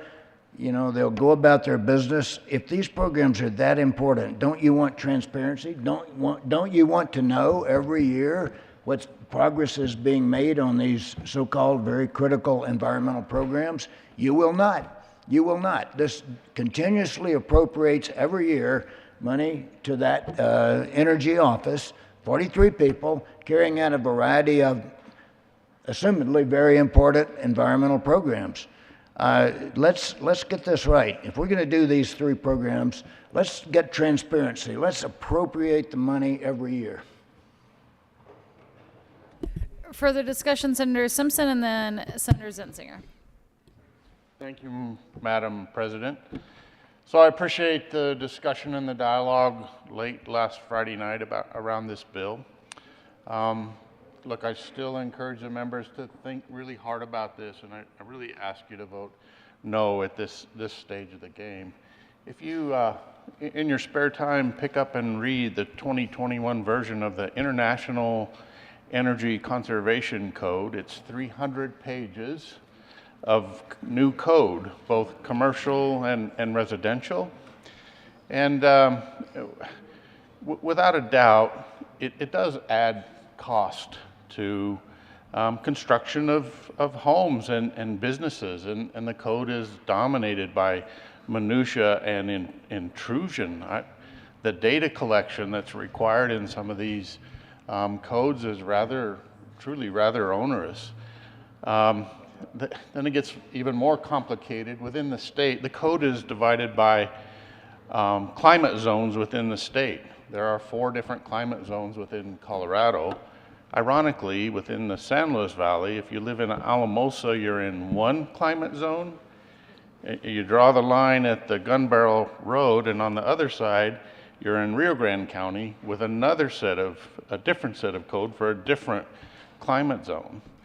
It's just problematic at this stage of the game, particularly when all the focus this session has been around an abundance of discussion this session has been around affordable housing. This, without a doubt, does add cost to construction, reconstruction, and new businesses. We routinely, not routinely, this is part of, a bill introduction. We do a fiscal note analysis on what the fiscal impacts are to the state of Colorado. This bill probably should have a fiscal impact to the residents of Colorado. And what does it mean to add this layer of enforcement, adoption and enforcement of new code? This code was actually adopted by communities that were impacted by the Marshall Fire last year. And they struggle right now with how do they deal with that extra burden and cost on their residents? And do they waive potentially the mandate for enforcement in the 2021 International Energy Conservation Code or not? I just think without a doubt, there are things in the code that are very well-meaning and well-intentioned. I talked about this Friday night about my efforts in my farm around trying to be very energy conscious. But look, this is just problematic at this stage of the game to adopt this, and think it really pushes us, ironically, in the wrong direction when it comes to affordable housing discussions at this stage of the game. I today would encourage you a no vote on 1362. Thank you, Madam President. Senator Zenzinger. Thank you, Madam President. Members, probably 2 weeks ago, 3 weeks ago, I would have been a very firm no on this bill because I've had my eye on this bill for a few weeks now. I did hear from my community pretty quickly about their opposition to this bill. But it's through the good work of the sponsors in listening to the stakeholders and amending this bill and getting it to a place where I do feel comfortable voting in favor of this bill. And quite frankly, our stationary sources are one of our largest greenhouse gas emissions in the state, next to transportation. So this is a pretty modest step forward. This is looking toward the future and encouraging us to do a better job of how we go about the process of building. I think that I'm very grateful to the sponsors for accepting some of the amendments that were put forward, in particular recognizing that our smaller communities may struggle with moving in this direction as quickly as others. But at this point in time, I think that this bill is not some sort of big green monster, but in fact, I think it's a necessary small step towards making sure that we are doing a better job of curbing our greenhouse gas emissions, and so therefore I ask for an aye vote. Senator Lundeenville. Thank you, Madam President. It's interesting that we began this session of third reading bills with a debate around the Office of Just Transitions, and quite frankly, the consequence of the choices we make around climate policy. There's this high-minded idea that climate policy is the most important. It transcends all, it is all, it does all. And we discovered in the course of that conversation, and it's perpetuated in 1362, I would argue, that in fact, climate policy is not free. It's actually incredibly expensive. It's expensive in terms of dollars. It's expensive in terms of the disruption in human lives. And we heard that on the prior bill, and I believe that's true here. Now, what this bill will do for us is it will increase the employment of the Colorado Energy Office. It will also increase the employment of the Department of Local Affairs. It's clear that it does that. It will increase the power of both of those governmental agency offices as well. I've had the opportunity to talk to the head of the CEO of the Colorado Energy Office as we heard this bill, and I asked the question, you've heard me ask him this well many times, what's going on with the head count over at the Colorado Energy Office? And finally, had before me the person who actually knows. He wasn't dead certain, but he felt like the increase next year is going to be about a 35% increase in the head count of the folks at the Colorado Energy Office. This bill does that with authority.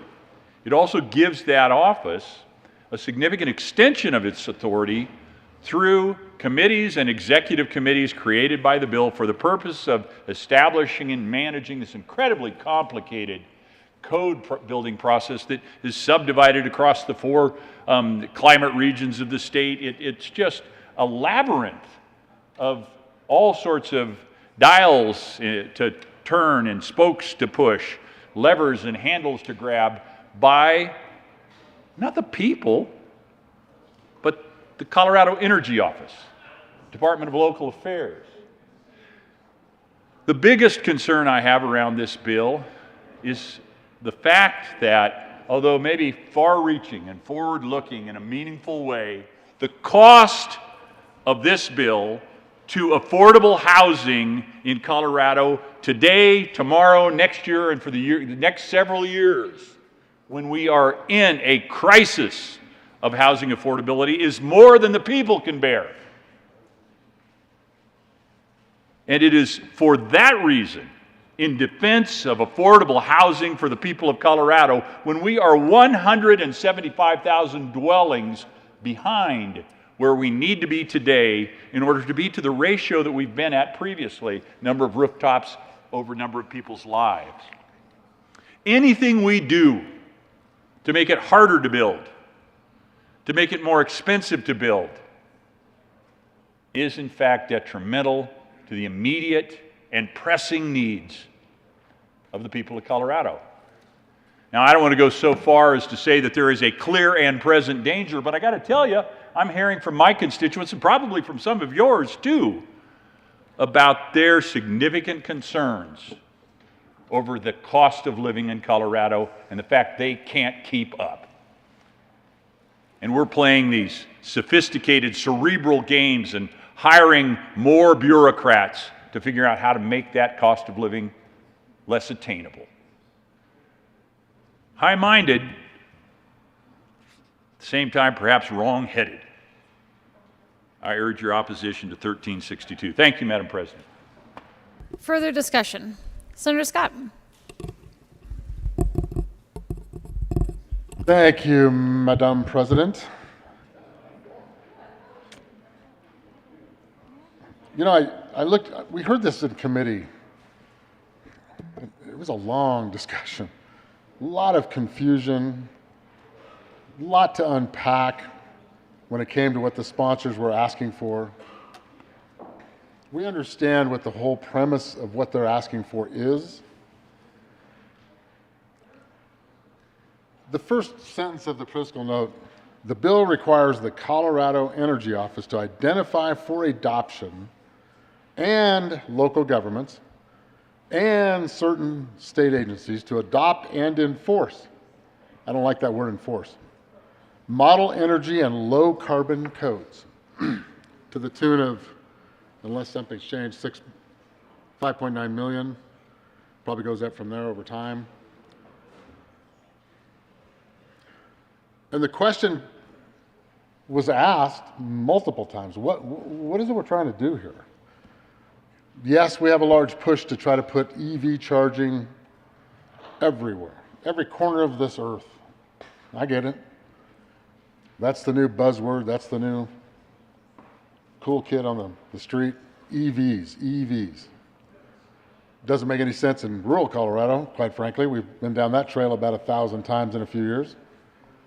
There's not even a vehicle produced yet that works in the rural markets, unless you just cruise the interstate. But the thousands, I'm going to say tens of thousands of commercial buildings throughout the state of Colorado, little shopping centers, little strip malls that barely have enough parking as it is, under these new, whatever they might be called, model codes. What does that mean? That is dangerous, incredibly dangerous. How many community members will they put? Is there going to be one member from all the 64 counties? The 64 building departments, or 45, whatever the number is today, because some counties don't have their own. Are all those people going to be able to get to weigh in? Are all those people going to be able to sit down and say, wow, we've got this little parking garage in Vail, Colorado would be a good example. How are we going to do this? What is the cost to do this? $6 million. That's peanuts. That is peanuts to do what they're saying we should do. Now, we all get that. It's all a focus really on the Front Range. We know that. We didn't fall off a turnip truck. We know it's right here, right now. This is it. But I will argue to you that, it's going to be interesting because we have something now with our new 811 call before you dig. You guys probably heard about that bill one day. We had long discussions about what's called SUE, which is underground exploration that has to be done prior to any project ever being done in the world these days because of our wonderful federal government. We adopted that to do the right thing, to save lives, and we've done that. But I would challenge any one of you to, let's just go out here on 14th Street. Let's go down to 17th Street. And let's do an investigation of what's under that dirt, underneath that pavement that we just wander around on, that concrete. You will be stunned. Is there even the availability of space to run more conduit, as it's called out in this bill, to do anything? Or are they going to have to try to tie into something else? Keep in mind, all this electricity is going to be free, right? It's all free. Get your electric car, and you never pay a dime. It's great. Well, I'm here to tell you it's going to cost a hell of a lot more than $6 million to electrify this wonderful state. To what end? To what end? I don't know. It's not quite dark yet, but it will be soon. It's hard to get power off a solar panel when it's dark. Very difficult. Windmills don't always turn. But we don't worry about that. It's a policy. This is the world. The activists are right up our ear right now trying to make us do everything they want us to do. Surprisingly enough, I'm going to tell you a quick little story. I was in Ridgeway, Colorado last summer, and I was sitting around, and I have this bad habit of lighting a fire, in a fire pit while I fly fish or whatever I'm doing. And here came all these Teslas rolling in. I mean, dozens of them. I was like, what in the world? I thought I was under attack. Like the senator from Henderson had sent the Tesla attack squad to find me. Here they came. I swear to you, it was hundreds of Teslas. License plates from all over the United States. Well, I finally had to ask one of them, what, am I under attack? You know, what the heck? And he said, no, there's a Tesla. There was like a Tesla convention in Ridgeway, Colorado. There's nobody in Ridgeway, Colorado, just so you know, just for the record. But it's a pretty place. Well, I don't know. That's kind of out of his district, just a touch. But Coram's different. But he's asleep. So anyhow, these gentlemen from Tesla, and these were wonderful people, don't get me wrong. Yeah, this gentleman was great. So I got to meet an executive vice president for that big, huge company, Tesla. Absolutely fascinating human being to talk to. Second in command to Elon Musk. This guy was brilliant and a blast to talk to. And we debated this. He and I at a picnic table in Ridgeway State Park had a great debate about EVs versus fossil fuel. And what's fascinating about that is he looked at me and he said, you know what? You win. And I said, what? What do you mean I win? He goes, we cannot get rid of fossil fuel for 80 plus years. No matter what me and Elon do, it ain't going to happen, folks. Ain't going to happen. As our good friend from Denver would say, all up in here. Or words to that effect. Up there, over that sideways. Ain't going to happen. To the bill, Senator Scott. I'm all over this bill. 80 freaking... No, you're all over the place, but not on the bill. I'm all up in there, Madam President. So my point is this, to the bill. This bill is not ready for prime time. To my good friend from Sterling, he hit it right on the head. And he's a farmer. He gets it. He gets it. This thing is just not ready for prime time. I understand the desire. I understand the motivation. Move fast, lots of money to spend. Let's go.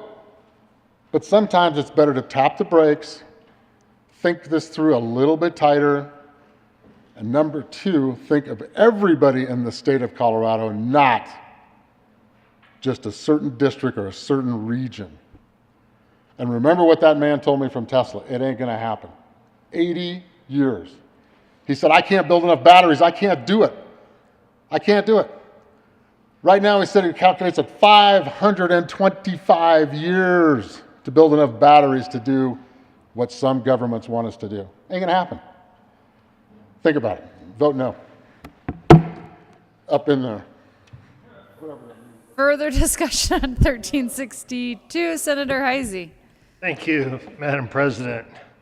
The lesson to be learned from Senator from Mesa County is if you're going to be an offender, be an equal opportunity offender. Offend everyone.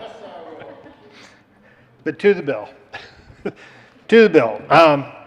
You know, if you want a real life example about what these types of regulations do, I was on the Regional Buildings Advisory Board in 2015 when the federal government said, we're going to mandate new standards for water heaters.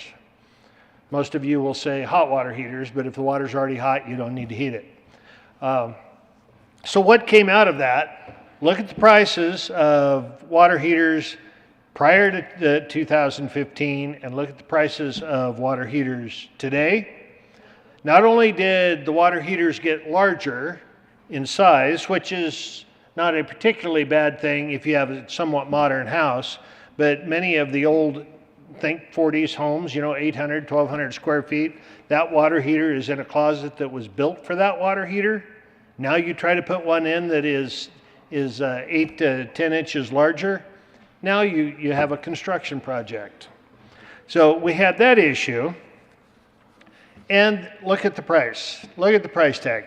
They are double today what they were in 2015. Did inflation account for some of that? Yeah, probably.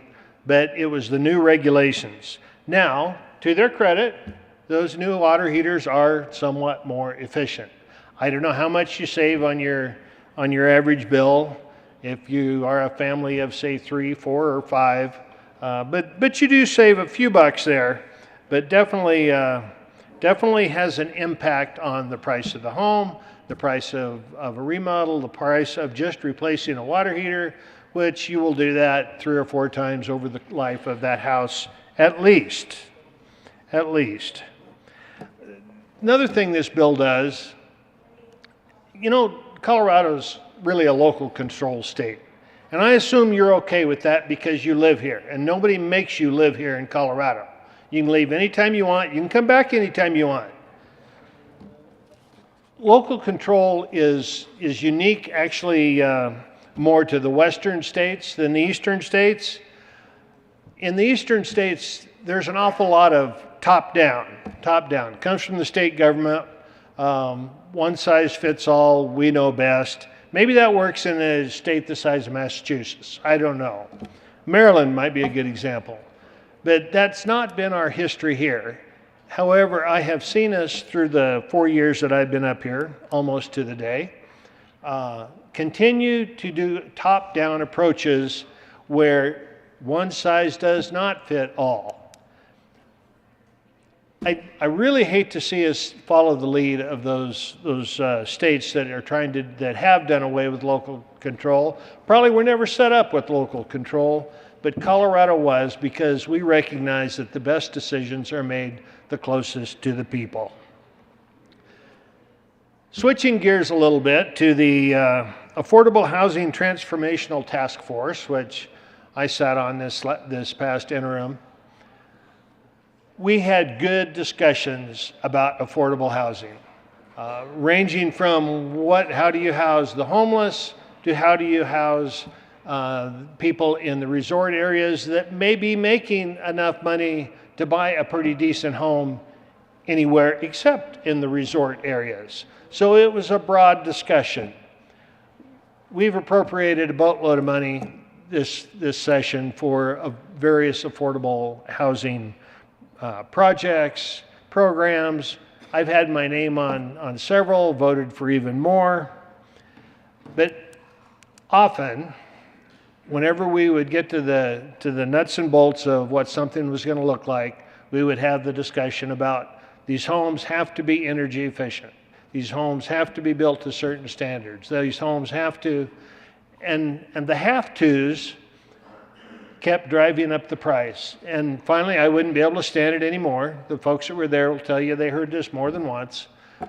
If we can't get people of this income level that we were talking about into this home, it doesn't matter what the utilities cost because they're not living in a home.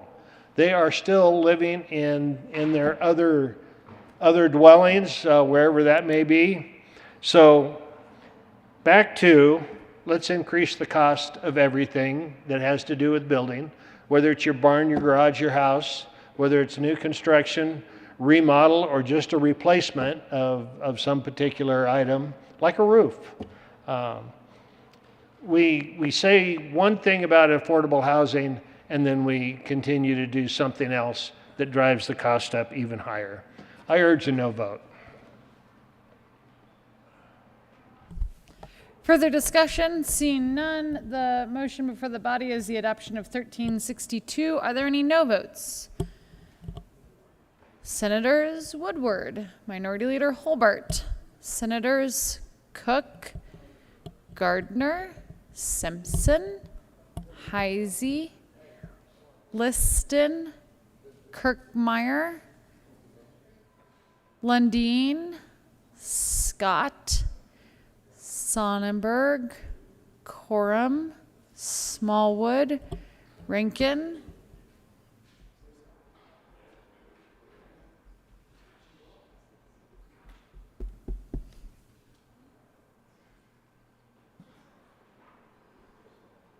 with a vote of 21 ayes, 14 noes, 0 absent, and 0 excused, House Bill 1362 is adopted. Co-sponsors on House Bill 1362, Senators Hawkes Lewis, Majority Leader Moreno, Senator Priola,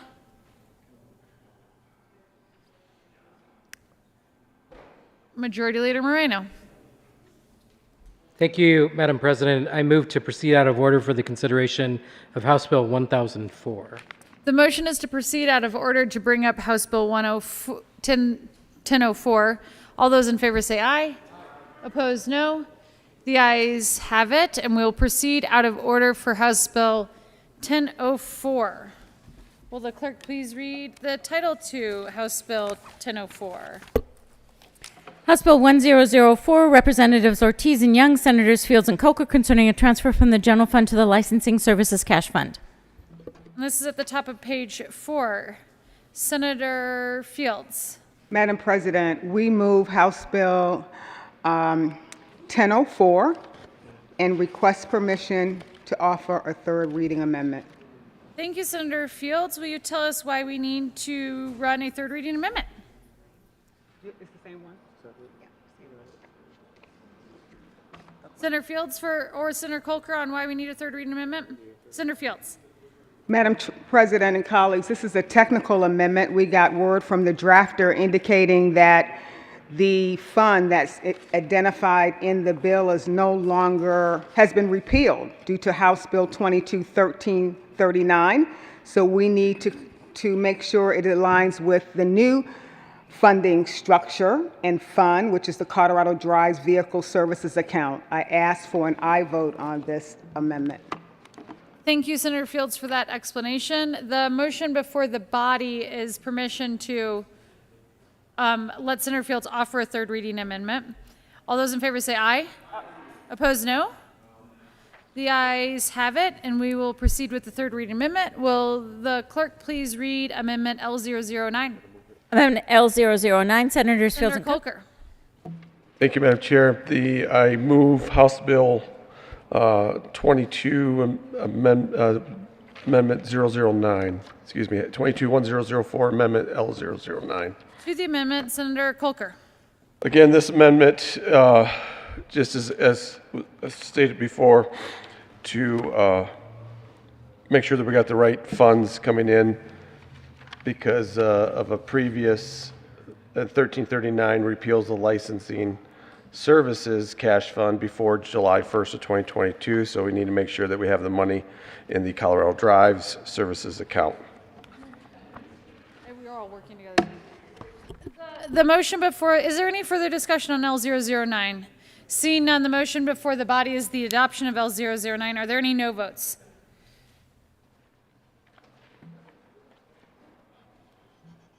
With a vote of 35 ayes, 0 noes, 0 absent, and 0 excused, L009 is adopted. To the bill. Seeing no further discussion, Senator Sonnenberg. Well, thank you, Madam President. Another way to redistribute Tabor funds is through this bill, and that's what we're doing. But here's what my constituents want, and I'll bet your constituents want the same thing.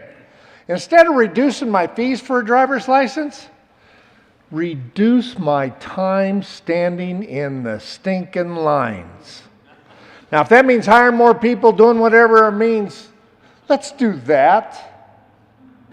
I'd actually support redistributing the Tabor funds, and I know I'm going to be struck down with lightning. But I would support that if we would take some of those Tabor funds that were supposed to be re-put out so that everybody would benefit by not having to stand. Things. I'm guilty on the property tax refund bill. But, you know, let's be very careful on how we want to use that money. I mean, the majority party has decided that we can reduce certain fees, that we can, you know, play games. I wouldn't say play games. That we can use Tabor refund money more flexibly than we ever have in the past. This is one of them. Is this important enough? Is the public going to actually notice this enough for us to continue with that precedent of using these Tabor refund monies in this very flexible sort of way? Because when we reduce a fee, just be very clear, we take in less revenue. When we take in less revenue, it decreases the amount of the Tabor refund. So it sounds good to reduce a fee or to delay a fee for a few years, but let's be very clear on what we're doing. Further discussion, Senator Gardner.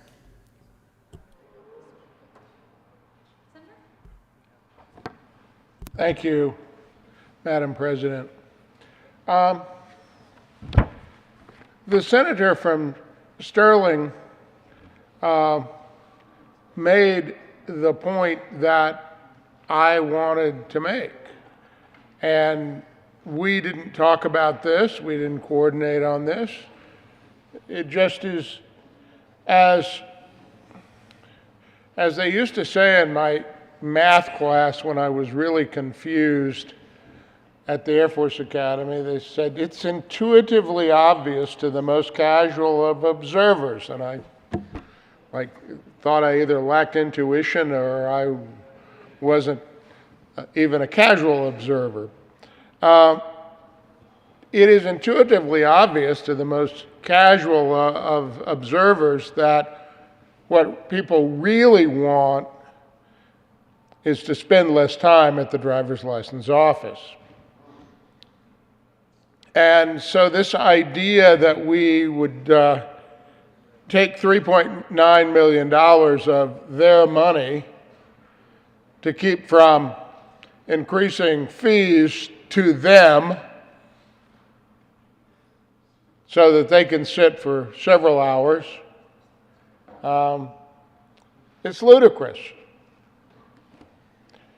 You know, on Friday evening, I carried an amendment to the, of all things, to the legislative declaration. The legislative declaration says, in order to avoid the department from increasing the driver's license fee by an additional $2 to maintain the existing level of service to Coloradans, the General Assembly finds it necessary to transfer $3,900,000. Well, I ran an amendment to substitute the word prohibit for avoid, to say in order to prohibit the department from increasing the driver's license fee. Now, interestingly enough, I think you all know the legislative declaration doesn't have the force of law, so it wouldn't have mattered, but the sponsors were unwilling to accept that as a commitment, that that's what the Department of Revenue should do. And that was astounding to me. Not really. I'm fresh out of being astounded, but if I were new here, it would have been astounding to me. it reminds me of this bill. In substance, reminds me of a bill I carried my very first year in the legislature. I found that we had lengthy driver's license lines. Can you imagine a newly elected legislator finding out you have you have lengthy driver's license lines? My about-to-be constituents were emailing me, one right after the other, telling me horror stories. So I ran a bill to increase the fee by $1 for the purpose, and you know, how anti-Republican can you be? But the idea was, it wasn't uneconomic. It was, I'll pay another $1 to reduce the line and get more people in the office. To my surprise, because I was new, the Department of Motor Vehicles opposed my bill. They didn't want another $1. They thought that was interfering in their personnel management, I guess. I don't have any confidence that if we take $3.9 million of the people's money, the money that's supposed to go back to them under Tabor, I don't have any confidence that they won't see some increase. And what will be the recourse? What will be the recourse? I suppose perhaps somebody who pays that fee, if they'll come to my simple country law office, maybe we could put a suit together that they were defrauded by the state of Colorado, but I suspect that the court would find that they had no standing for some reason. This is a shell game with the money that belongs to the citizens. We're not going to increase, since we're not going to increase the fees for you, we're going to keep the money that we owed you to put there, and then we don't have to give that money back to you because we were going to charge you for it. I mean, think about that. And then we stand down here with a straight face and say, oh, this is part of your Tabor refund. We didn't charge you more. I didn't give you an increase, so you got your Tabor refund because I moved the money over there. Really? Really?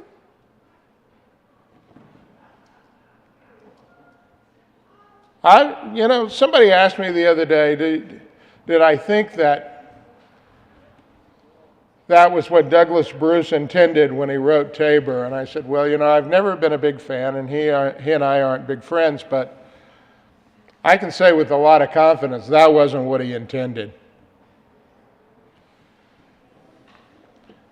That wasn't what he intended. He didn't intend for us to say, all right, we'll take some of your money and we'll move it over here and give it to this government agency so it doesn't have to increase the charges to you, and that way we'll give you your money back because we didn't fleece you a little more. Now, I agree with the senator from Sterling. I could probably swallow that down if be a hard swallow, but I could probably swallow that if we knew that we were decreasing the weight. But there's no commitment to do that. We offered an amendment. We offered an amendment as a test of the commitment of the Department of Revenue and the sponsors. Is that what you really intend? Maybe. Would have been the simple thing in the world on second reading to walk up and tell the chair, yeah, we don't oppose this amendment. We're committed to doing it. It's good faith.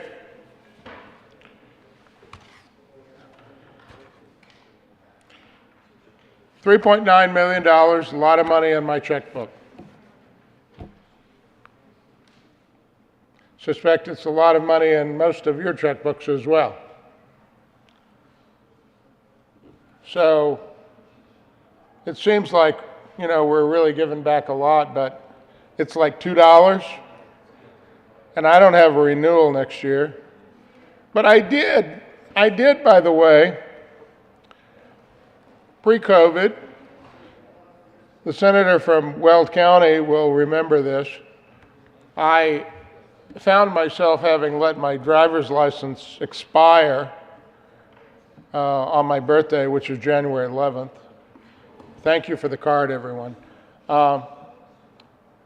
And I needed to get my driver's license renewed. And I needed to get my driver's license renewed because I was gonna travel over the weekend pretty quickly. And you know, you can actually let your driver's license expire, and the TSA will take it for a year. But I just didn't want to be in that position, so I went over to Lakewood, and I sat there, and somebody asked me, well, in fact, I think it was the senator from Weld County, the good sheriff, said, well, why didn't you just make a call? And I said, I don't do that.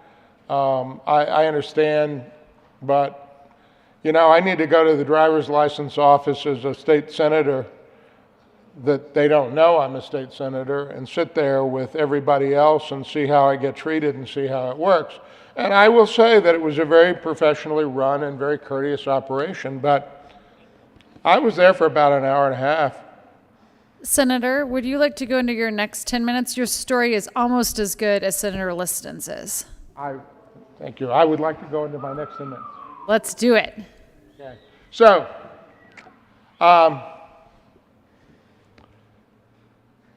that experience and everybody around me taught me once again what the senator from Sterling said. What people want is not to pay $1 less.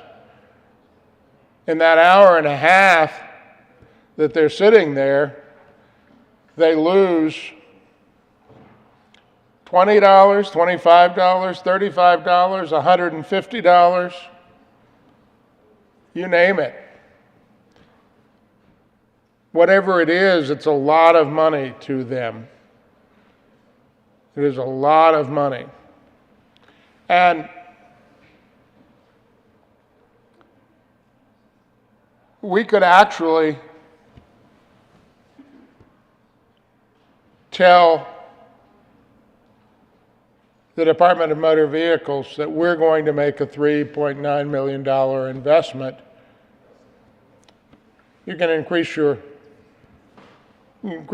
fees one way or the other, but we're going to put another 3.9, nearly $4 million in to see to it that you have sufficient personnel in sufficient numbers and sufficiently trained with sufficient equipment to get people in and out in a half hour, 45 minutes. That would be a commitment. That would be a commitment that could be made, and people would respond to it. Now I'm going to have to stand in front of constituents at my town hall meeting, and they're going to say, what happened to my Tabor refund? Well, if you're old and you lived in your house for 10 years, you can't just be old, you got to live in your house for 10 years. You can't have downsized, you can't have done anything else. We're going to use that Tabor money for your senior property tax exemption. We're going to backfill the county so they don't lose any money. And that's the way we're going to give it back to you. A shell game. And then I'm going to have to say, well, then there was $3.9 million to make sure that your driver's license registration fee didn't go up $2. And most of that room's going to go, but my driver's license wasn't due this year. I didn't get any of that $3.9 million. So just luck of the draw. How much was it? $2. Well, don't do me any favors. Don't do me any favors. This is what I learned a term in the military. It's window dressing.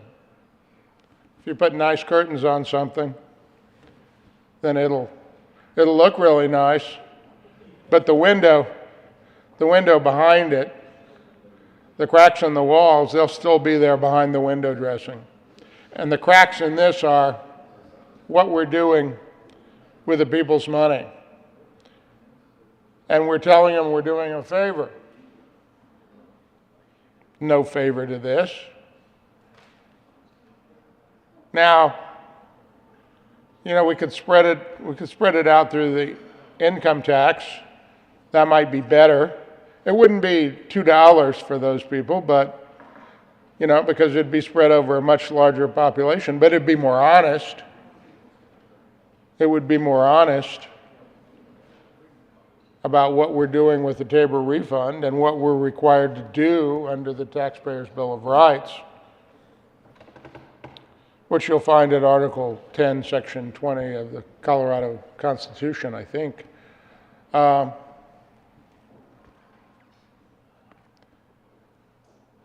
Again, I don't think that's what was intended when people voted for Tabor. I don't think that was their expectation, that we'd take nearly $4 million of it and move it over to a government department and let them spend it and say, well, I didn't give you an increase.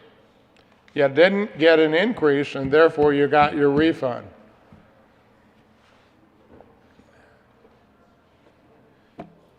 I'm baffled as to how, in this echo chamber that we work in, this echo chamber that we work in,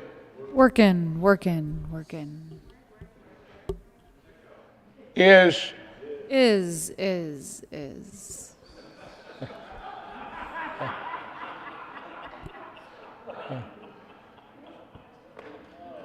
it's a voice from somewhere, Madam Chair. It is baffling to me that we can walk away and say, we gave them their money back. We gave them their money back because we didn't charge them more. Members, I'm going to vote no on this, and when somebody says, well, why did you vote no on a bill that would keep my driver's license fee lower? I'm going to say, did you want $2? Or did you want the General Assembly to abide by the spirit and, in fact, I believe the letter of the Taxpayer Bill of Rights and give that money back to you? Because, you know, one of the purposes of the Taxpayer Bill of Rights was not simply to give you the money back, it was to limit the growth of government. That was really what it was all about. We're not limiting the growth of government, we're just taking that $3.9 million and we put it over there and the growth of government. I ask for a no vote. Further discussion. Minority Leader Holbert. Thank you, Madam President. I too rise in opposition to 1004. I appreciate the debate thus far, the perspective. I was thinking, how might I better describe this to the constituents who I represent? And I guess it would go something like this. Maybe you visit a business frequently. Let's say it's a restaurant. You go to your favorite restaurant, you have a favorite waiter, a favorite table, you sit and then you look at the menu and you order your favorite entree. And then you notice that the entree, the price of it, has been increased. You say, wow, and you call the waiter over, hey, I usually order this, but I see that you've raised the price on my favorite entree. And then the waiter says, yeah, but don't worry about it. I'm not going to charge you the higher price. You say, oh, wow, great, give me the old price. He says, no. The last time you were in, I overbilled you. You already paid the higher price, so now I'm not going to bill you the total price. I'm going to bill you the old price. That's effectively what's happening with the taxpayers of Colorado. You have already paid this $3.9 million. They're not saving or preventing a cost increase. You've already paid it. You've already paid it. It's yet another clever way to avoid refunding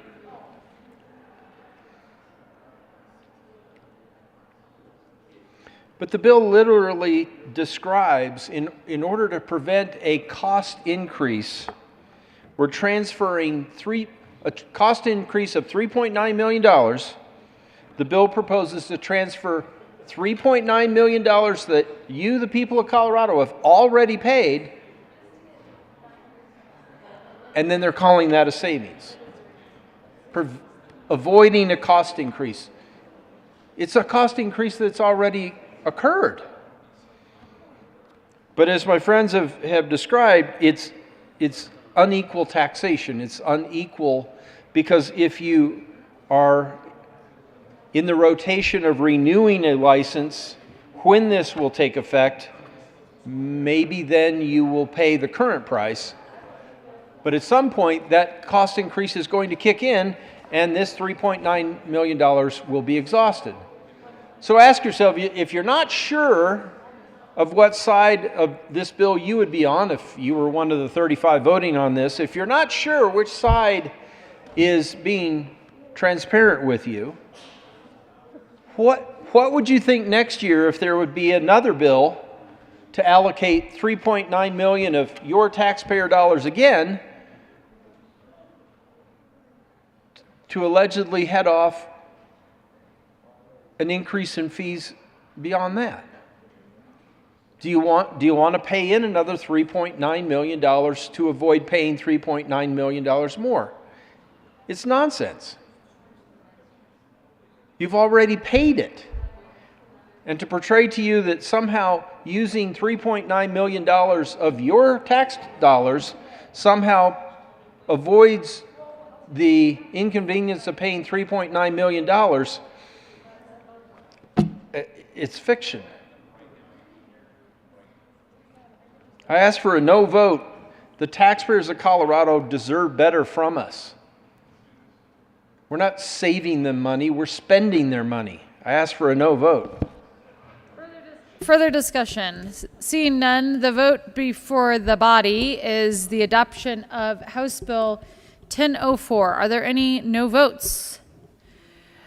Minority Leader Holbert, Senators Lundeen, Gardner, Simpson, Cook, Heisey, Kirkmeyer, Sonnenberg, Coram, Scott, Smallwood,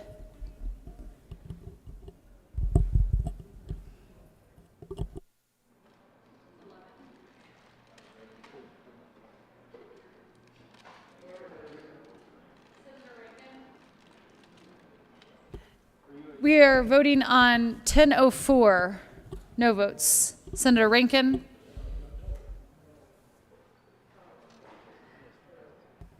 Liston.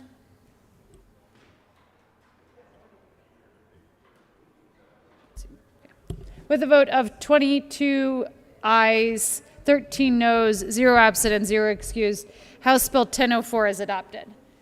Co-sponsors on House Bill 1004.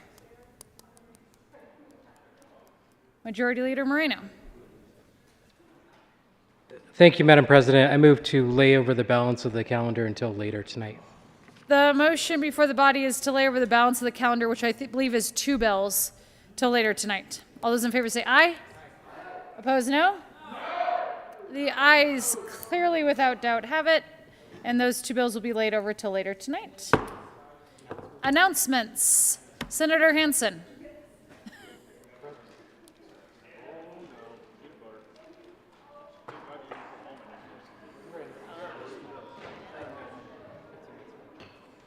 Senator Hansen. Thank you, Madam President. Members of Senate Appropriations, we will be meeting at 8:45 in Senate Committee Room 357. I believe we're on 357. I will see you upstairs in 15 minutes. Thanks. Already read them off, sir. Already read them off.